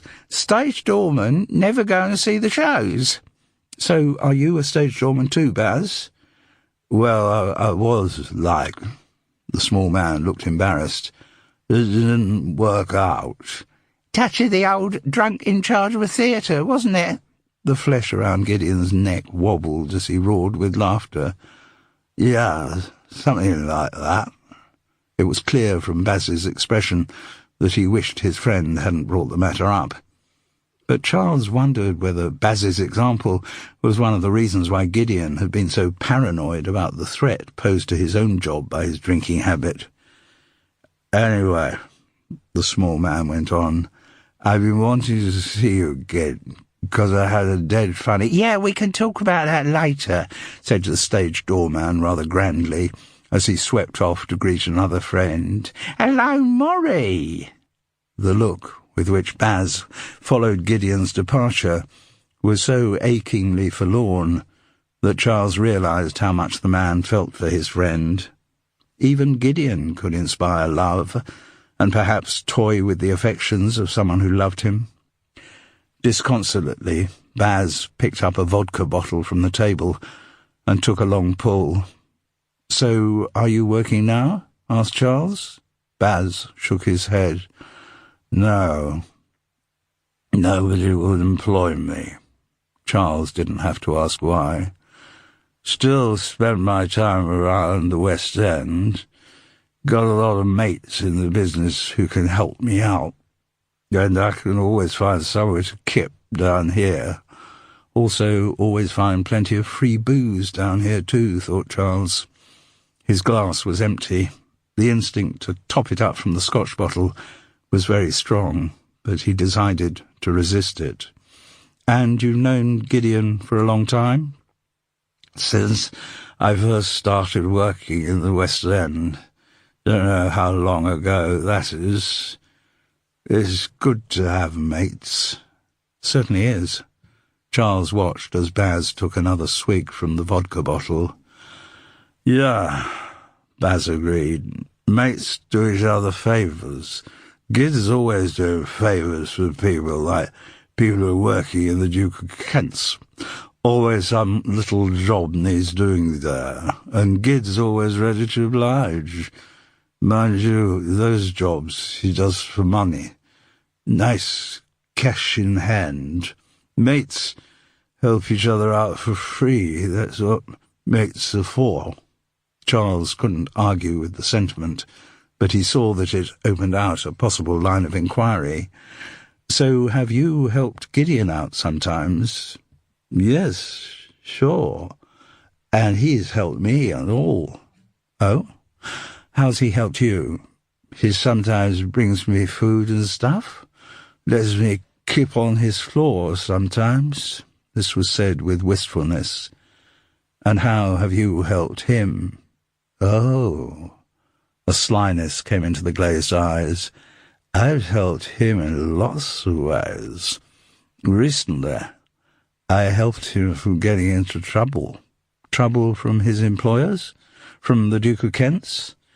Maybe them, maybe trouble from the police, he added proudly. What do you mean? There was a problem at the Duke of Kent's. I can't remember when, a few weeks ago. What kind of problem? Someone died there. Baz seemed to have forgotten Charles's connection with the theatre. He spoke as if to someone unfamiliar with the news of Liddy's death. But what's that got to do with Gideon? Asked Charles.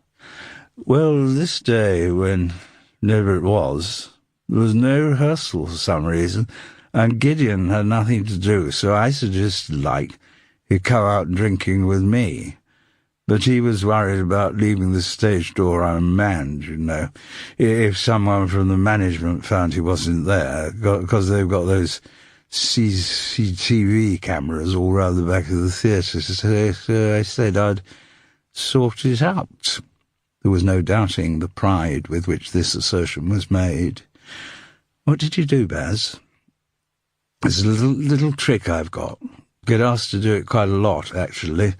There's plenty of people around the West End who sometimes do things they don't want to have recorded on the old CCTV. If I'm nippy, I can sort it out for them. Never get caught. And I make a bit of spending money, or they buy me a drink, or, you know. I'm sorry, what are you saying? That you managed to switch off CCTV cameras? Not switch them off, blank them out. I'm still not with you. I'll show you. Baz led him across to a corner of the room that the spotlights hardly reached. Against the wall were a couple of rusty leather boxes about the size of old cabin trunks. On top of them was an assortment of cables, props, and other theatrical impedimenta, perhaps dating from the time when the cellar had been used as a storeroom. "This is my kit," said Baz proudly, picking up a thin cylinder about 18 inches long with a series of metal rings sticking out from it. "What on earth's that?" "Collapsible fishing rod." He pulled at it to show how the staff extended. "Use that. Bit of sponge on the end, dip in some dark paint, and Bob's your uncle. Covers over the lens of a CCTV camera in no time." "Isn't it risky? I mean, someone might see you doing it." "I choose my moments. Haven't got caught yet. Anyway, everything we do in life is risky. There was a bravado in Baz's manner. He seemed to be saying, "There may be many things I can't do, but this is one that I can, and I do it very well." "But," asked Charles, "why did you disable the CCTV camera that particular day? Did Gideon ask you to do it?" "No, but I knew he had time off, and I wanted him to come drinking with me, but he said he couldn't leave the theatre because of the CCTV camera. So Baz glowed with pride, I sorted it out for him." "And he then did come drinking with you, here?" "Yes. He was afraid that if we went to any of the pubs, someone for the theatre management might see him." "What, so he was with you here all that afternoon and evening, until he went back to lock up the theatre just before 12? Baz looked uncertain. "It's a long time ago. I can't remember exactly." His eyes shifted across the room. He didn't like what he saw. Charles followed his look. Gideon was still deep in conversation with the Morrie, whom he'd joined earlier. "Baz, it's important. Did Gideon leave here for the theatre just before midnight, or did he go earlier?" "I can't remember." "Please, try to focus on that day." Baz's glazed eyes didn't look as if they could focus on anything. As if in a trance, he moved back to the table with the drinks, picked up the vodka bottle, and necked about a quarter of it. He turned back to Charles. "Yes, Gid went back to the theatre earlier. Came back here soon after. And then stayed till near midnight. No, he wasn't there that long. Just dumped some stuff and left. I remember because I wanted him to stay. Wanted him to stay with me. But he went. He could be very cruel sometimes, Gid." Baz looked across to where the stage doorman had one of his pudgy arms around Morrie's waist. "Like he's being now." "You said he dumped some stuff, Baz? What kind of stuff?" "I don't know." He seemed to be losing interest in their conversation.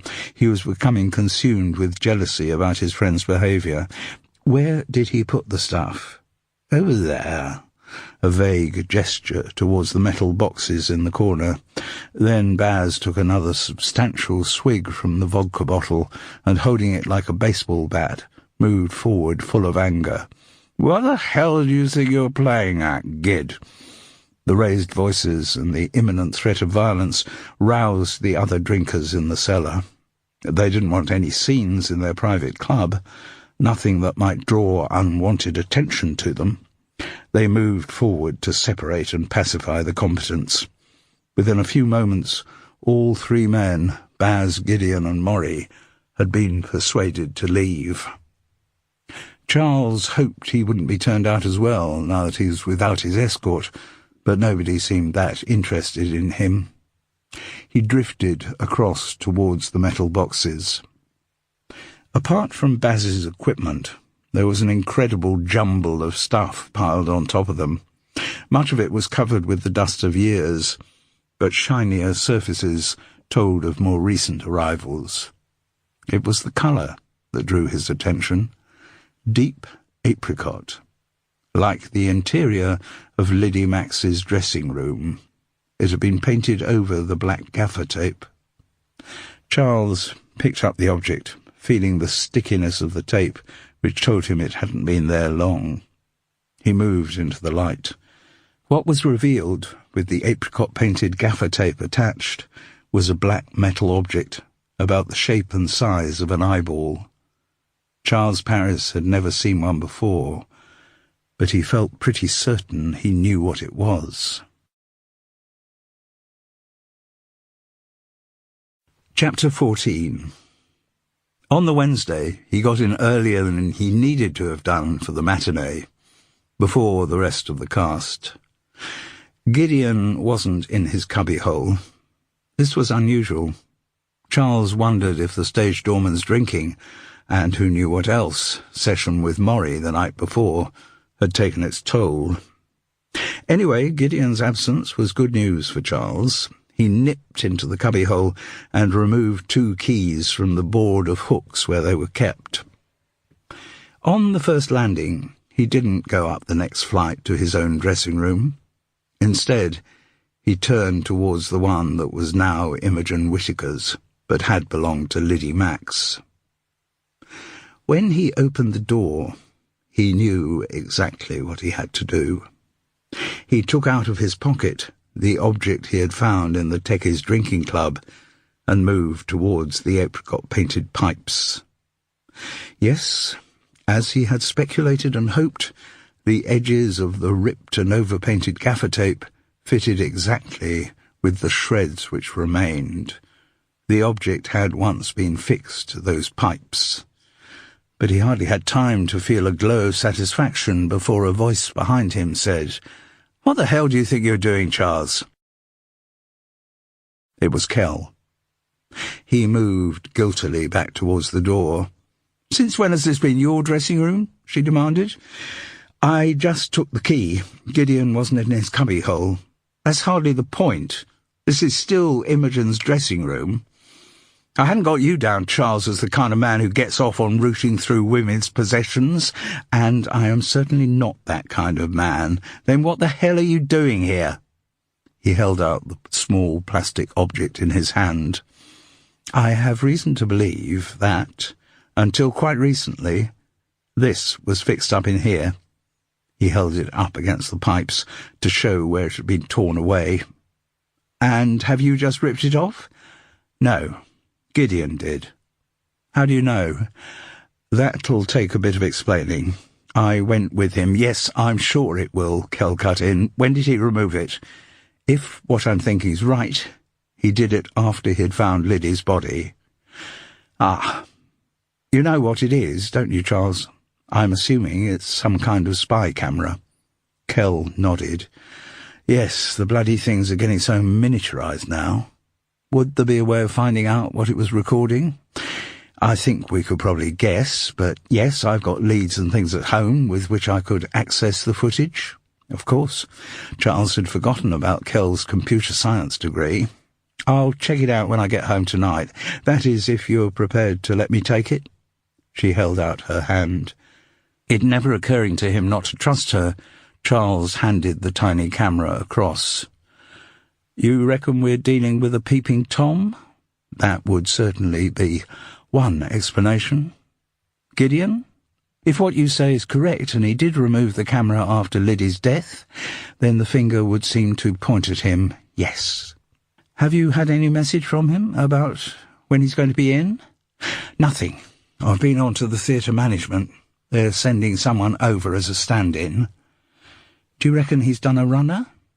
"Certainly looks that way," said Kell.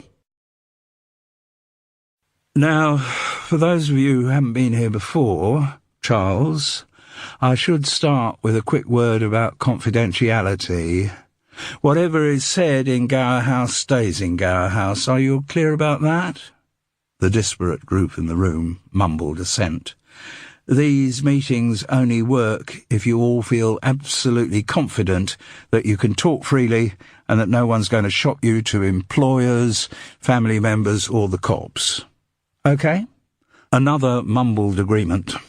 The walls of this room were unadorned, just painted white. The floorboards were stripped and varnished. Tall windows opened out onto a well-maintained garden, whose end fence was the boundary of the garden of an equally grand mansion in a mirror-image row of grand mansions on the parallel street. Charles wondered whether the other residents of this genteel, well-heeled North London location knew what went on in Gower House. The answer was probably yes. There were few secrets in suburbia. It was quite possible that, when the locals found out what use the premises were going to be put to, they had protested to the local authorities. They hadn't invested their millions in Finchley properties to have their privacy invaded by swarms of alcoholics and drug addicts. They didn't want their front gardens peed on. They didn't want their streets littered with empty bottles and used syringes. They didn't want their houses burgled by crazed losers desperate for their next fix. But Charles was conjecturing when he knew he should be concentrating on the matter in hand. He had arrived in good time at 11:45 on the Thursday for his first growing out meeting, and he had felt disproportionately nervous. It was like being about to go on stage for the first night of an iffy new play, of whose lines he had only a very precarious grasp. He had managed to get through 2 shows on the Wednesday and make it back to Hereford Road without having a drink. When he woke on the Thursday, he would have observed how much better he felt than he did most mornings, had not the anxiety about his forthcoming session at Gower House blanked out all other emotions. He had encountered the same guarded friendliness in the waiting room, and again refused offers of a hot drink. A coffee might have helped to ease his nerves, but even though he hadn't drunk the night before, he still didn't feel sure he could hold a mug without spilling it. The conversation about him was predictable male banter, a lot of "how you doing" and mild discussion of the previous night's football. He didn't feel confident enough to join in, just made sure he was smiling when anyone looked at him. Somebody remembered that they needed to switch off their mobile phones before the meeting started. Charles followed suit. He had kind of supposed that Erica would be leading the growing out session, but they were asked to go upstairs by a man who identified himself as Ricky. Probably 15 years younger than Charles. He wore jeans, Converse sneakers, and a T-shirt featuring some band Charles had never heard of. It was clear that the other participants all knew Ricky well. "Have you all signed in?" he asked. There was a clipboard with a ruled sheet on it, and 2 columns, one to enter your name and the other to put in a tick or cross, according to whether you intended to be at the next week's session. Charles put in a dutiful tick, but was by no means certain that he would attend more than once. His attitude remained one of detached scepticism. He was there because he looked forward to getting a brownie point from Frances when he told her, but he wasn't convinced that this regime, or any kind of regime, was for him. It wasn't as though he had a serious problem. He was attending tort rather in the way that he might have attended a speeding awareness course to avoid getting more penalty points from Frances. As the session progressed, and he heard more about the dire situations which had brought the other participants to Gower House, the more the conviction grew that his problem was not a very serious one. The meeting started with a check-in. Each person present would say their first name, then select a number between 1 and 10 to define their current state of mind or mood, and assess how the past week had been for them. Then they had to say what they thought they could bring to the session and what they hoped to get out of it. Charles, as the newest arrival in the group, waited till all the others had checked in. He assessed his state of mind as 5, but didn't answer the question about his last week. He reckoned that one was more for the regulars, who could make comparisons with previous statements. He had heard them in their individual check-ins, marking themselves for their days of total abstinence, their progress in cutting down, or, in some cases, seriously backsliding. These revelations were greeted by commendation or sympathy from the other participants, but not with the manic glad-handing that Charles had found so deterrent at the Alcoholics Anonymous meeting. Continuing to follow the unwritten questionnaire, Charles confessed that he wasn't sure what he could bring to the meeting, and as to what he hoped to get out of it, produced some woolly phrases about hoping to get a better understanding of his behaviour. No one questioned what he had said, so he reckoned he had come through the first test all right. Ricky then wrote a single word in green felt pen on the flip chart. It was triggers. And he said he wanted the group to talk about what triggered their recourse, though he didn't use the word recourse, to drink or drugs. Charles noticed that the session addressed both addictions, and some of the participants clearly had problems with both. As the group discussed their triggers, certain patterns emerged. The predominant reason was a reaction to stress. Whether it was an overly demanding job, a failing relationship, money worries, or 1,000 other aggravations, the oblivion offered by drink or drugs was instantly appealing. Ricky suggested that this arose from an unwillingness to face reality, and no one argued against that, but the way he said the words was not critical. Charles also observed that, in almost all cases, the group members pointed back to some major trigger, some traumatic event that had started their abuse. A couple cited divorce, one man had lost his job, a marathon fanatic has sustained a knee injury that had put an end to his running career, and a woman cited the cot death of her first child. When Charles asked himself if there was some similar shock in his own life that had pushed him towards the drink, he couldn't think of one. He'd just always liked the stuff. But, faced with a direct question from Ricky about his triggers, the situations in which he would find himself reaching for the bottle, Charles replied, "Well, it often happens after a period of intense concentration. You know, you've been doing some work, and that's been your complete focus, and then you finish it, and having a drink makes you relax quicker. It helps the unwinding process."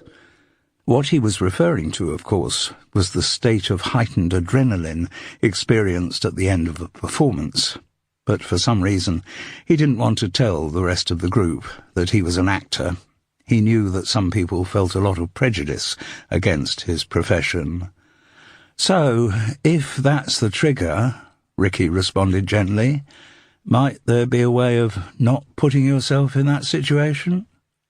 "How do you mean, not getting pumped up about the piece of work that I've been doing?" It was going to be difficult to keep the details of that work secret for any length of time. "I'm afraid it just wouldn't be possible." "No, I'm not saying you shouldn't put so much energy into your work. I'm saying that you could maybe avoid the situation you find yourself in when you've finished, which means you're going to have a drink straight away." "Not going straight down the pub when you've clocked off," suggested the one who'd lost his job. "Yes," Ricky agreed. "Something like that. Make sure, when you finish your work, you're not in a place where there's any alcohol available." "Yes," said Charles, unconvinced. He knew himself too well. If a show went down after the pubs were closed, he'd always make sure he'd got a bottle of Bell's in his dressing room. And then he came up with the lame excuse that there tend to be other people involved, people you've been working with, and, you know, not to go round the pub with them, well, it can look a bit antisocial. "It is possible," suggested one of the divorcees, "to go round the pub and not have an alcoholic drink." This concept was totally alien to Charles. As he struggled to regain his composure, the other divorcee said, And doing that can make you feel really good. You know, you've faced the temptation and you've resisted it." This sounded, for Charles's taste, far too like Todd Singer's comments in the pub after the Habit of Faith read-through. He wondered how long he was going to be able to survive the taut regime. He was still wondering as he left Gower House and started off towards the Tube.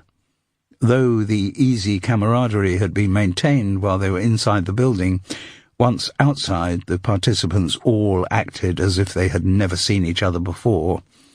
Though some of them had the same destination, there was no attempt to walk together or chat to anyone. Charles could understand how there might be a reluctance to recognise other addicts in a public situation. He was also struck by how many of the group lit up cigarettes the moment they got outside, clearly dealing with one addiction at a time. Charles assessed the hour he had just spent.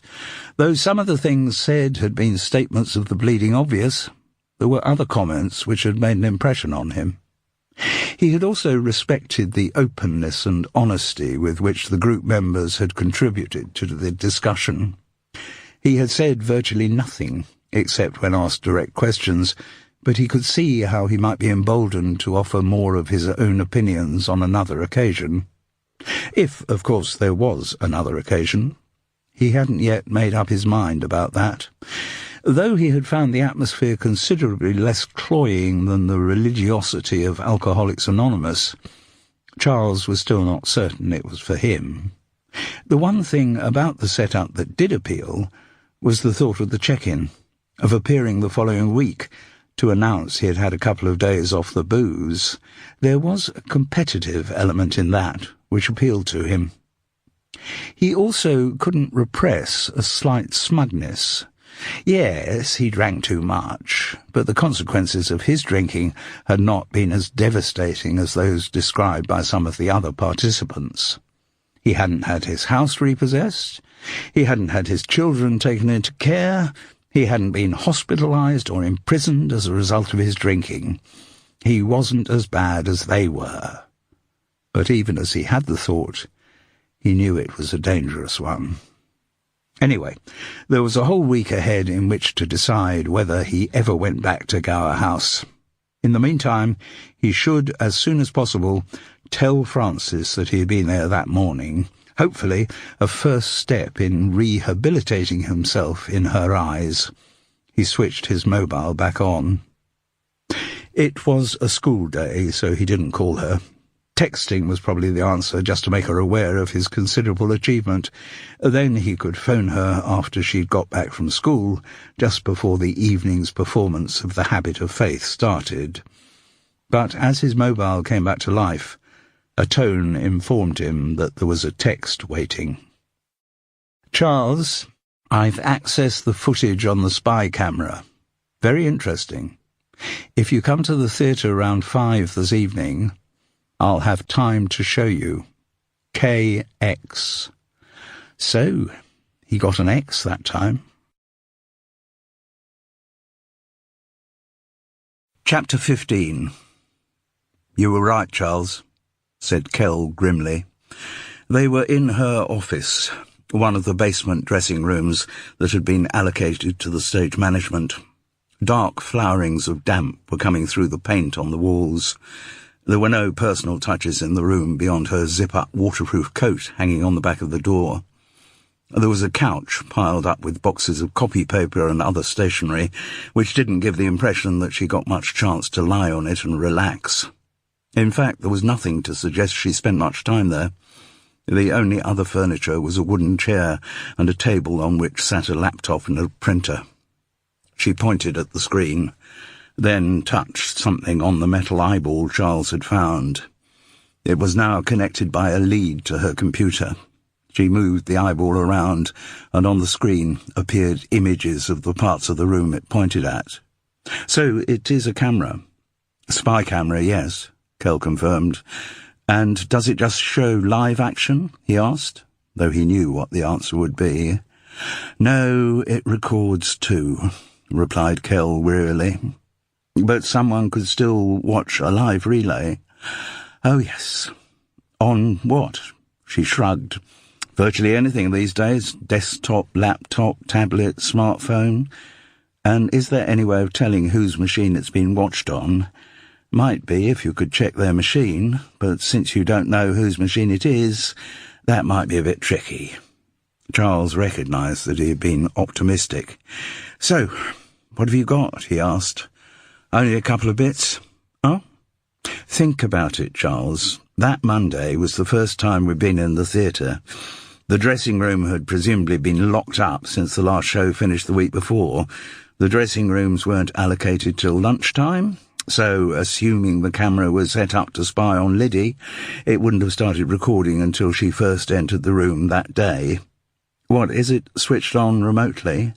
Charles, these things are motion detecting. They switch themselves on when they sense movement in the room. I'll show you." Kell pressed a few buttons on her laptop. "I downloaded this." Given the size of the camera, the picture quality was surprisingly good. The recording started just as Liddy switched the light on and closed the door after entering her dressing room. She was dressed in what she'd worn for rehearsal on that Monday morning.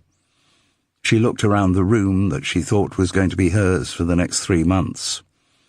She put her bag and the door key down on the ledge in front of the mirror. Their rattle was very clear on the recording, then leant forward to check her makeup. Satisfied that it would pass muster, she moved out of shot. There was the sound of a door opening, presumably to the bathroom. Charles was very grateful the camera couldn't follow her in there. There was already something very uncomfortable about seeing Liddy so very alive on the day of her death, without any further assault on her dignity. The screen went blank for a very short moment, then showed Liddy coming back into shot, doing up the belt of her jeans. Another quick check in the mirror prompted her to take a brush out of her bag and tidy her hair. Then she picked up her belongings and, having switched the light off, left the room. The camera seemed to wait for the sound of her door being locked from the outside before switching itself off. Kell paused the playback. "So that," said Charles, "would be when she came downstairs to the green room and we all went off for lunch at the coffee shop. Has to be. Unfortunately, a little gadget like this isn't sophisticated enough to have a time code." She looked at Charles, her expression still grim. "Do you feel up to watching the next bit?" He nodded, and Kell pressed the button. She fast-forwarded through some footage of Liddy Max entering her dressing room, switching on the light, disappearing out of shot, and reappearing dressed in a monk's habit. At that point, Kell readjusted the replay to normal speed. There was a knock on the door. Liddy Max opened it to admit a figure in a monk's habit, with the cowl over his head. The angle at which he entered and shielded his face suggested that he knew where the camera was. With the minimum of preparation and no conversation, the hooded man embraced the girl. She seemed ready for him, clutching at him. He lifted her to sit on the ledge in front of her makeup mirror. She opened her legs to wrap around him, and the couple made urgent love. "Are you going to tell the police about this?" asked Charles. "Why would I do that?" asked Kell. There was a silence. Then she asked, "Are you?" "Why would I do that?" asked Charles.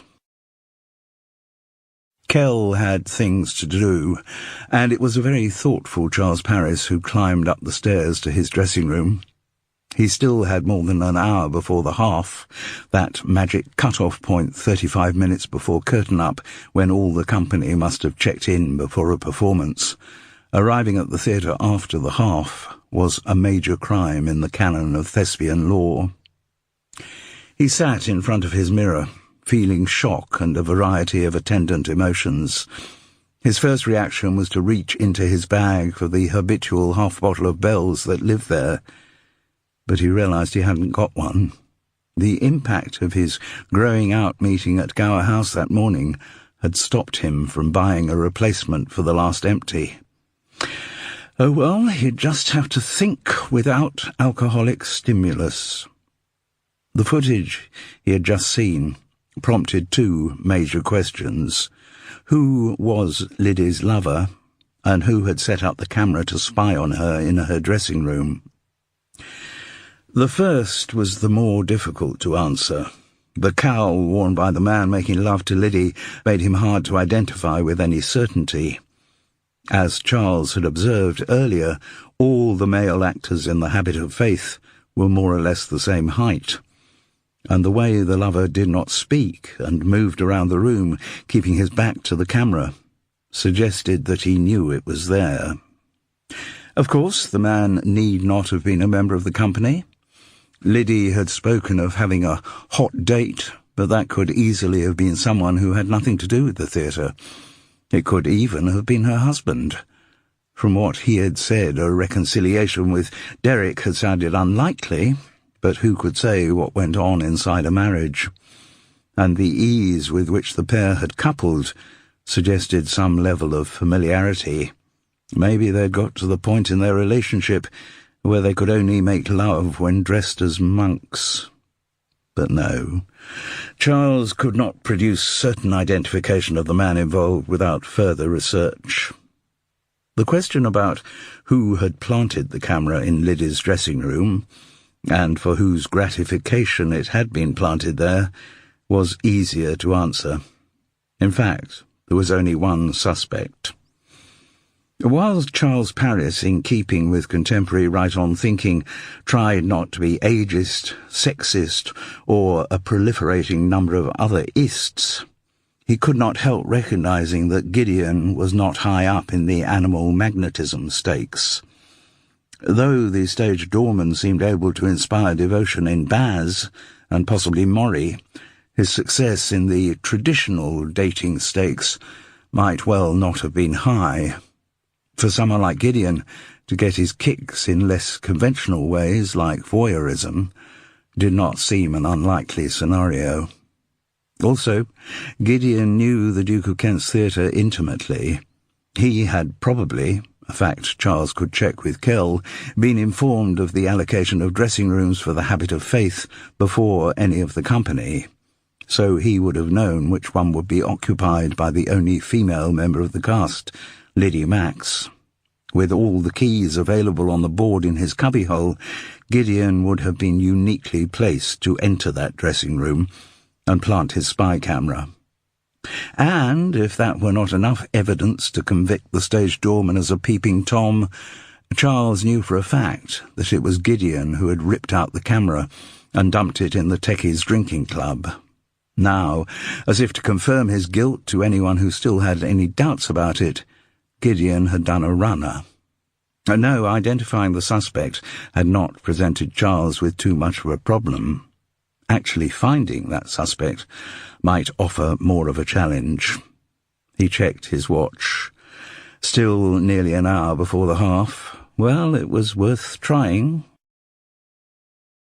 Working on hunches sometimes worked and sometimes didn't.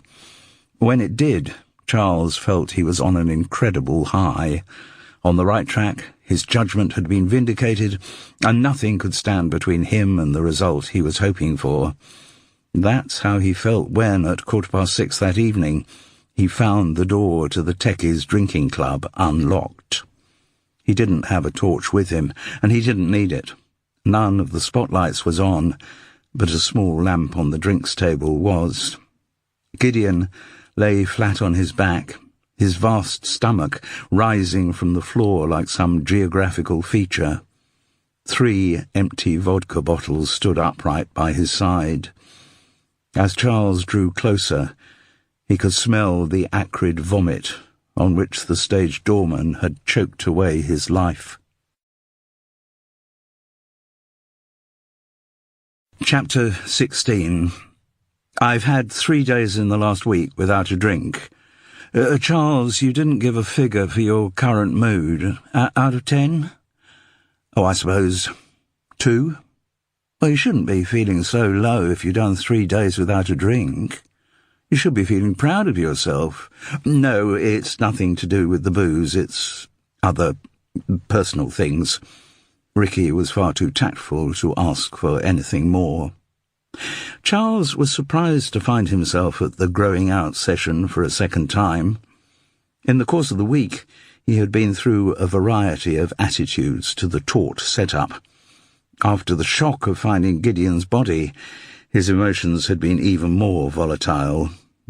But what had swayed it for him, what had taken him back to Gower House, was the desire to report back to his fellow attendees the 3 days he had coped without a drink. It was a strange kind of brownie pointage he was after, an aspiration that he couldn't really explain, but that felt important to him. He had told no one, not even Kell, about what he had found in the Techies drinking club. Unwilling to invite further encounters with the police, he reasoned that Gideon's body would be found soon enough by somebody else. And so it proved. On the Thursday morning, Kell had sent out a text to all the company announcing the stage doorman's death. She provided no details of how it had happened, but said the theatre management would be sending appropriate condolences to his family. Charles wondered who that family was. He realised that he knew very little about Gideon, apart from the fact that he had problems with drinking and voyeurism. Maybe somewhere there would be a worshipping mother, unhinged by grief at her bereavement. Maybe Baz would be equally affected, possibly even Maury. The thought of Baz, suggested to Charles that he should try to track him down. Baz was Gideon's drinking companion. He might know more about the circumstances of his friend's death. He might even have been with him for that final session with the vodka. But Charles wouldn't know where to start trying to find someone who lived on the streets. He wondered whether the police knew of Gideon's connection with Baz. Since his own interview with them, he had wondered a lot about what the police knew, how their investigation into Liddy Max's death was going. Presumably they hadn't already tied up the case with a neat bow, concluding it was an unexplained accident. Or maybe they had. What had the poor girl's post-mortem revealed? As Charles now knew, her body would have shown signs of recent sexual activity. Though ignorant of such forensic matters, he reckoned that Liddy's unknown lover, even if he had worn a condom, would have left some physical record of their encounter. And yet he hadn't heard of any of the Habit of Faith Company being asked to provide DNA samples. Not for the first time, Charles Parris felt frustrated by the inscrutability of official inquiries.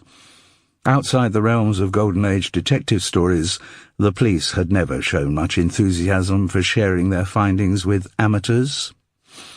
Still, presumably, at some point, there would be an inquest into Liddy Max's death, and Gideon's come to that.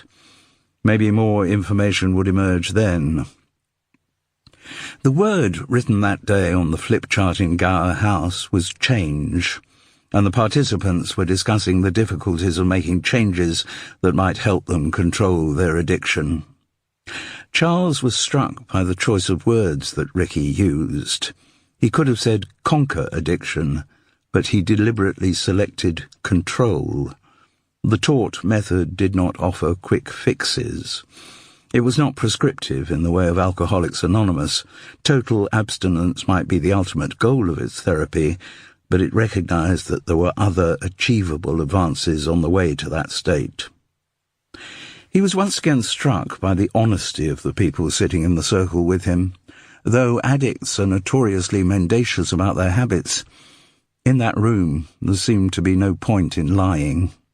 They respected the confidentiality that they had agreed to and benefited from the opportunity to talk. Charles recognized that the participants came from a wide range of backgrounds. Only a few shared with him the advantage of a university education. One couldn't even read. But all were prepared to communicate. And some of their stories, like that of the scaffolder who couldn't go up a ladder first thing in the morning without half a bottle of vodka inside him, Charles found amazing. But within the last week there had been a subtle change in his attitude. At the first session he had stood outside the group, congratulating himself on the fact that his problems were not as severe as theirs. Now there was a sliver of an idea in his brain that his addiction might be part of the same narrative. As the session went on, Charles once again found himself wondering what taught stood for. He must remember to ask Ricky at the end. But when the hour and a half was up, he forgot the question, because the facilitator wanted a word about something else. Charles's worries that he might have said something inappropriate during the meeting were quickly allayed. Ricky was just wondering whether he might like to try attending the weekend group at 4 the following day. It's less structured, just you and the other participants chatting amongst yourselves, really. But you're clearly articulate and might find it useful. To his surprise, Charles found himself agreeing to the suggestion, and forgetting to ask what taught stood for.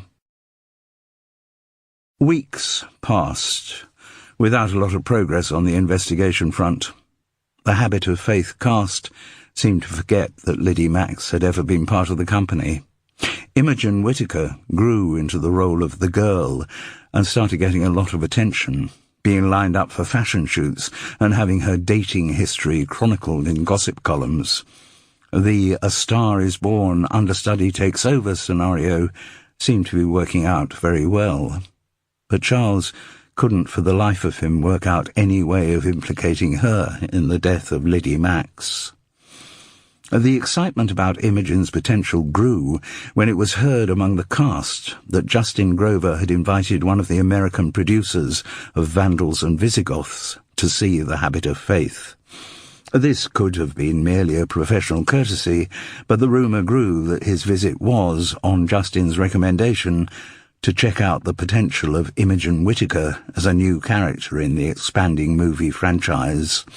The suggestion led to a lot of backstage jealousy and a lot of overacting at the relevant performance as other actors tried to make their impression on the producer. The departure of Gideon from the scene caused even less of a ripple. Though a stage doorman is part of the fabric of a theatre, he is distinct from the play's company, and his replacement, a very camp ex-actor called Wallace, slipped easily into the vacant role. So, Charles Paris continued in his unrewarding role as Brother Benedict, the monk who just listened to all of the other monks who maundered on in long speeches about their own internal conflicts. Oh well, he was getting paid West End money. The promised late-night drinking sessions with Kell didn't materialise, but Sunday lunch with Francis, and without alcohol, became something of a fixture. It was 5 weeks into the run when, on the ribbon-trellised board by Wallace's cubbyhole, appeared a flurry of pink envelopes addressed by hand to all company members, acting and backstage. They contained invitations from Justin Grover to after-show drinks to celebrate his birthday. The venue was the room in the Duke of Kent's where they had been entertained after the press night, and the date was a Thursday. This presented Charles Paris with an unaccustomed dilemma. During the previous weeks, because Thursday was the evening between his growing out and his weekend group meetings at Gower House, he had got into the habit of making it one of his non-drinking days. Was it possible that he might go to a backstage party and not drink? He had heard of leopards changing their spots, but that would be a total tiger skin transplant. Charles only had a brief conversation with Kell about Gideon's death. She told him the police, the same two, Tricker and Bowles, had interviewed her again. Just logistics, really. When I'd last seen him in the theatre, that kind of thing. Anything specific about how he'd died?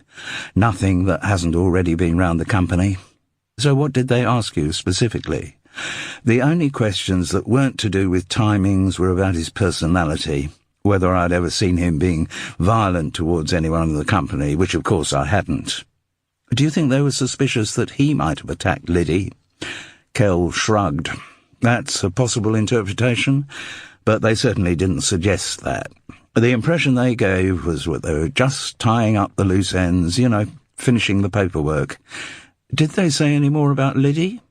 She shook her head. They didn't mention her.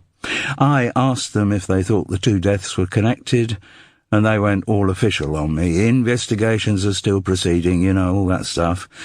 But again, I got the impression they were just wrapping things up. So, going on from their question about Gideon possibly being violent, he persisted, they might have concluded that he pushed Liddy down the stairs? They might, Charles, they might not. You might think that, I might think that. As is customary with members of the constabulary, Tricker and Bowles volunteered the minimum of information about their mental processes. And that was as near as Charles Paris got to the official conclusions about the deaths connected with the Duke of Kent's theatre. Justin Grover was in expansive mood at his birthday party. I haven't invited any of the producers along, he announced, because I want this to be a fun occasion. Charles recognised the tactic. All actors have an ambivalent attitude to the producers of their shows. Recognising their power, their investment, and their rights of hire and fire, company members will always be scrupulously polite and even ingratiating towards the money men. They will constantly assert how honoured they are to be part of such a prestigious production. But when the producers are not in the room, the actors' attitudes to them are rather different. Any complaints about the circumstances in which they're working do, ultimately, have to be placed at the door of the production company. If the rehearsal period is too short, if the set design is too tacky, if the costumes look like they've come from the Oxfam shop, if the cast are not allocated enough complimentary tickets for their friends, then the same organisation is to blame. Above all, if the actors think they're not being paid enough, and all actors always think they're not being paid enough, then it's the producer's fault.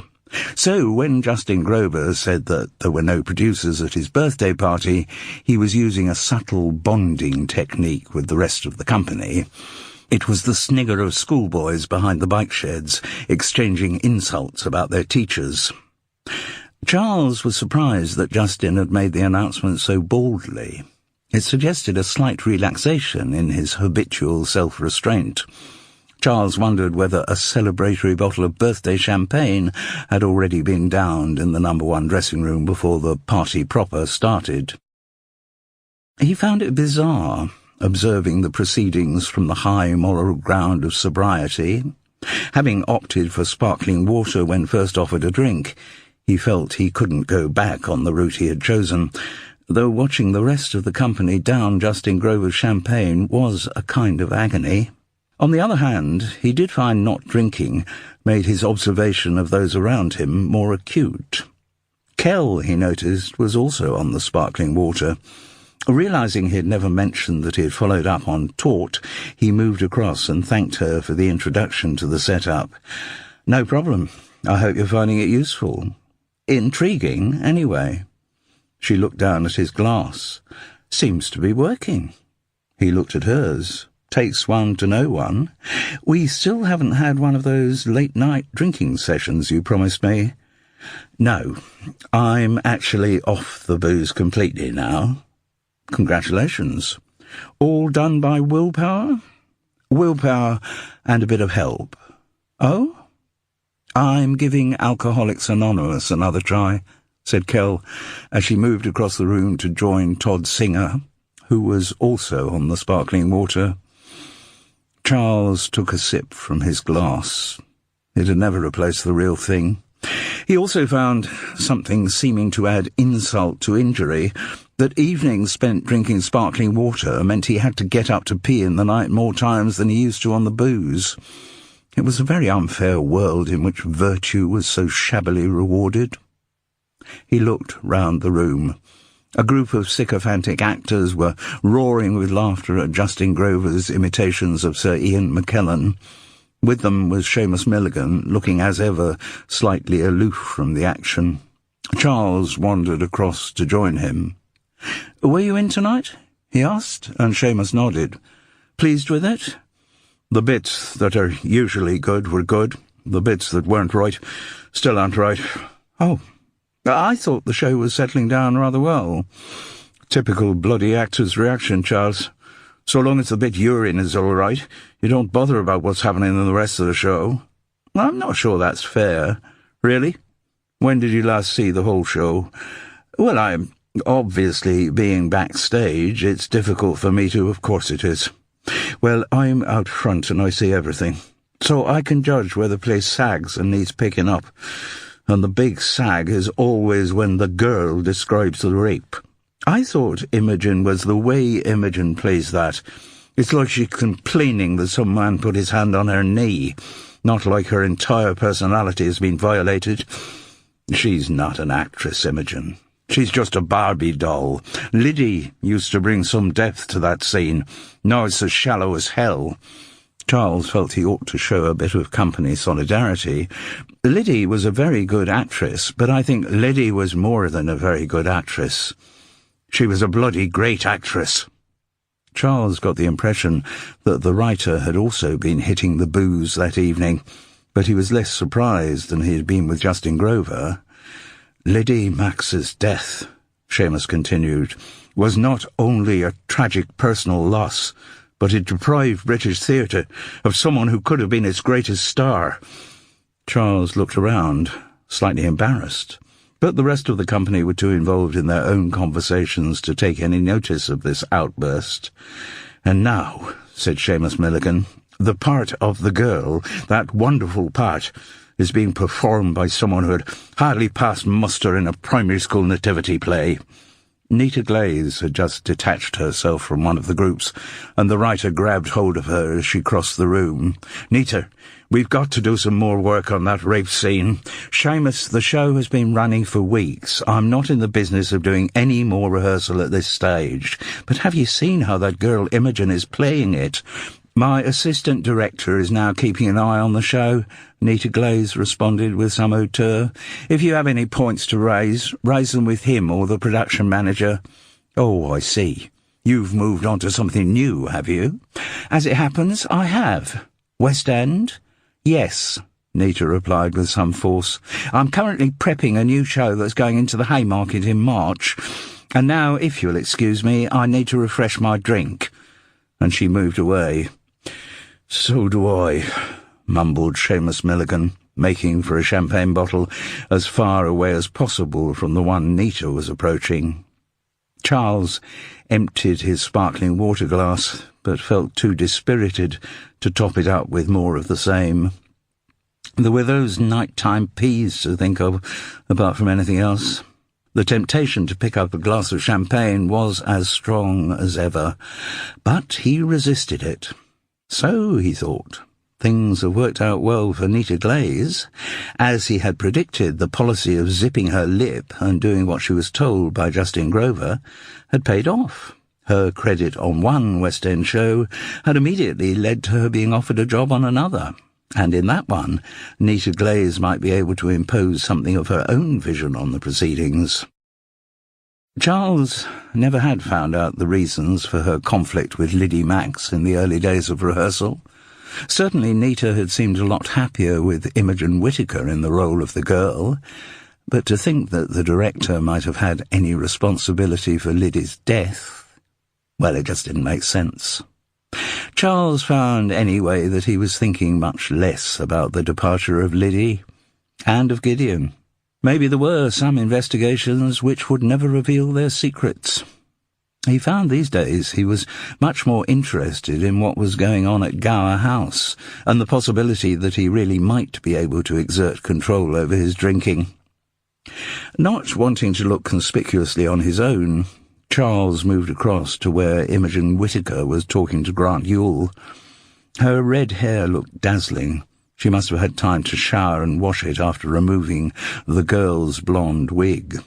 In her eyes was the annoying sparkle that being in the presence of Wolfe from Vandals and Visigoths seemed to induce in every member of her gender. "Not a bad show tonight," was the uncontroversial gambit with which Charles shoehorned himself into the conversation. "I never know how it's gone," said Grant. "Every show seems the same to me." "Maybe," thought Charles, "that's because you give the same performance every time, wooden and dull." Unfortunately, the thought reminded him of an old review of his own work. To say Charles Paris was wooden would have been an insult to forests. Hexham Courant. "Exactly like when we're shooting Vandals and Visigoths," Grant Yule continued. "I do however many takes the director asks me to. A great many, I'm sure, till they get something usable," was Charles's vindictive thought as Grant went on. "I never know why he thinks one take is better than another." "They say movies are made in the editing suite," said Imogen, with the wistfulness of someone who wished she was part of that world. "Yes, that's where they dub on the performances," observed Charles. It was a rather crass line, he realised, but Grant Yule showed no signs of recognising it as an insult. They were joined by Justin Grover, who cast a bonhomous arm over each of the men's shoulders. "So, what's going on here?" he asked. "Both of you chatting up the lovely Immy?" "Having a chat too, rather than chatting up," Charles responded blandly, feeling even more convinced that Justin had had a bit too much to drink. Man-hugs and backslapping weren't behaviours that came naturally to him. "Oh, and of course you never need to chat up, do you, Grant?" There was an edge of jealousy in the star's voice. "With all your groupies lining up outside the stage door every night." The tall Adonis chuckled uneasily. He didn't seem sure where this line of conversation was going. and the realization came to Charles very forcibly how insecure someone in Grant Ewell's position might be. Yes, he was a star with an international following, but he wasn't as big a star as Justin Grover. If Justin ran the Vandals and Visigoths set up the way he was running the Habit of Faith, then Grant had probably got the part of Wolfe on his say-so, and the time might come when the younger man's stature would be big enough for him to build a successful career without his mentor's patronage. But that point had not yet been reached. Grant Ewell's future depended entirely on keeping on the right side of Justin Grover. "Word of advice, though," Justin went on. "Before you start any action, Grant, do check your groupies' birth certificates. Underage is never good. In the current climate, there are so many things that could ruin an actor's career." "Things from the distant past?" Charles suggested. The look of pure venom that Justin Grover turned on him lasted only a nanosecond before it was replaced by a joshing grin, but it did remind Charles of the questions about the star's past and what might or might not have gone on in Bridport. "Even someone as young as Grant here has a past," said Justin, "and you never know when it's going to crawl out from under a stone, do you? Particularly for someone who's bedded as many thousands of women as you have. Eh, Grant?" "You mustn't believe everything you read in the tabloids," the younger actor replied smoothly. He was still uncomfortable, but his natural cockiness was beginning to reassert itself. "The trouble is," said Justin, "the more sex one has, the more one gets bored with it. Don't you find that?" He turned suddenly to the girl. "Do you find that, Imogen?" She looked thrown for a moment, but quickly regained her stability. Her life as an actress had thickened her skin against attacks of male banter, and her normal riposte would probably have been crude and crushing, but she was not in a normal situation. Justin Grover was not only the star of her current show, he was also a potential conduit to other more prestigious and lucrative shows. Judiciously, she replied, "I'm glad to say I haven't got to the point where I'm bored with sex." "Lucky you," said Justin Grover, "and lucky men with whom you share not being bored." Yes, thought Charles, he definitely is pissed. He wouldn't normally be so crass. "But your case, Grant," Justin went on, "is rather different, isn't it?" I don't know what you mean." The nervousness was back in the reply. "Oh, you're not going to deny it now, are you? What you told me on location in Arizona?" "What did I tell you?" Grant Ewell faltered. "You said, let me make sure I get the words right, I'm so bored with normal sex that these days I can only get it up if I'm dressed in costume." Chapter 17. By chance, Charles left the party at the same time as Grant Ewell. As they walked cautiously down the steep stairs, he dared to ask, "Was Liddy Max among your conquests, Grant?" "I don't think of them as conquests," came the reply. "Just a very pleasant perk of the job I do." This wasn't spoken boastfully, simply as a matter of fact. "Going back to Liddy, yes? Did you make love to her?" Charles was expecting some kind of evasive answer, but he got a direct, "Yes." "On the day she died?" Again, "Yes." Then, "But I didn't know she was going to die, did I?" "I'm surprised you're telling me this so openly." "Why?" "Well, her death was suspicious, and if you were making love to her only hours before, you mean the police might be interested." "Yes." "They were. So I told them what happened." "And weren't they suspicious that you might have killed her?" "They might have been, except that Liddy had made a phone call on her mobile after I left, and then someone witnessed me leaving the theatre." "Who?" "A girl. One of your groupies. I do wish you and Justin would stop using that word. It's very dated. I prefer to think of the girls as fans. Also, Justin keeps implying that I go to bed with all of them, which I don't. Most are underage anyway. Just kids full of excess adolescent emotion that they have to focus somewhere. Last time I did a show in the West End, there was one girl who turned up every night of the entire run, called Shelley. Full marks for effort, I suppose. He shrugged. Presumably she got some kind of strange kick out of doing it.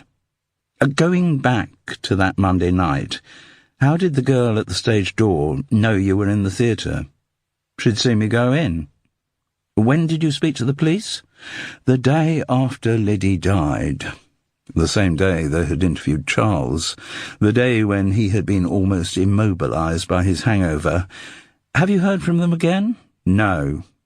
So you wouldn't know how they thought Liddy died. I assume they thought what everyone else thought. Which was? Oh, come on, Charles. What has everyone been saying backstage? Charles genuinely didn't know. He'd been so preoccupied with his own assumption of murder that he hadn't really listened to the company consensus. What have they been saying? That it was an accident. Liddy tripped. The habit she was wearing was much too big for her.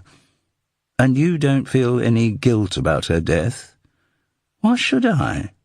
I'm very sorry the poor girl died. Obviously, I quite liked her.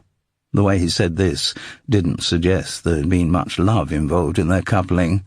But her death wasn't my fault. Weren't you the one who suggested you should dress up in the monk's habits?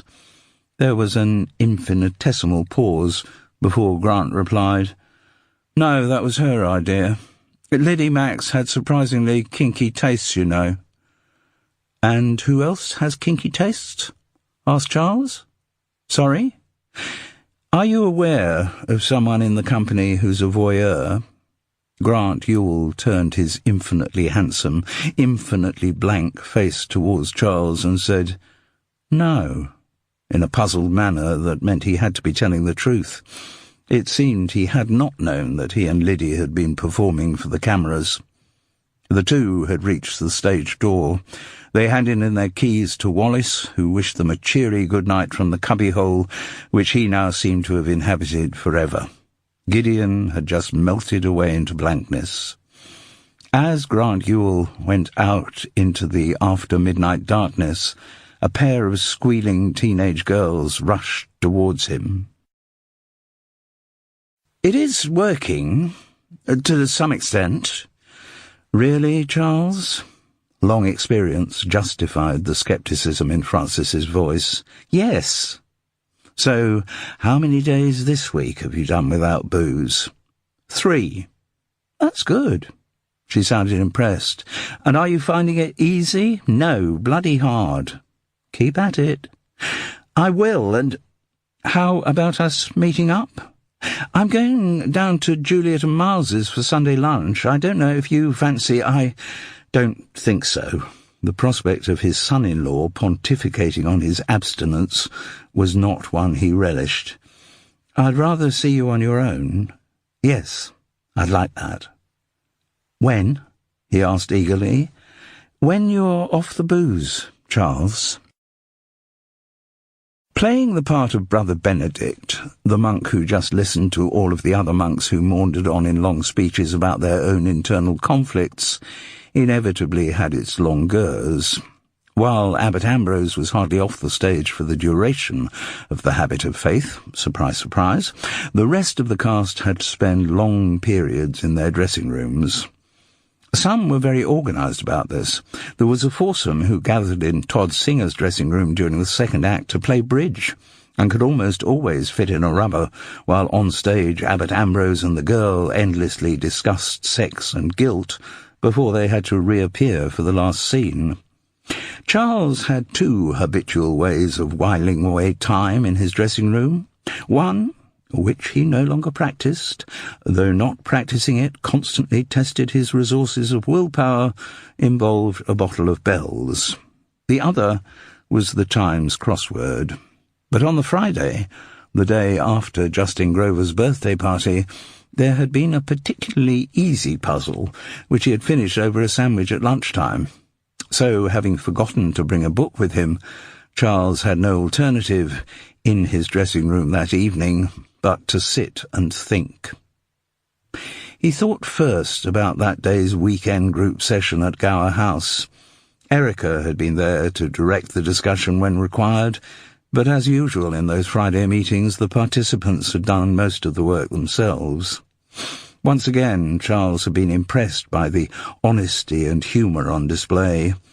Though the makeup of the attendance shifted from week to week, there were now enough people he knew for him to join in the general banter, and he had felt the genuine warmth which greeted his announcement of the small triumph of not drinking at Justin's birthday party. He couldn't say what in the regime was working, but he was beginning to feel that getting off the booze was not a total impossibility. Just hang on in there.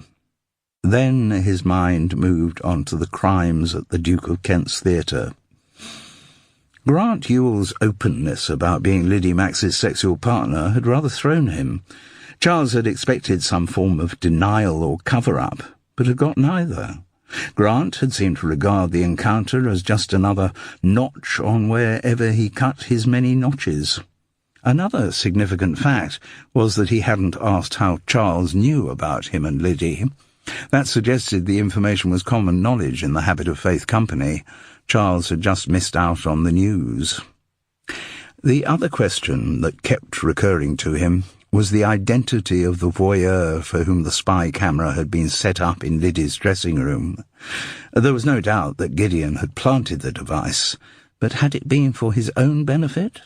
He was the kind of person who would fit the popular Daily Mail profile of a voyeur, and when he and Charles had met in the pub the day after Liddy's death, Gideon had spoken of having very secret secrets. It must have been him. And yet Charles's doubt persisted. He was still drawn to the idea that Gideon had been following someone else's orders, and he also suspected that that someone had helped Gideon consume all the vodka that caused his death. In fact, that Gideon had been murdered. A conversation with Kell confirmed that most of the Habit company did now know about Grant and Liddy's encounter, but nobody else knew or had admitted to knowing that the action had been filmed. Each night, on his walk from the Tube to the Duke of Kent's, Charles looked out for Baz, but Gideon's companion seemed to have vanished from the face of the earth as effectively as Gideon himself. The following Thursday, the word on the flip chart at Gower House was obstacles, and Ricky led a discussion about the hurdles that lay across the route to freedom from addiction. At the beginning of the session, he had introduced a tall, grey-haired man to the group. "This is Trevor, who's going to sit in this afternoon as an observer. He fully understands about the confidentiality issues here at Gower House, so don't worry about talking freely." Charles thought the man looked vaguely familiar, but soon forgot his presence as the discussion developed. After all the participants had done their checkouts, assessing their moods at the end of the session, there were a few see-you-tomorrows, as they all set off in their different directions. But just as he was leaving the room, Charles was stopped by the tall newcomer. "You're Charles Paris, aren't you?" As soon as Trevor mentioned the movie, Charles knew exactly who he was. In fact, given how small his contributions had been to the film industry, he should have got there quicker. Trevor Race had directed one of Charles's few appearances on the silver screen. The film had been one of those state-of-the-nation pieces of the 1980s. Overtly political, doorstep sandwiches had been an excoriating attack on the devastation wreaked by the Thatcher government, seen through the travails of a young couple in Doncaster. Charles Paris had taken on the minuscule role of the second bailiff, whose impact had been too minor to garner any press reviews. Indeed, very little of his film work had ever been reviewed. The only notice he recollected was for an experimental movie called Onion Braids, written and directed by an Oxford contemporary soon after they left the university. Charles Paris wandered through the action with the shell-shocked expression of someone who hadn't yet recovered from reading the script for the first time, sight and sound. The director, recognizing the wrong direction he had taken in life, quickly joined the civil service, where he was still in the Department of Work and Pensions, accumulating a very large pension of his own, and likely soon to receive a knighthood. Less shrewd, Charles Paris had continued to pursue a career in the theatre. Trevor Race had led Charles up to a well-appointed flat on the top floor of Gower House. From the kitchen, where he was tending the coffee maker, could be seen the wealthy roofs of Finchley. "So, Trevor," asked Charles, "how do you come to be involved in tort? Are you on the staff?"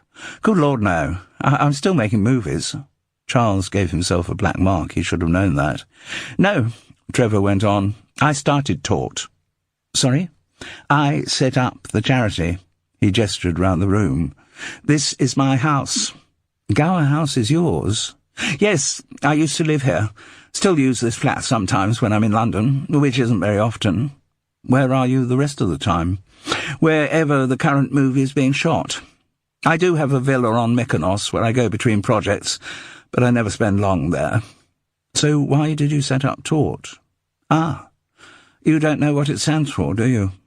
"No, I keep meaning to ask one of the staff here, but never get round to it." "Right.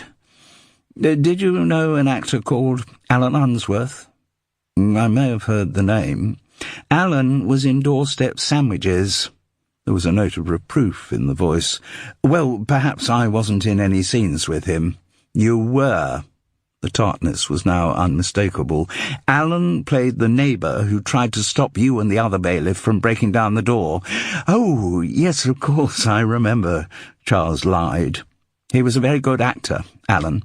I remember being impressed." Charles lied further. "He was also the love of my life." There was a silence.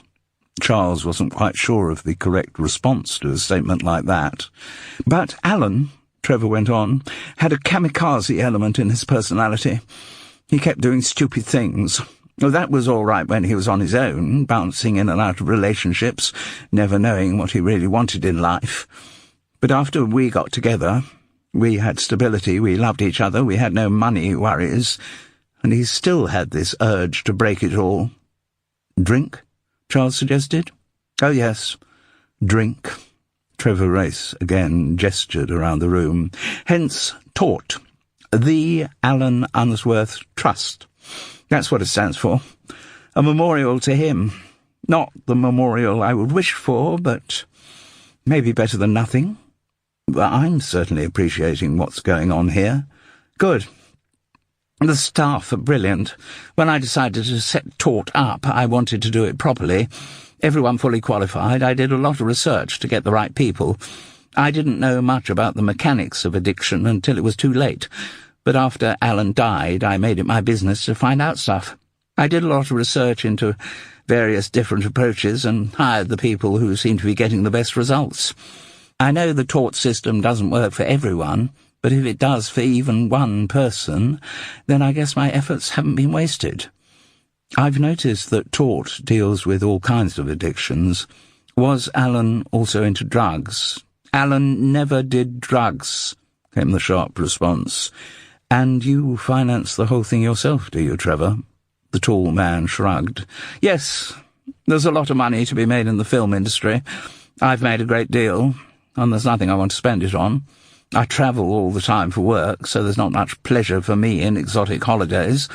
I've got as much property as I need. Flashy cars, ridiculously priced watches. I don't want them." He was expressing the familiar dilemma of the champagne socialist. Trevor Race had set out on an artistic course which defended the interests of the have-nots against the depredations of the haves, and by doing so he had accumulated so much money that he could no longer pretend not to be a have.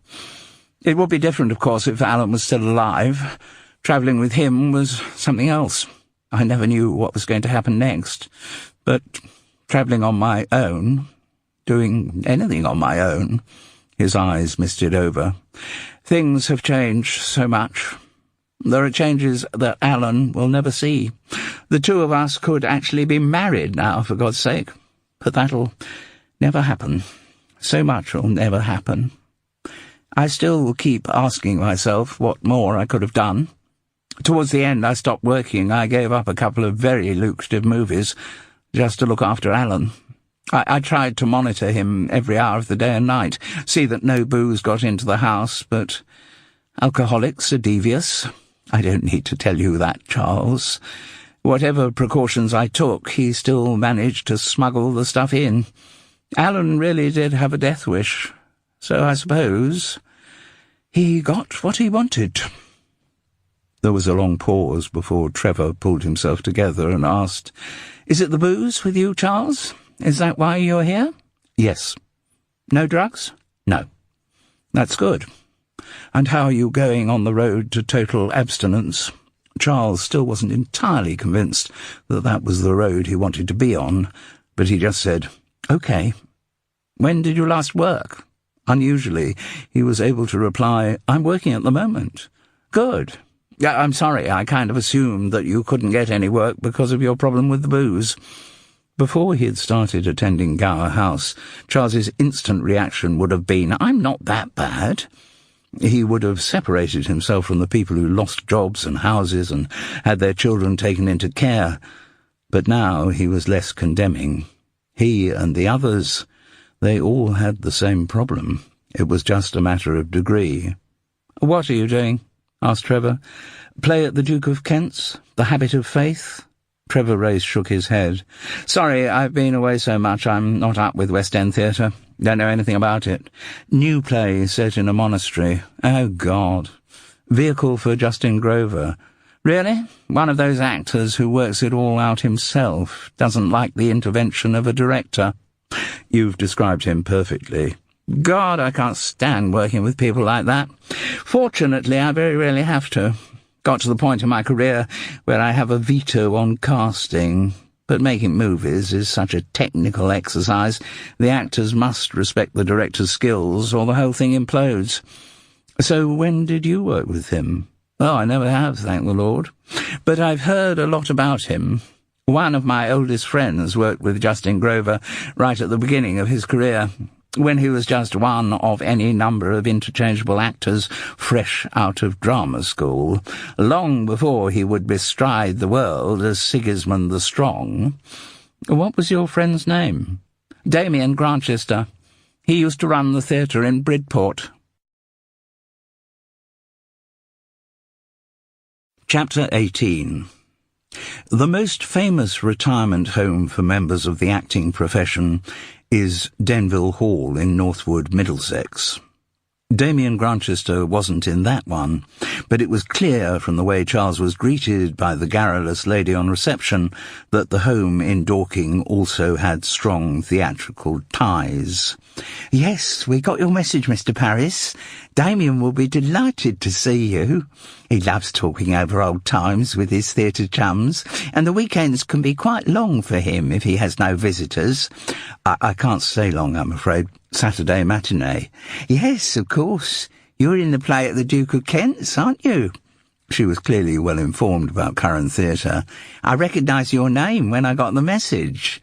"Oh, yes," said Charles, with the actor's hunger for validation. But the receptionist didn't go on to praise his performances. She just asked, "Did you work with Damien?" "A long time ago." "Everything's a long time ago when you get to our age, Mr. Parris," she said, prompting him to wonder if he did actually look as old as she did. "Oh, and I can't keep on calling you Mr. Parris. May I call you Charles?" "Please do."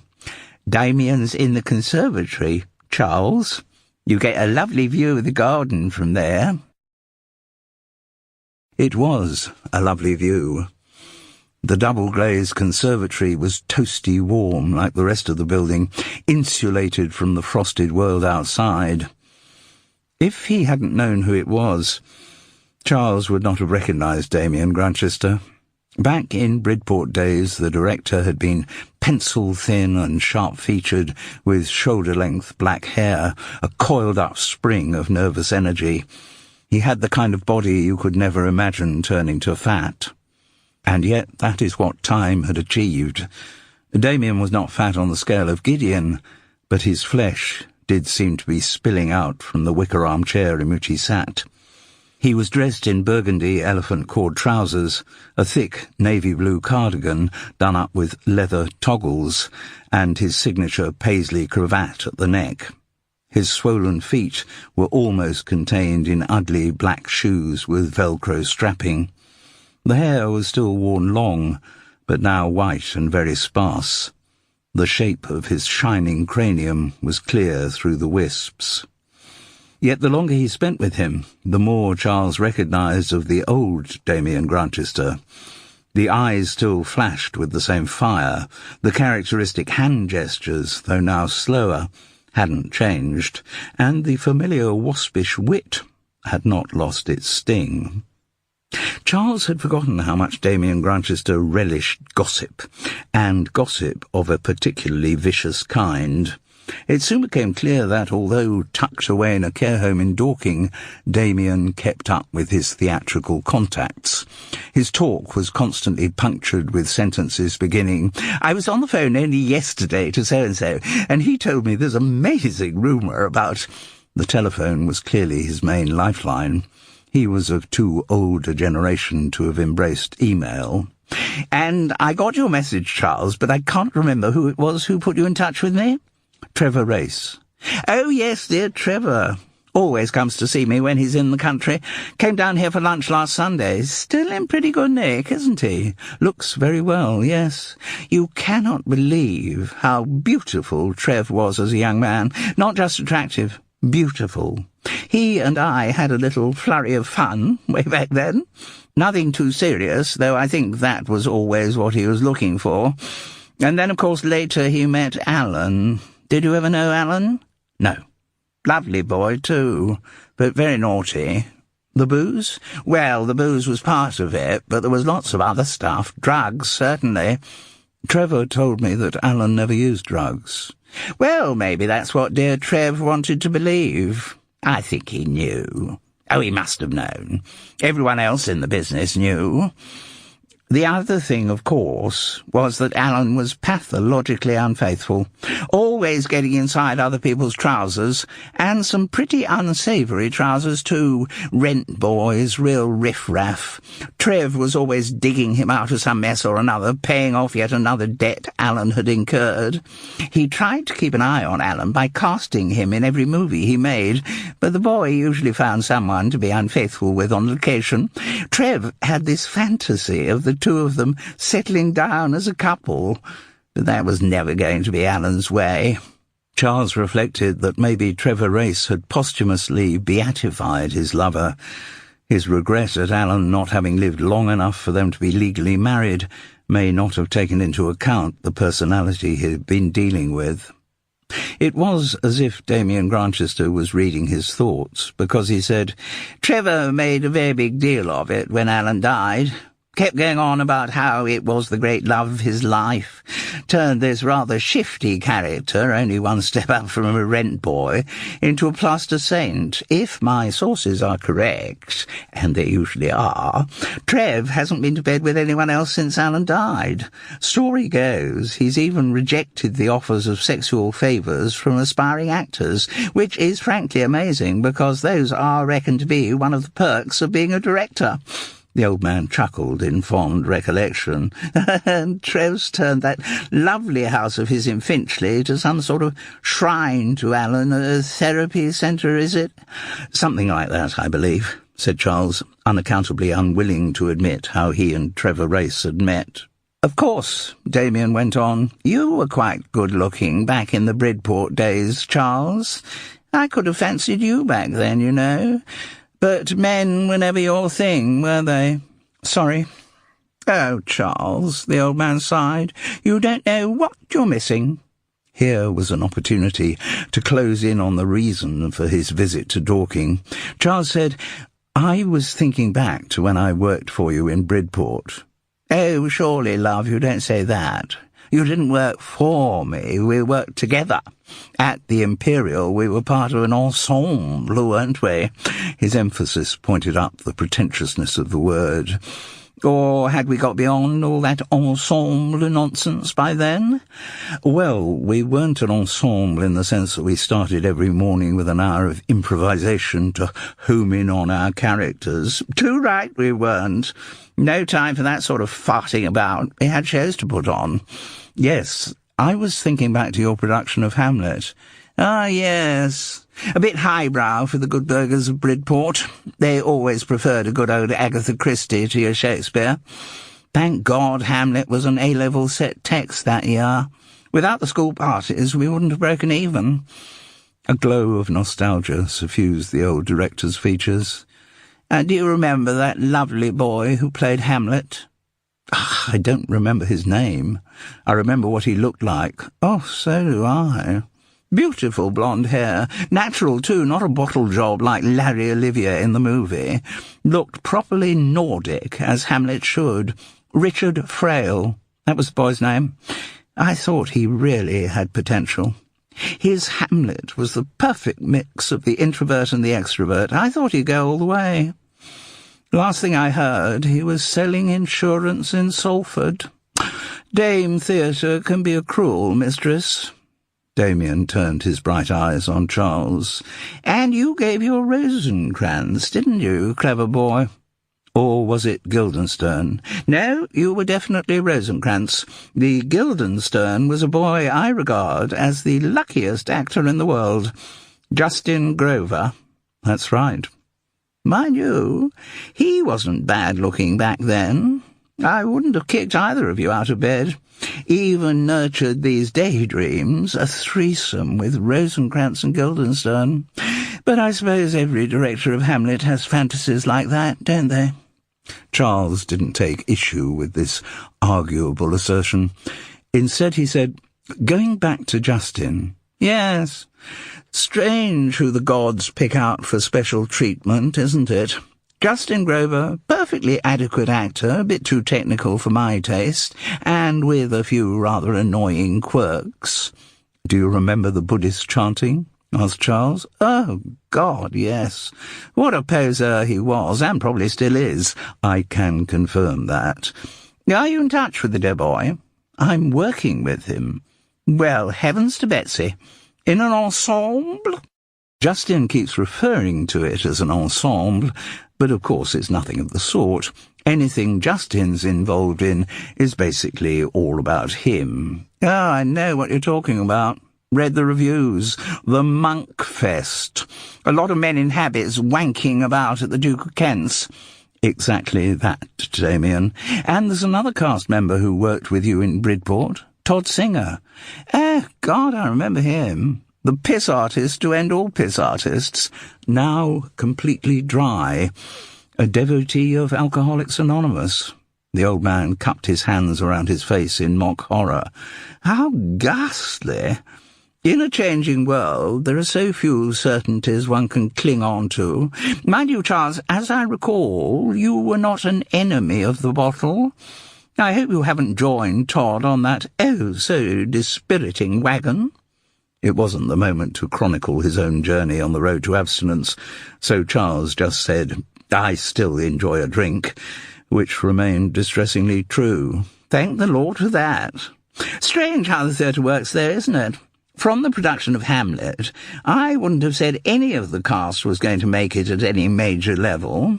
Charles did not allow himself to be put down by the implied insult, except for that boy Richard Frail. I thought he was destined to go right to the top, which just goes to show how little I know. Hamlet is now selling insurance in Salford, and Guildenstern, an actor of minimal talent and some rather unwholesome habits, becomes a global superstar. I think anyone entering the theatre should be firmly told that it is not a business in which fairness plays any part at all. That's true, Charles agreed glumly. All the observations, incidentally, Charles, are in my book. Which book is this? I've written a memoir, called Beginners Please. Lots in it about my time at the Imperial. Great. Where can I get hold of a copy? Ah, sadly, you may have to wait a while for that. The book is not yet in print. It has done the rounds of the publishing houses, but none of them is interested in the reminiscences of a theatre director of the third rank. Charles felt he ought to perhaps remonstrate, but then again, Damien Granchester's self-assessment was probably accurate. If I were a star, or if I'd slept with enough stars, no doubt the reaction would be different. Beginners, please, would even now be storming the bestsellers lists. In my current situation, though, I can't give myself away with soap. Yeah, I have a friend who comes to visit me. She works in publishing, and she's going to see if she can place the book somewhere. But she's my last hope. If she can't get a publishing deal, then I'm afraid all my carefully collected dirt will go to the grave with me. Earth to earth, ashes to ashes, not forgetting dirt to dirt. The old man sighed. Sorry, I've gone all sickly door with the pale cast of thought. Charles respected a moment of silence before moving on. You said Justin had some rather unwholesome habits? Yes. I'm surprised you weren't aware of them. You two shared a dressing room, didn't you? Yes, though I spent as little time there as I could politely get away with. The Buddhist chanting got on your nerves? Yes, and a few other irritating habits. When I was off stage, which if you're playing Rosencrantz most of the evening, I generally hung around the green room. No, you didn't, Charles. We've covered this already. You know full well that you spent all your time off stage inside the knickers of our Gertrude. Didn't you? Well, the monosyllable contained equal measures of shame and pride. Oh, Damien would know the name of the actress playing Gertrude. But before Charles had a chance to ask the question, the director went on, By not being in the dressing room, you were probably doing Justin a favour. Oh? Allowing him to pursue his little hobby. Little hobby? After the Hamlet production finished, there was some maintenance work scheduled for all the Imperial dressing rooms, and in the one you shared with Justin, the workmen found a hole had been drilled through the wall. They called me to have a look. I remember I was giving the guy who'd written the next show a guided tour of the theatre, and we went through and had a look. The hole had been drilled through into the next dressing room. I can't remember who would have been Ophelia. Very pretty girl whose name escapes me. Eve Blanche. Anyway, there was a spy hole from your dressing room through which the poor kid could be watched, presumably when she was changing into costume or doing whatever else she got up to in the privacy of her dressing room. Well, I knew you wouldn't be responsible for drilling that hole, Charles. Thank you. It was a kind of compliment. You were too busy up to no good inside Gertrude's knickers. Perhaps not such a compliment after all. No, it was Justin Grover. I rang him straight after the hole had been found. Oh, he denied it, of course, but I followed up with a call to our Ophelia. She said Justin had come on to her and said things about her body which suggested he'd seen her naked, which, so far as she knew, he hadn't. There's no doubt about it, Charles. Justin Grover was a peeping Tom. Chapter 19. Charles cornered Grant Ewell in his dressing room between the matinee and the evening performances. The tall actor seemed deeply involved in communing with his tablet. "Sorry, have you got a moment, Grant?" "Yes, could do with a break. It's a full-time job keeping up with my Twitter followers." Charles wasn't entirely sure he knew what that meant, but he did know it was not a problem that he had. "It's going back to Liddy Max." Grant let out an exasperated sigh. "We've talked about this already, Charles. Yes, we made love dressed in monk's habits, and that would have been the end of it but for the fact that Liddy fell down the stairs and died the same evening. So it was going to be a one-off, no plans for an ongoing relationship." "No," said Grant, as if the idea were completely incongruous. "And did Liddy know that was the deal too?" I've no idea. I assumed so. You don't think that she might have been in love with you? A grimace crossed the perfect features. It wasn't something I thought about. I think love is a woman's construct. Men feel differently. My view is that if someone wants me to make love to them, assuming they're attractive, well, I'm up for it. I spoke to Liddy's husband. I don't know she had a husband. Well, she did, called Derek. He said she was obsessed with her career. True of a lot of actors. He also said she was hoping being in habit might lead to her getting a part in a Vandals and Visigoths movie. I wouldn't have thought that was very likely to happen. No, but clearly she thought it was. Being in a play with Justin Grover and with you, well, she thought it might raise her chances. As I say, I wouldn't have thought it likely. Justin does sometimes recommend actors to the Vandals' producers, but I've never heard him mention Liddy in that context. And what about you? What about me? I wasn't in the movies on Justin's say-so. The casting directors picked me out from some modelling shoots I'd done. Charles couldn't have imagined Grant would have been spotted doing anything that involved acting. But he went on, no, what I meant was, do you think Liddy thought you might have some influence with the producers? Do you think that's why she was so ready to have sex with you? I suppose it's possible. He didn't sound that interested. I thought it was just because she fancied me. Once again, he spoke as though being fatally attractive to women was a rather tiresome occupational hazard. But if she did think I had any influence with the producers, then she was barking up the wrong tree. Justin's the one who can make things happen there, not me. The whole production now works completely on his say-so. Everyone always does what Justin wants. Charles suddenly had a new idea. Including you? What do you mean? Do you always do what Justin wants? I work with him a lot. Obviously on the Vandals and Visigoths movies. Now on this. He's the star. Nobody argues about that. But he can be surprisingly generous to other cast members. That wasn't what I meant. If Justin asked you to do something, would you do it?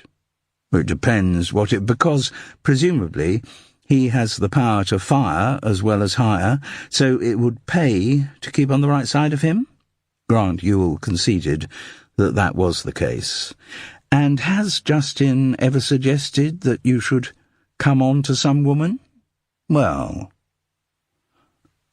said, that one definitely fancies you, you'll be well in there, that kind of thing. He may have said things like that, but it's just, what's the current expression, locker room talk? And did Justin suggest to you that Liddy Max might be susceptible to your charms, that she might be a potential target for you? Grant Ewell turned his beautiful, expressionless eyes on Charles and said, yes. Kell handed the spy camera across without asking any questions. Is Justin about? Asked Charles. Or does he go out between the shows? He's in his dressing room. Tends to put his feet up after the emotional strain of giving of himself in the matinee. She caught in the two words some essence of the star's preciousness, the quality he had displayed when, all those weeks before, he had asked the company to breathe in the atmosphere of the Duke of Kent's theatre. Kell looked straight at Charles. Her eyes had all the acuteness that Grant Ewell's lacked. So you reckon the spy camera was for Justin's benefit? Beginning to look that way. She nodded slowly. That would figure. What do you mean? Do you know something? You hear a lot round the stage management grapevine. I'm sure you do. Some of it's just spiteful gossip. But if you hear the same thing enough times, no smoke without... Exactly, Charles. So let's say your suspicions prove to be true. Well, there might be people around who could provide corroborating evidence. People you could contact? Kell nodded.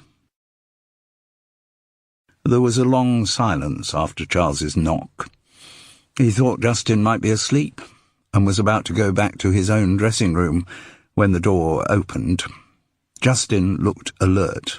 He had removed his habit and was dressed in jeans and a casual cardigan. "Charles, what can I do for you?" "I hope I'm not disturbing, though of course the purpose of his visit was very definitely to disturb." "No, please, come in." Justin stood back. Charles hadn't been in this particular number 1 dressing room before. It was not only considerably bigger, but also much better decorated and equipped than those of the lowlier company members. "Take a seat," Justin Grover gestured broadly. "Can I get your coffee or something?" There was a state-of-the-art Italian machine on a shelf, but Charles demurred. "So," said Justin, sitting in an armchair set at an angle to his make-up mirror, "what can I do for you?" Charles put the eyeball-shaped spy camera on the low table between them. "Do you know what that is?" "No," Justin replied. "It's a spy camera." "Really? Are you into espionage, Charles?" "I'm not, no." "Well, thank you so much for showing me that. Absolutely fascinating.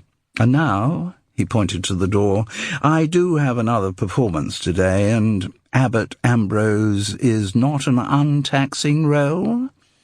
"Sorry to take up more of your time, Justin," Charles insisted, "but I do have more to say about this spy camera." "Really?" "It was set up by Gideon, our late lamented stage doorman." "I know who Gideon was. I met him when I was doing a previous show here. Anyway, I always know everyone backstage." If Justin was hoping to receive commendation for his magnanimous common touch, he didn't get it. Gideon set up the camera to spy on Liddy Max. How he got his sexual gratification is not really of much interest to me, Charles, particularly now the poor man's dead.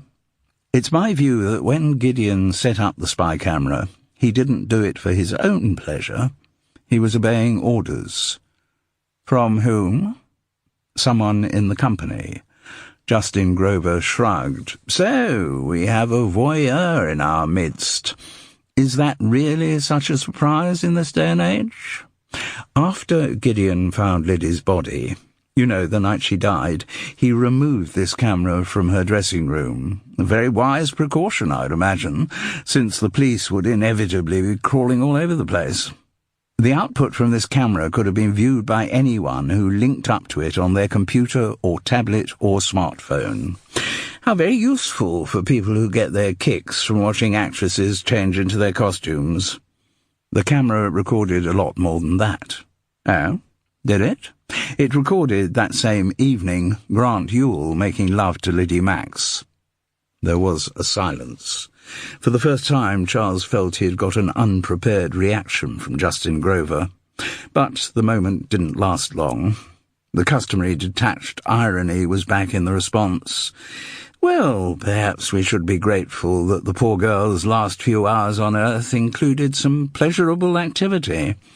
I've talked to Grant. I'm glad to hear it. I like to feel we're a happy company in which everyone talks to everyone else." Charles was not going to be put off by this nonchalant stonewalling. "Grant has told me that on occasions you have suggested women for him to come on to." Justin spread his hands wide. "One likes to help one's co-workers when one can." "Grant doesn't need your help in getting women." "No, they do rather throw themselves at the poor boy, don't they?" Charles tried a different tack. "From the start of this production, I found it interesting how many people involved in the habit of faith have a connection to the theatre in Bridport. You and me, obviously, doing our immortal double act as Rosencrantz and Guildenstern, or was it the other way round? Also Todd Singer and Seamus Milligan, come to that. Don't you find that rather a coincidence?" A shrug. "If an actor can't help out an old chum, what has the world of theatre come to, eh?" It was, word for word, exactly the same line which had made Charles feel so patronised at the read-through. Justin looked at him shrewdly as he went on. "Why, you don't have a more sinister explanation for my generosity, do you?" "Interesting times we live in," Charles observed, particularly in the theatre. Sexual misdemeanours from long ago being brought to light on a daily basis. What's that catch-all expression that keeps coming up? Inappropriate behaviour. If every time a director had groped a pretty young actress or an actor had goosed an ASM in the prop store, if all of those incidents became retrospectively actionable, where will it all end? Where, indeed? Asked Justin, but there was a new caution in his voice. I just wondered, said Charles casually, whether getting so many old chums from Bridport together in the habit of faith might be a way of buying our silence. Buying your silence? Silence about what? You remember Damien Grantchester? Of course I do. Camp as a row of teepees, responsible for our deathless Rosencrantz and Guildenstern double act. Yes. Must be long dead, poor bugger. As it happens, no. Oh? I saw him this morning, in a care home in Dorking. You must give me the address. I'd love to be in touch with the old Queen. Yes, you might well. What do you mean by that tone of voice, Charles? I mean you might like to find a way of buying his silence, too. Justin did not respond. But you'd be a bit late. Damien has already told me about your, well, I guess the phrase is inappropriate behaviour in Bridport. What did he say? The mask of insouciance was off. Justin wanted to know the answer, wanted to know the level of damage that might need limitation. Charles told him about the hole drilled through the wall into Ophelia's dressing room. He told him about the girl's puzzlement as to Justin's intimate knowledge of her anatomy. There was a silence. Then Justin Grover asked, "And do you believe any of this?" "Yes, I do. And I believe it's related to Liddy Max's death." Justin took his time.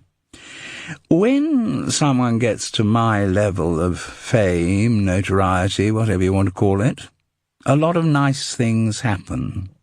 And a lot of unpleasant ones, too. The press are savage predators, and nowadays ordinary members of the public on social media are even worse. Anything shabby, anything slightly iffy from your past is dragged up at every opportunity. Everyone wants a piece of you, and if they get that piece by taking you to court, they regard that as part of the fun. So, if some senile old queen in a care home in Dorking claims to recall through the cobwebs of his memory that Justin Grover, now known across the world as Sigismund the Strong from Vandals and Visigoths, was a peeping Tom, well, that's just the kind of thing to set up a feeding frenzy. Are you denying his allegation is true? Of course I am, Charles, said Justin wearily. And what's more, I know why he made it. Oh? It's quite ironic, really, all this talk of inappropriate behaviour. As you probably remember, Damien Grantchester used to come on to anything in trousers. Always had to ensure you didn't have to go and have a pee at the same time as he did. He must have made advances to you, surely, Charles. Well, a bit, rather half-hearted. Let me tell you, in my case, they were far from half-hearted. Damien spent that entire production trying to touch me up. He said it wasn't just sex, he genuinely loved me. I'm surprised you weren't aware of it, Charles. I didn't notice him coming on to you more than he did to anyone else. Then you must have had your eyes shut for the entire period. Everyone else in the cast saw what was happening. God, if I wanted to bring a case for sexual harassment against Damien Grantchester, I'd have witnesses coming out of my ears. Not that I'd dream of doing anything of the kind, though I am represented by some of the best lawyers in the world, and Hollywood is notorious for the Rottweiler tendencies of its lawyers, as I'm sure you know. No, so far as Damien's concerned, let the old Queen live out his days peacefully in his care home in Dorking. I don't have a vindictive nature. Anyway, all of this harassment led eventually to a blazing row. I told Damien in no uncertain terms to keep his bloody hands to himself, which he did, though he went into a monumental sulk over the whole business. Charles, you've heard the old chestnut about revenge being a dish best served cold.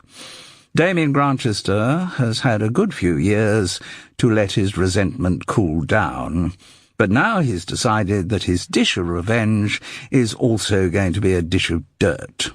His motivation is just the spite of a rejected lover. I'm surprised you even thought his accusations worth repeating to me. Well, Justin picked up the spy camera from the table and handed it across. I suggest you take this little gizmo, go back to your dressing room, and prepare for this evening's performance with your customary half-bottle of bells. Charles couldn't help saying, I'm actually off the bells. I'm glad to hear it. Not before time. That was patronising again, and Charles wasn't ready to leave just yet. I'm afraid there are still more questions I want to ask about the spy camera. Well, don't bloody ask me about it. It was the first time during their conversation that Justin had lost his cool. If you're really interested in who was spying on Liddy Max, then you're talking to the wrong man. So who should I be talking to? Someone who loved her. More than loved, was obsessed by her. Someone who was so jealous he was quite capable of arranging to have a spy camera set up in her dressing room, and quite capable of killing her if he saw her with another man. Are you talking about her husband, Derek? I didn't even know she had a husband. Then who are you talking about? God, you're unobservant, Charles. Didn't you notice, right through the rehearsal period, his eyes following her every movement like a devoted puppy? Who? Seamus Milligan. Chapter 20. It was a very abstracted Brother Benedict who walked his way through the Habit of Faith that Saturday night. He'd checked with Kell, who said she wasn't expecting Seamus Milligan to be in that evening. He was there quite often, kept close eye on the show, or maybe he just revelled in seeing his name outside a West End theatre. Kell said Seamus had talked of coming to see it again one day the following week. Charles could have phoned the writer from his dressing room. The mobile number was on the company contact sheet, but he didn't want to rush into a confrontation. Apart from anything else, Charles wanted time to assess his recent conversation with Justin. Although the star had dealt very fluently with the potential accusations, Charles was not 100% convinced of his innocence. For the time being, until he had thought the situation through, he gave equal weight to Damien Grantchester's testimony. Then there was the business of Seamus Milligan's eyes following Liddy Max's every movement like a devoted puppy. Charles knew he could sometimes be unobservant, but his antennae for the complex business of attraction and counter-attraction in a rehearsal room was usually pretty acute. And the setting up of the spy camera. He still felt certain Gideon had done that. He remembered Baz's words about his friend doing little jobs cash in hand for people at the Duke of Kent's. Justin Grover had known the stage doorman well from a previous occasion when he'd worked there. Gideon would have liked the idea of doing a secret little job for an international star, particularly if there was money involved. Whereas Seamus Milligan...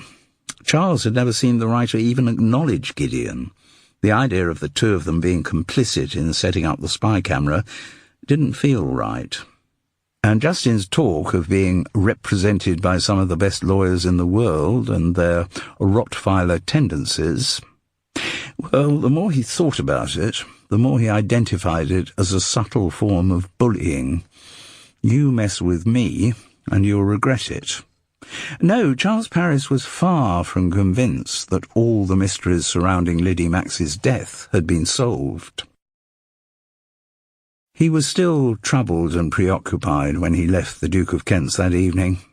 By chance, Grant Ewell was only a few paces ahead of him, As Charles emerged from the stage door, he heard the tall actor call out, "Night-night, Shell," before setting off for whatever excitements the night ahead promised him. Shelley. Charles recalled an earlier conversation with Grant Yule when the actor had criticised him for referring to his fans as groupies. He had then spoken of one fan who turned up every night for the entire run of a West End show he was in. She had been called Shelley. Was it possible? He felt an idiot for not having thought of her before. He had been conscious of the girls outside the stage door every night, but never looked closely at them, never thought of them as potential witnesses. The girl was looking disconsolately in the direction that the now invisible Grant Yule had taken as Charles approached her. "Big fan of his, are you?" "His #1 fan," she asserted. Her voice was very young, with a London twang. "Want to talk to me about him?" Shelley stepped into the light and looked Charles up and down. She was a slight figure with huge dark eyes set in a very thin face which was framed by the fur hood of a parka. "All right," she said. The pub, the one he'd been to with Gideon, had now been brightened up with some premature Christmas lights. The bar was Saturday night noisy, and it took him a while to get in his drink order. Vodka and Coke for Shelley, sparkling water for him. He was half afraid she'd have slipped away from the cramped corner where he had left her. But when he returned, she was still there, resisting the banter of a bunch of rowdy men with football scarves. She took a long sip from her drink as soon as it was handed across. "Bloody cold out there," she said. "Yes," Charles agreed. "Do you wait for Grant every night?" She nodded. "You certainly must be his #1 fan." "He's nice to me." "Nice in what way?" "Always calls me by my name. Called me Shell tonight. After he first found out my name, he used to call me Shelley. Now he knows me better, it's Shell." "When you say he knows you better, how much better does he know you?" The girl looked puzzled. A wrinkle appeared between the brows of a face that was otherwise wrinkle-free. "What do you mean? Has Grant ever taken you out?" "Of course not." She giggled at the absurdity of the idea. "Have you ever had a long conversation with him?" "He chatted quite a bit when he first saw my programme." Charles noticed she was still carrying one, crumpled and a bit wrinkled where the damp had got to it. There must have been rain on some of the nights she had maintained her vigil outside the stage door. "And have you had any long chats with him since?" "Sometimes he says a few words." She looked earnestly at Charles. "I do love him, you know." "I'm sure you do." I think he's realising that slowly. You know, in time, I'm sure he'll come round to the idea. I bet I've watched his movies more times than anyone else does." "You probably have." "And have you got a boyfriend?" "No, just Grant. It is true love, you know, Grant and me. He will realise it sometime. He'll marry me in the end." "Right." Charles cleared his throat and couldn't help himself from saying something terribly old-fashioned. "What do your parents think about you being out in the West End every night?" "I don't see my parents. I was in care for a long time." "And now?" "I manage." But the woman of the world air with which she tried to carry this off didn't quite work. Charles looked at her more closely. Under all that make-up, she was really very young. 15, possibly only 14. He remembered Justin and Grant's banter about checking passports. "And when did you first come to the Duke of Kent's? You know, how soon after the Habit of Faith opened?" "I was there from the start." "The press night?" "I don't know what you mean. First night I came was the day you started rehearsing here." "The Monday?" "Yes." "How did you know we were rehearsing here?" "Got a friend who works at the West End. She saw some people going in the stage door, including Grant. She told me to get round there as soon as I could." "Is she a fan of his too?" "Yes, but not his #1 fan. I mean, she came for the first few days after the show opened. She hasn't been for weeks now." The words were spoken with a mixture of contempt and satisfaction. "Could we go back to that first Monday when you came to the theatre?" "OK." What time did you arrive? Like late afternoon, 5 o'clock maybe? I couldn't get here earlier, but we'd stopped rehearsing by then. I know, I was told that. By whom? The fat man by the door? So then, did you go home? No. I thought, like, if this is where Grant's working, then he might come back. And did he? Yes. I saw you first, round 6:15, 6:30 maybe. I was going to give up, but then you went into the theatre and I thought, well, if Charles Paris is going in, maybe they are rehearsing and Grant will be along in a minute.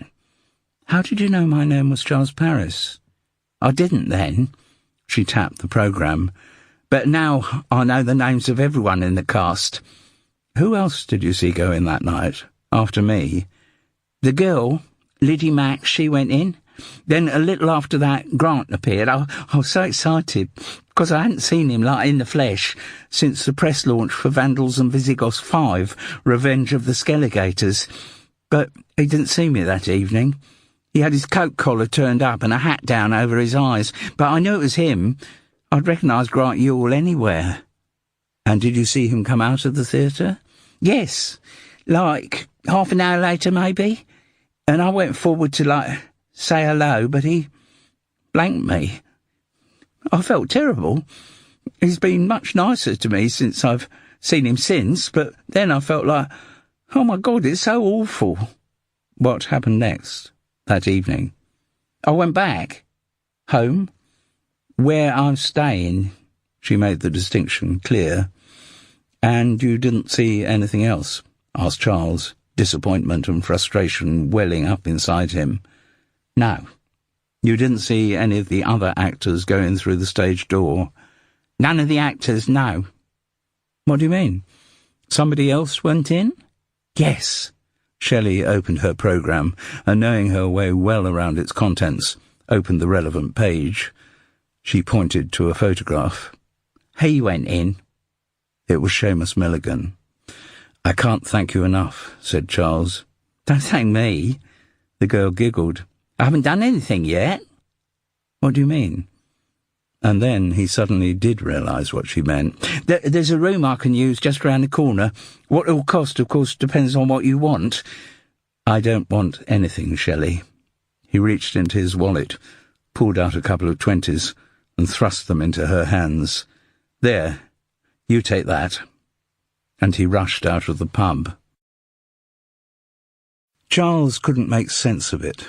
The naivety of an underage girl who made her living as a prostitute and was sustained by the fantasy that she would end up marrying an international movie star. He tried not to think about Shelley, of how she spent her life, of where she would be going when she left the pub. It was too upsetting. He was wandering aimlessly. The temptation to have a drink was overpowering. It was only 11:15, nothing to stop him from nipping into one of the many pubs in the West End and downing a quadruple scotch. Nothing to stop him from buying an overpriced bottle of Bell's at one of the West End's many convenience stores and going back to Hereford Road to numb himself quietly at home. But he resisted the temptation. Though the sessions at Gower House had done nothing yet to cure his addiction, they had adjusted the time clock of his guilt. Now he felt guilty when contemplating having a drink. Previously, he had only felt guilty the morning after having had too many of them. Was that a kind of progress? Suddenly, standing in front of the Christmas-lit frontage of an electrical store on Old Compton Street, Charles had total recall of what he had seen on the night of Liddy Max's death. The reality was more disappointing than he had hoped. He remembered when he had woken up in his dressing room, he had had recollections of actions seen and conversations overheard, but he now knew those were just dreams. He hadn't been in any mysterious fugue state, simply drunk. And when it returned, the memory of the one part of the evening that had been wiped away turned out to be surprisingly banal. He had woken at 11:15, panicked about having stood Francis up, grabbed his bottle of Bell's, and rushed out of the dressing room. but he hadn't gone straight down the 2 flights of stairs. On the first-floor landing, he had seen Liddy Max's door open and gone to investigate. The dressing room was empty, but that was when he had seen its interior. That's why he recognized it. He had then continued down the 2nd flight of stairs and found Liddy's body. It was nothing, a tiny detail, but it frightened him. If alcohol could erase that memory, it was capable of erasing much more important ones, and erasing recollections of his own actions and behaviour. Charles couldn't have said whether it was by coincidence or his own volition that he next found himself standing outside the metal door of the Techies drinking club, but it was certainly by his own will that he entered the premises. The place was full, but not as rammed as the Saturday night pubs, so its members found the place a welcome haven. And Charles felt it was where he should be, too. After his moment of total recall, he had a strange sensation that the events of the rest of the night were preordained.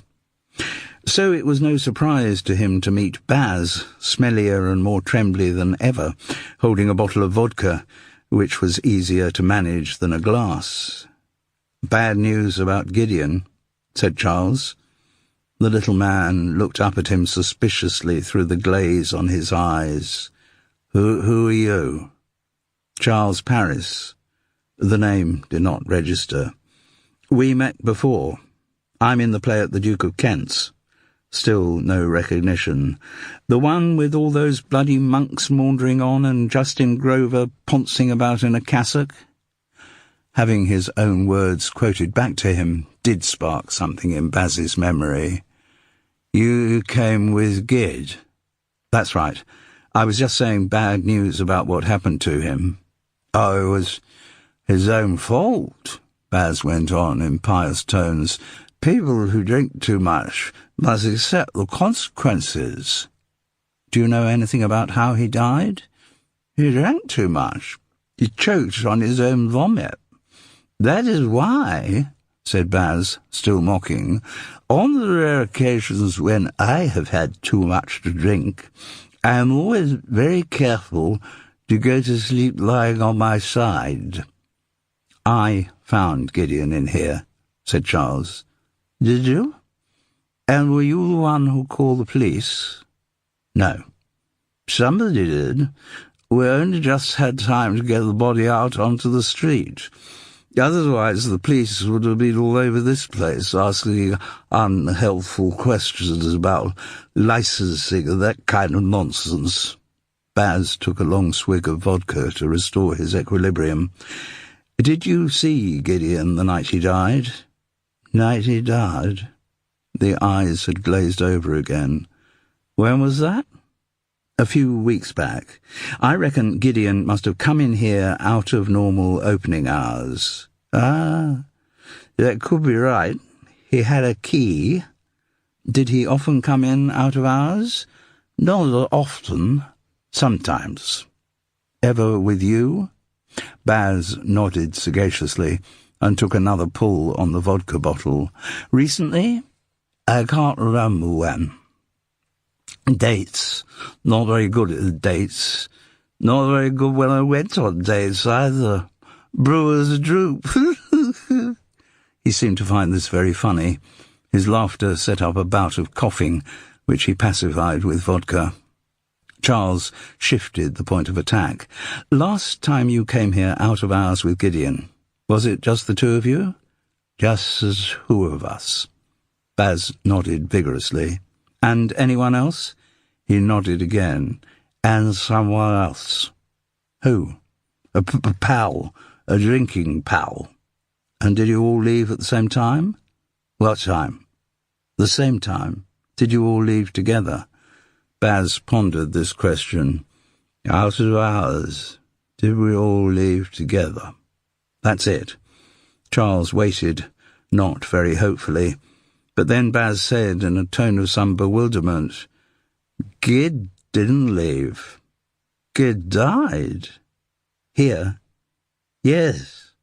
So at least that probably meant they were talking about the right date. Charles persevered. Were you here when he died? No. No, he lay on his back, always sleep on your side.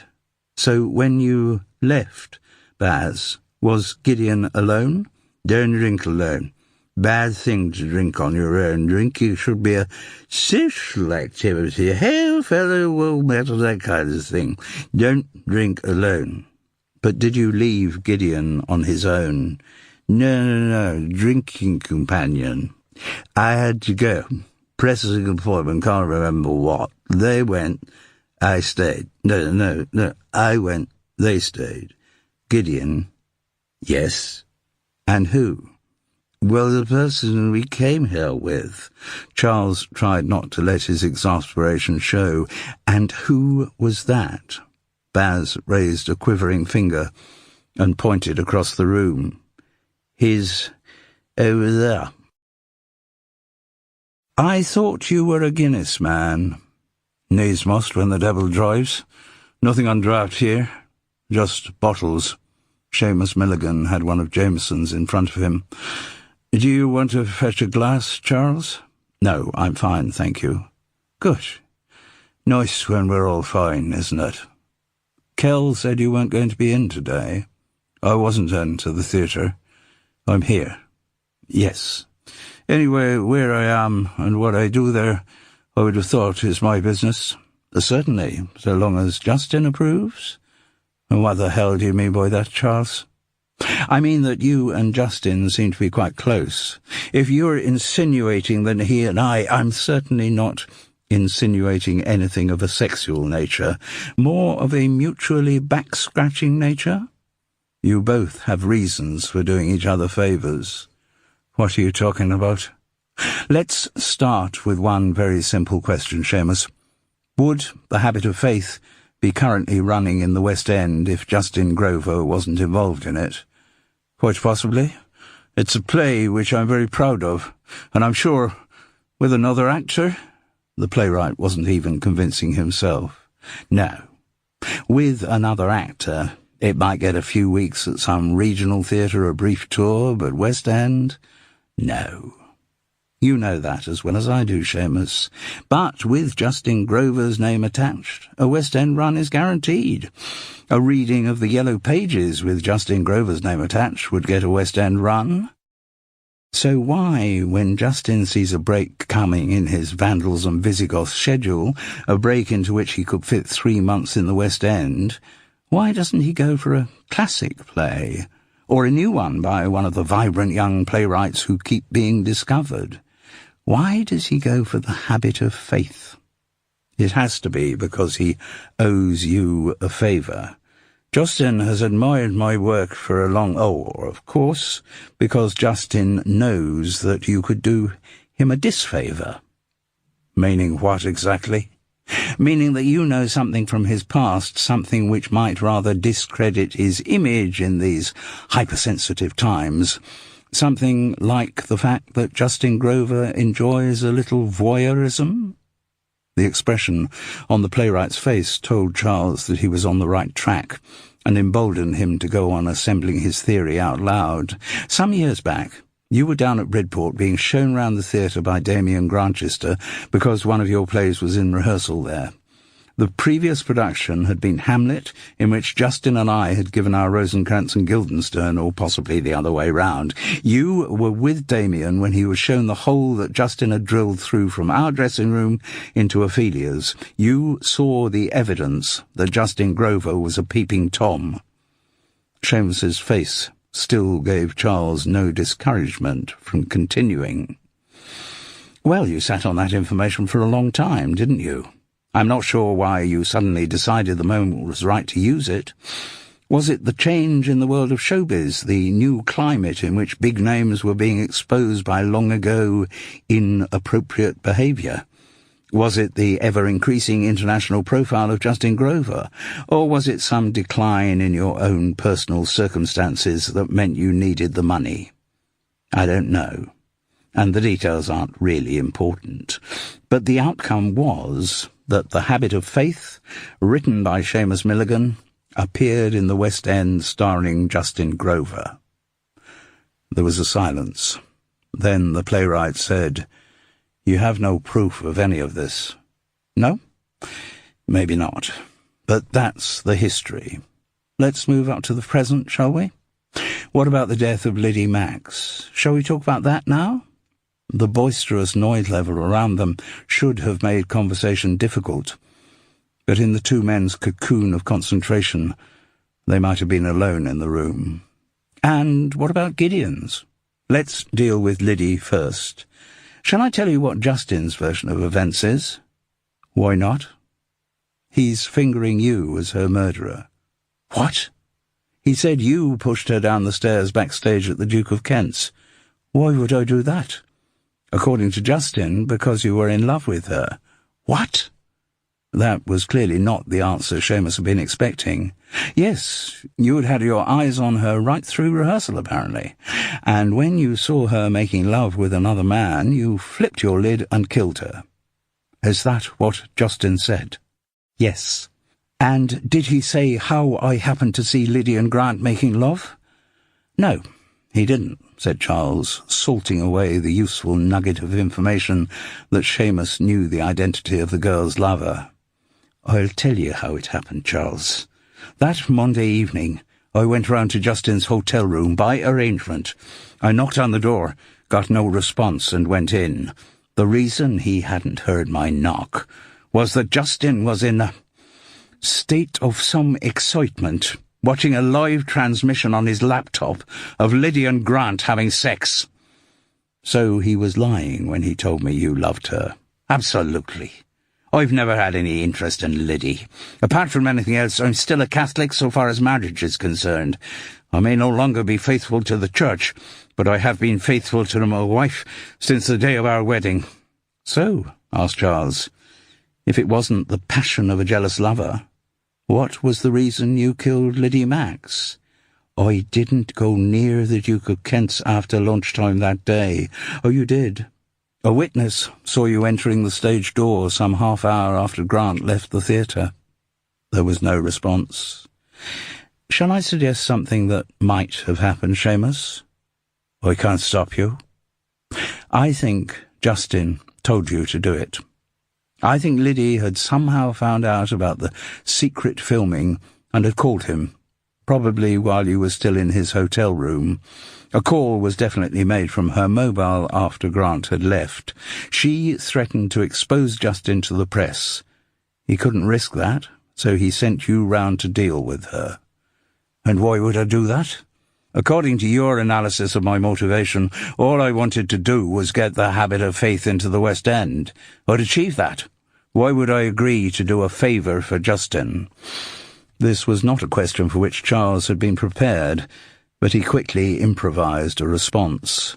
"I think he was holding out some other offer for you. A nice writing berth on Vandals and Visigoths, maybe. I'm sure he had the power to recommend new writers to the producers. The money you would get for that kind of screenplay would come in handy, wouldn't it? Nice pension for a writer your age." The playwright said nothing, but something in his eyes told Charles he was very close to the truth. "So, Seamus, shall we move on to Gideon's death?" "Again, I think you did that under orders from Justin. Gideon was a loose cannon, particularly when he got a few drinks inside him. Maybe he even threatened to tell the police about Justin paying him to set up the spy camera. He was a risk, anyway, and also a very easy person to kill. Given his weight, given his general state of health, given his alcohol habit, someone just had to sit with him for long enough, ply him with vodka for long enough, see that when he passed out he was lying on his back, and let nature take its course." "And you think I did that, Charles?" "Yes, right here, in this very room." "Nonsense. What's more, I have a witness." "Who?" Charles pointed across to where his witness, overcome by excess, lay crumpled on the floor. "Baz," said Seamus contemptuously. "Who's going to believe someone like him?" Then he turned back to Charles and said, "Well, I feel congratulations are due. You've got a lot of things right.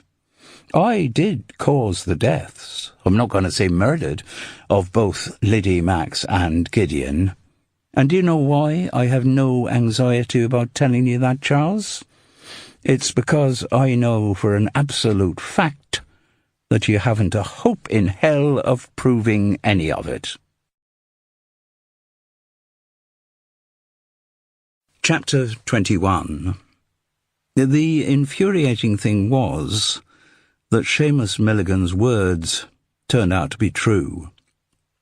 Charles Parris knew exactly what had happened. Seamus had admitted that he was right, and yet the only proof he could put forward depended on the testimony of a street-dwelling alcoholic prone to memory lapses and an underage prostitute.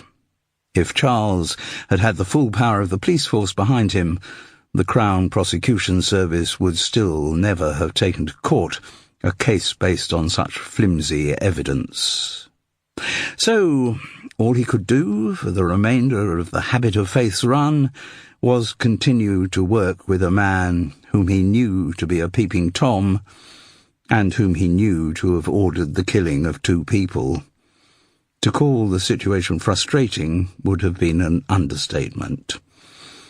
And having to act with Justin Grover every night, particularly in the role of Brother Benedict, the monk who just listened to all of the other monks who maundered on in long speeches about their own internal conflicts, did not improve Charles's mood.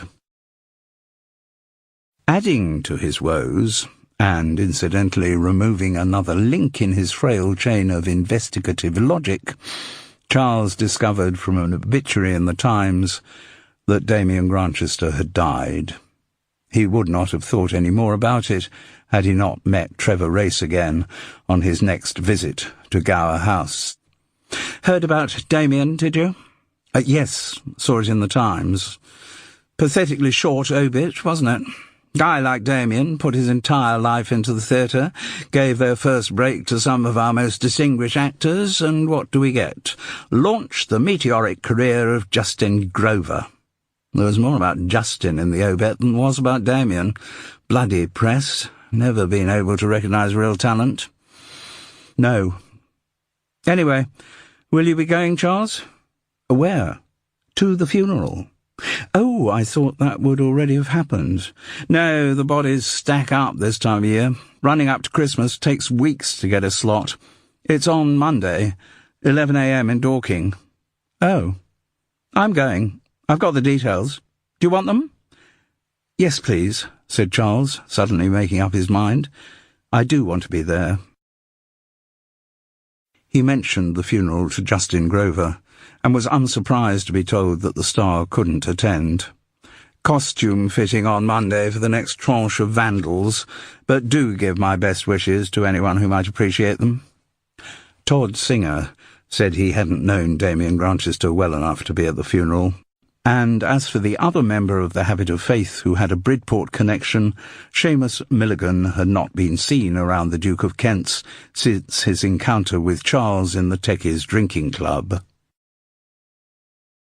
The Monday was cold, but still and rather beautiful. Frost outlined the twigs of trees in the Dorking graveyard, and the funeral was that contemporary rarity, a church service followed by a burial. It wasn't a bad turnout. Damien Grantchester clearly had the knack of making friends, and Charles felt a twinge of guilt at not having seen more of him in recent years. Once again, it was that theatre thing of being very close to people during a production and forgetting them the moment you stopped working together. Still, there were a few faces Charles recognised, and a few hands waved across the aisle. Damien had not apparently had a permanent partner, but there were a lot of middle-aged men who had once been beautiful, snivelling in their pews. There is always one good thing about theatrical funerals. The eulogies have been worked on like play scripts. Both they and the readings are perfectly delivered, and the hymn-singing isn't bad either. Charles felt quite a pang when Damien Grantchester's coffin entered its last home. You're Charles Paris, aren't you? He admitted that he was, but looked without recognition at the dumpy woman who approached him. I'm sorry, got a dreadful memory for faces. I'm not sure. Eve Blanche. We worked together at Bridport. Of course we did. Imperial Theatre, Damien's production of Hamlet. You were Ophelia. And you were Rosencrantz. Or was it Guildenstern? Can't remember, but I was definitely in it. They were in a private room in a pub near the church. The piles of sandwiches were diminishing at a rate of knots. What is it about actors and food? There were also tempting rows of glasses filled with red and white wine. Charles felt very virtuous nursing the tap water he had asked for at the bar. Anyway, it's lovely to see you, Eve. Are you still in the business? If she was, she must have moved on from ingenue to character parts. No, I didn't do much after Bridport, really. I'm not sure if I had the necessary talent. I have great memories of your Ophelia. Charles hadn't actually been that impressed at the time, but he knew the right thing to say to a fellow artiste. Anyway, after a few years of waiting for the phone to ring and agonizing over whether I had any talent or not, I decided to go off in a completely new direction. Went into publishing. Did you? Ah, are you the person Damien mentioned who was hawking round his memoir? That's me. Beginners, please. It's an uphill struggle. Publishers are so obsessed by celebrity these days. I've hardly got a flicker of interest from anyone, except one publisher who had the nerve to suggest that because Damien had known him, he should write an unauthorized biography of Justin Grover. He reckoned there was a market for that. How dispiriting.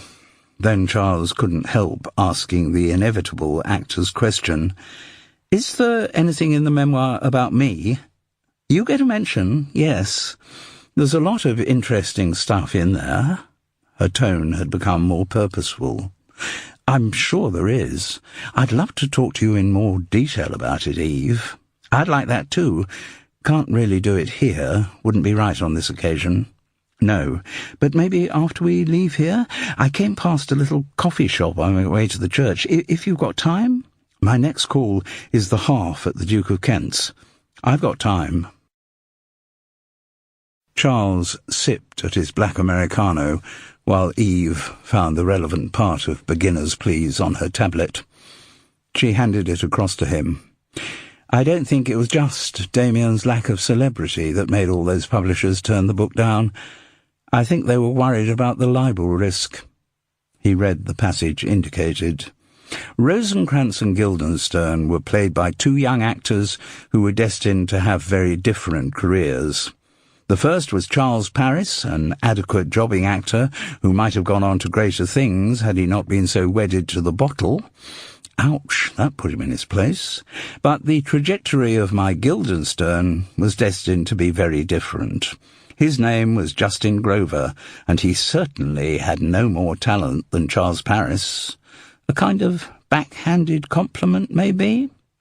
Justin was one of those annoying actors who relied completely on technique rather than emotion.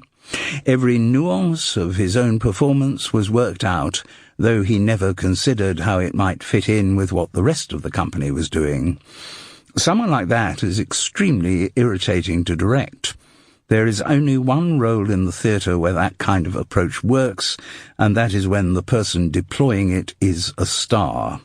Stars can do more or less what they want, and the rest of the company just has to fit in around them. And, irony of ironies, Justin Grover did actually become a star.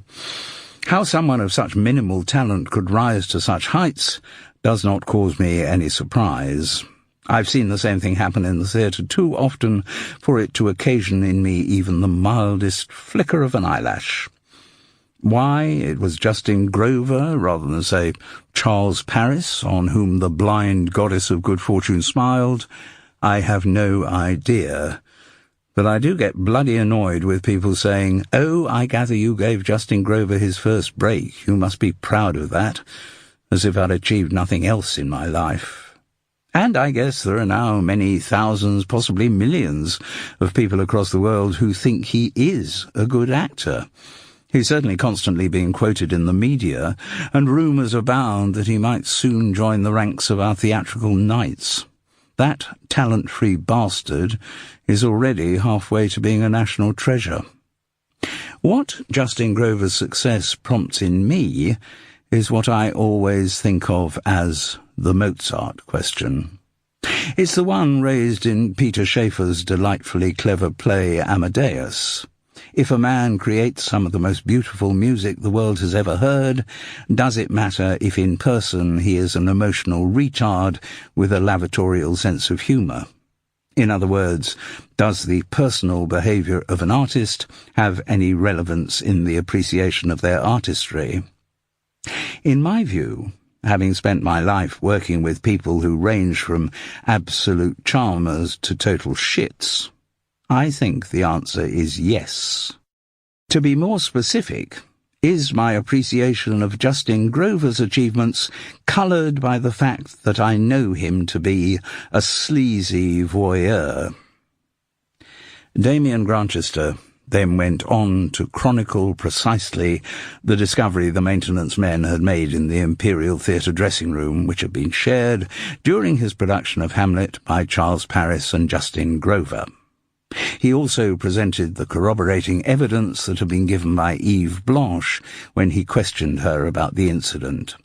She related how Justin Grover had made a teasing reference to a particular mole on the front of her thigh, something which could only have been observed by someone who had seen her naked. Eve had commented to Damien, "It made me feel unwholesome, defiled somehow. But now you've told me about the peephole, I feel even worse." And when I saw her some years later, Eve told me, "Having been the object of a voyeur's attentions had a profound effect on my life. I completely lost confidence in myself, both as a woman and an actress. The experience was the main reason for my giving up my career in the theatre. I think it's also why I never got married or was able to sustain a long-term relationship." So that's another triumph for Sigismund the Strong. Charles looked up from the tablet. He had felt Eve's eyes locked on him during his reading. "Well," she said, "that's proof, isn't it?" He grimaced. "It was proof for Damien. It's proof for you, it's proof for me. But would it stand up in court? Would allegations in an unpublished memoir stand a chance against someone who, in his own words, is represented by some of the best lawyers in the world? The company behind Vandals and Visigoths is a very major player in the entertainment world. They wouldn't let their multi-million-dollar franchise be threatened by 20-year-old accusations about something that happened to a young actress in the Imperial Theatre Bridport. Wouldn't they, Charles? What do you mean by that? Times have changed. The whole climate's different now. 20-year-old accusations about inappropriate behaviour towards young actresses are exactly the kinds of things that are now being taken seriously. Yes, I've read all that stuff in the papers, and maybe if you could call on Damien's testimony to back you up, you might. I've made a start, Charles." "A start on what?" "I've tracked down the builder who was doing the maintenance work in the Imperial Theatre. He's retired now, but still very articulate. He's fully prepared to stand up in court and describe how he found the peephole that was drilled into the dressing room wall. I've got funding from a woman's action group, and I've instructed solicitors. I'm going to fight this, Charles. I'm going to fight this all the way." The sequence of events set in motion by Eve Blanche's determination unfolded over many years. But she was right. The climate of opinion had changed, and it had changed in her favour. Even 20 years before, she would have been lucky to have found a solicitor willing to take up her cause. And many people then might not have considered sexual voyeurism even as a crime. Not admirable behaviour, perhaps, but the kind of thing men do. Above all, the company behind Vandals and Visigoths would have used the considerable muscle of their legal and PR departments to silence Eve Blanche before she even got started on her campaign. But social media had changed all that. Within hours of Eve's allegations becoming public, they had been forwarded and retweeted many times. More importantly, the publicity led to a lot more women coming forward, saying that they too had suffered from Justin Grover's voyeurism. Some were the usual cranks who leap onto any bandwagon of complaint, but enough of them could produce solid evidence that would make their accusations stick. One effect of social media, bemoaned by the crustier supporters of the British legal system, had been an erosion of the old principle that everyone is innocent until they have been proved guilty. Long before he had been charged with any crime, Justin Grover's reputation had been smeared. Voyeurism was such a sneaky, unpleasant practice, despised by those tabloid readers who provide such a groundswell of British public opinion. It had only been a matter of time before the headlines on the lines of Sigismund the Sleazy and Sigismund the Sick appeared. The reaction from the producers of Vandals and Visigoths was again very different from what it might have been a few decades earlier. Back then, they would have gone straight into damage limitation mode, resorting to any means, even criminal, to keep the whitewash on their precious stars unsullied. Now, they regarded their stars as the source of the damage they wished to limit. Again, long before any formal charges had been laid against him, Justin Grover was suspended from further involvement in Vandals and Visigoths. And, only a few months later, an announcement was made to allay the anxieties of the franchise's many international fans. Yes, Vandals and Visigoths would be continuing, but future storylines would be built around Wolf, who, following the death in battle of his father, was now the sole bastion of civilization against the ferocious wrath of Spurg and the Skelligators. So, Grant Yule, an actor with a gym-sculpted body, but even less talent than his predecessor, and, to Charles Paris's mind, less talent than a plank of wood or a bowl of porridge, was elevated to the status of global star. Before the decision was made, the producer's legal department made deep investigations into Grant's private life. Their discovery, that he had no permanent partner but slept with a large number of consenting adult females, they regarded as rather good news. The publicity department thought they could make a lot of that. So Grant Yule continued serenely on his route to the top, enjoying the favours of as many women as he wanted to. There was nothing illegal about that, yet, so long, of course, as he checked their passports first. Legal processes being slow, as are all processes for which the practitioners are paid by the hour, the outing and vilification of Justin Grover did not begin until long after the run of The Habit of Faith had ended. And Charles Paris never heard whether the subsequent investigations also led to Justin's involvement in the deaths at the Duke of Kent's Theatre being proved.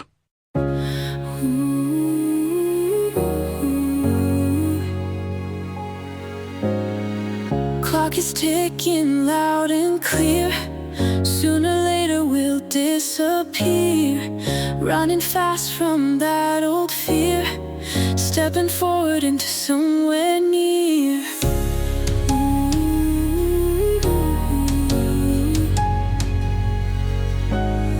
Stars align but sky's still gray. Sooner or later we'll find our way. Lost the map but that's okay. We'll build a world out of today.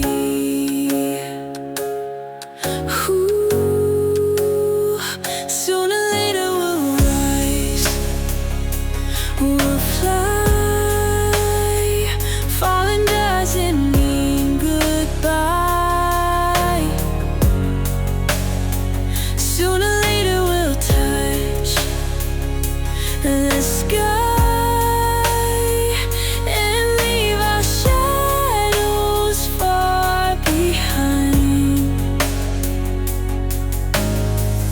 Minutes sprinkle like summer rain.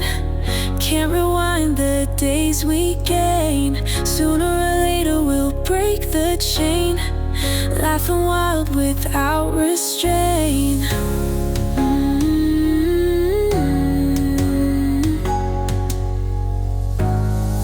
Riding waves on an endless sea. Sooner or later we'll be free, holding hands, just you and me, on this road of mystery. Ooh, sooner or later we'll rise, we'll fly. Falling doesn't mean goodbye. Sooner or later we'll touch the sky.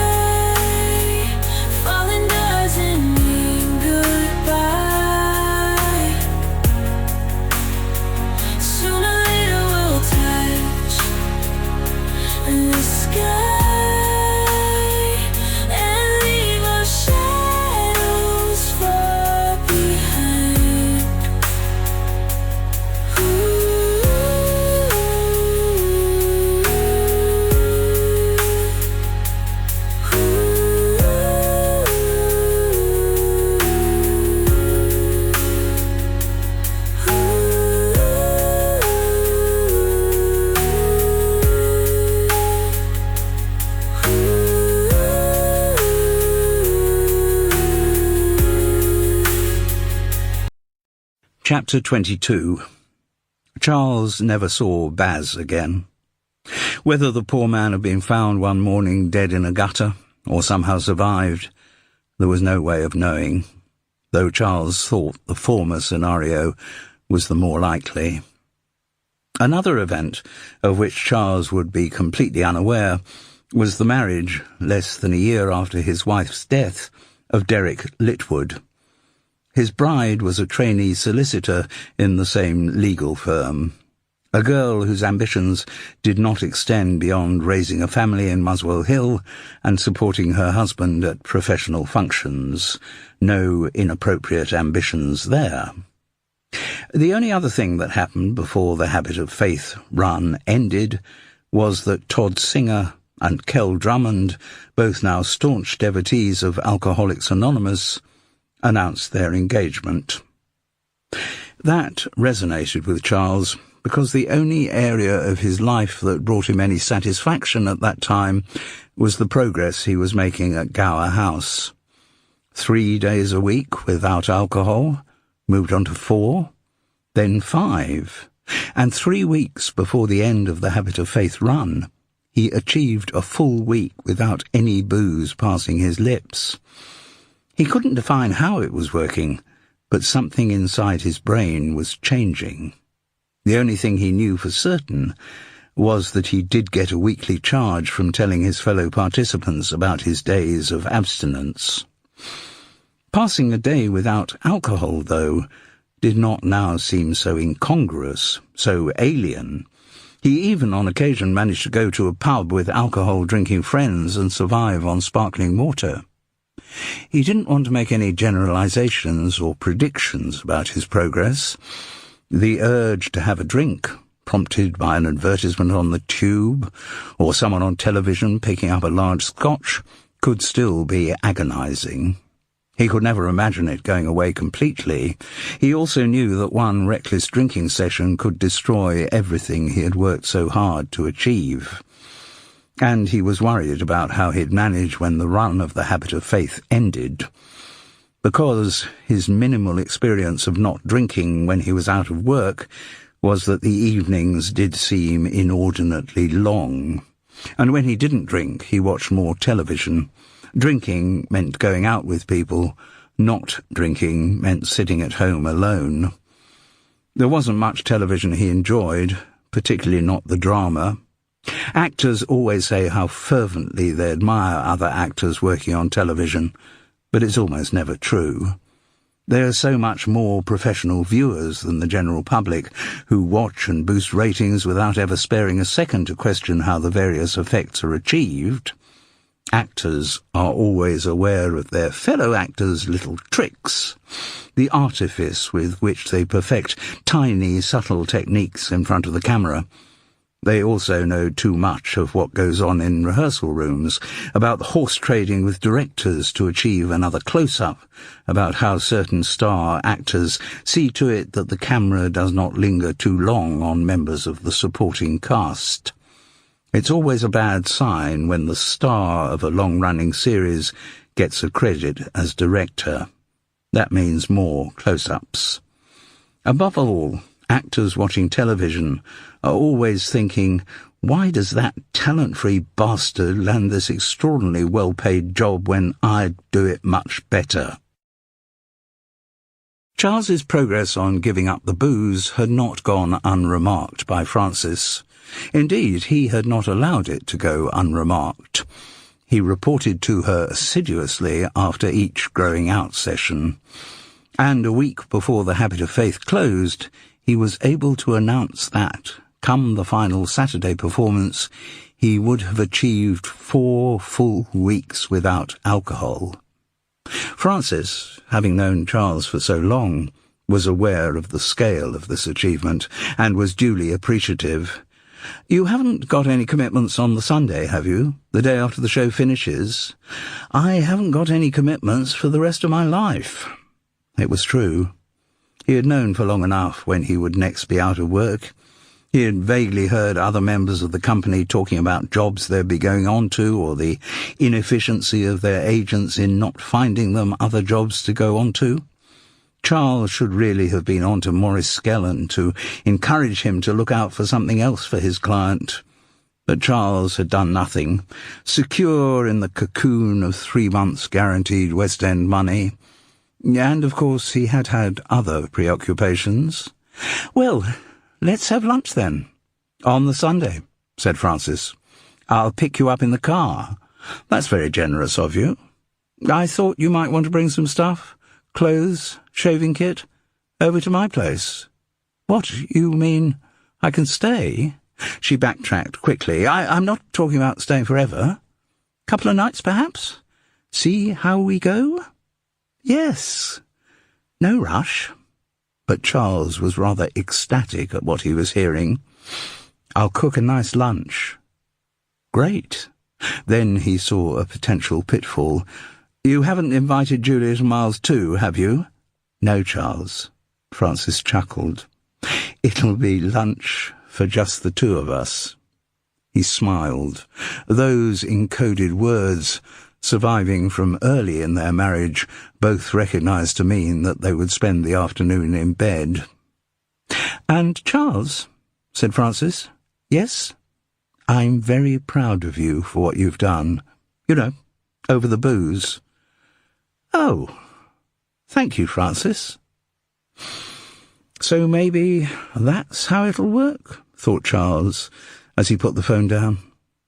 Although the plans had been unspoken, both envisaged that over the next few weeks Charles would gradually start to spend more time at Francis's place, and in her new place if the purchase worked out, until the moment came when he finally gave up the lease on his studio flat, and husband and wife would once again cohabit. For Charles, it would be his first positive achievement for many years. When the curtain came down on the Habit of Faith for the last time, Charles felt a mixture of emotions. Relief that he'd never again have to nod understandingly as Brother Benedict, the monk who just listened to all of the other monks who maundered on in long speeches about their own internal conflicts, and frustration, born of the knowledge that the crimes of Justin Grover and Seamus Milligan would forever go unpunished. He had been impressed by Eve Blanche, but he didn't really think there was a hope in hell that anything would come out of her campaign. He could not see what lay ahead. Oh, well, thought Charles Paris, as he hung up his monk's habit for the last time, you win some, you lose some. There was no official celebration of the last night. The producers had hosted a lavish company dinner after the Thursday performance. Nita Glaze had been there, bubbling with confidence about her new West End production. Charles had got through the dinner without drinking, a considerable achievement in such convivial circumstances. But after the final show, there was a move for those of the company who fancied it to go to the pub for a quick one. Charles thought it would be churlish not to join them. Whatever antagonisms had been felt during the run, now was the time to relax and say what fun it had all been. That was not difficult for anyone, secure in the knowledge that the next day they wouldn't have to see any of the others, possibly ever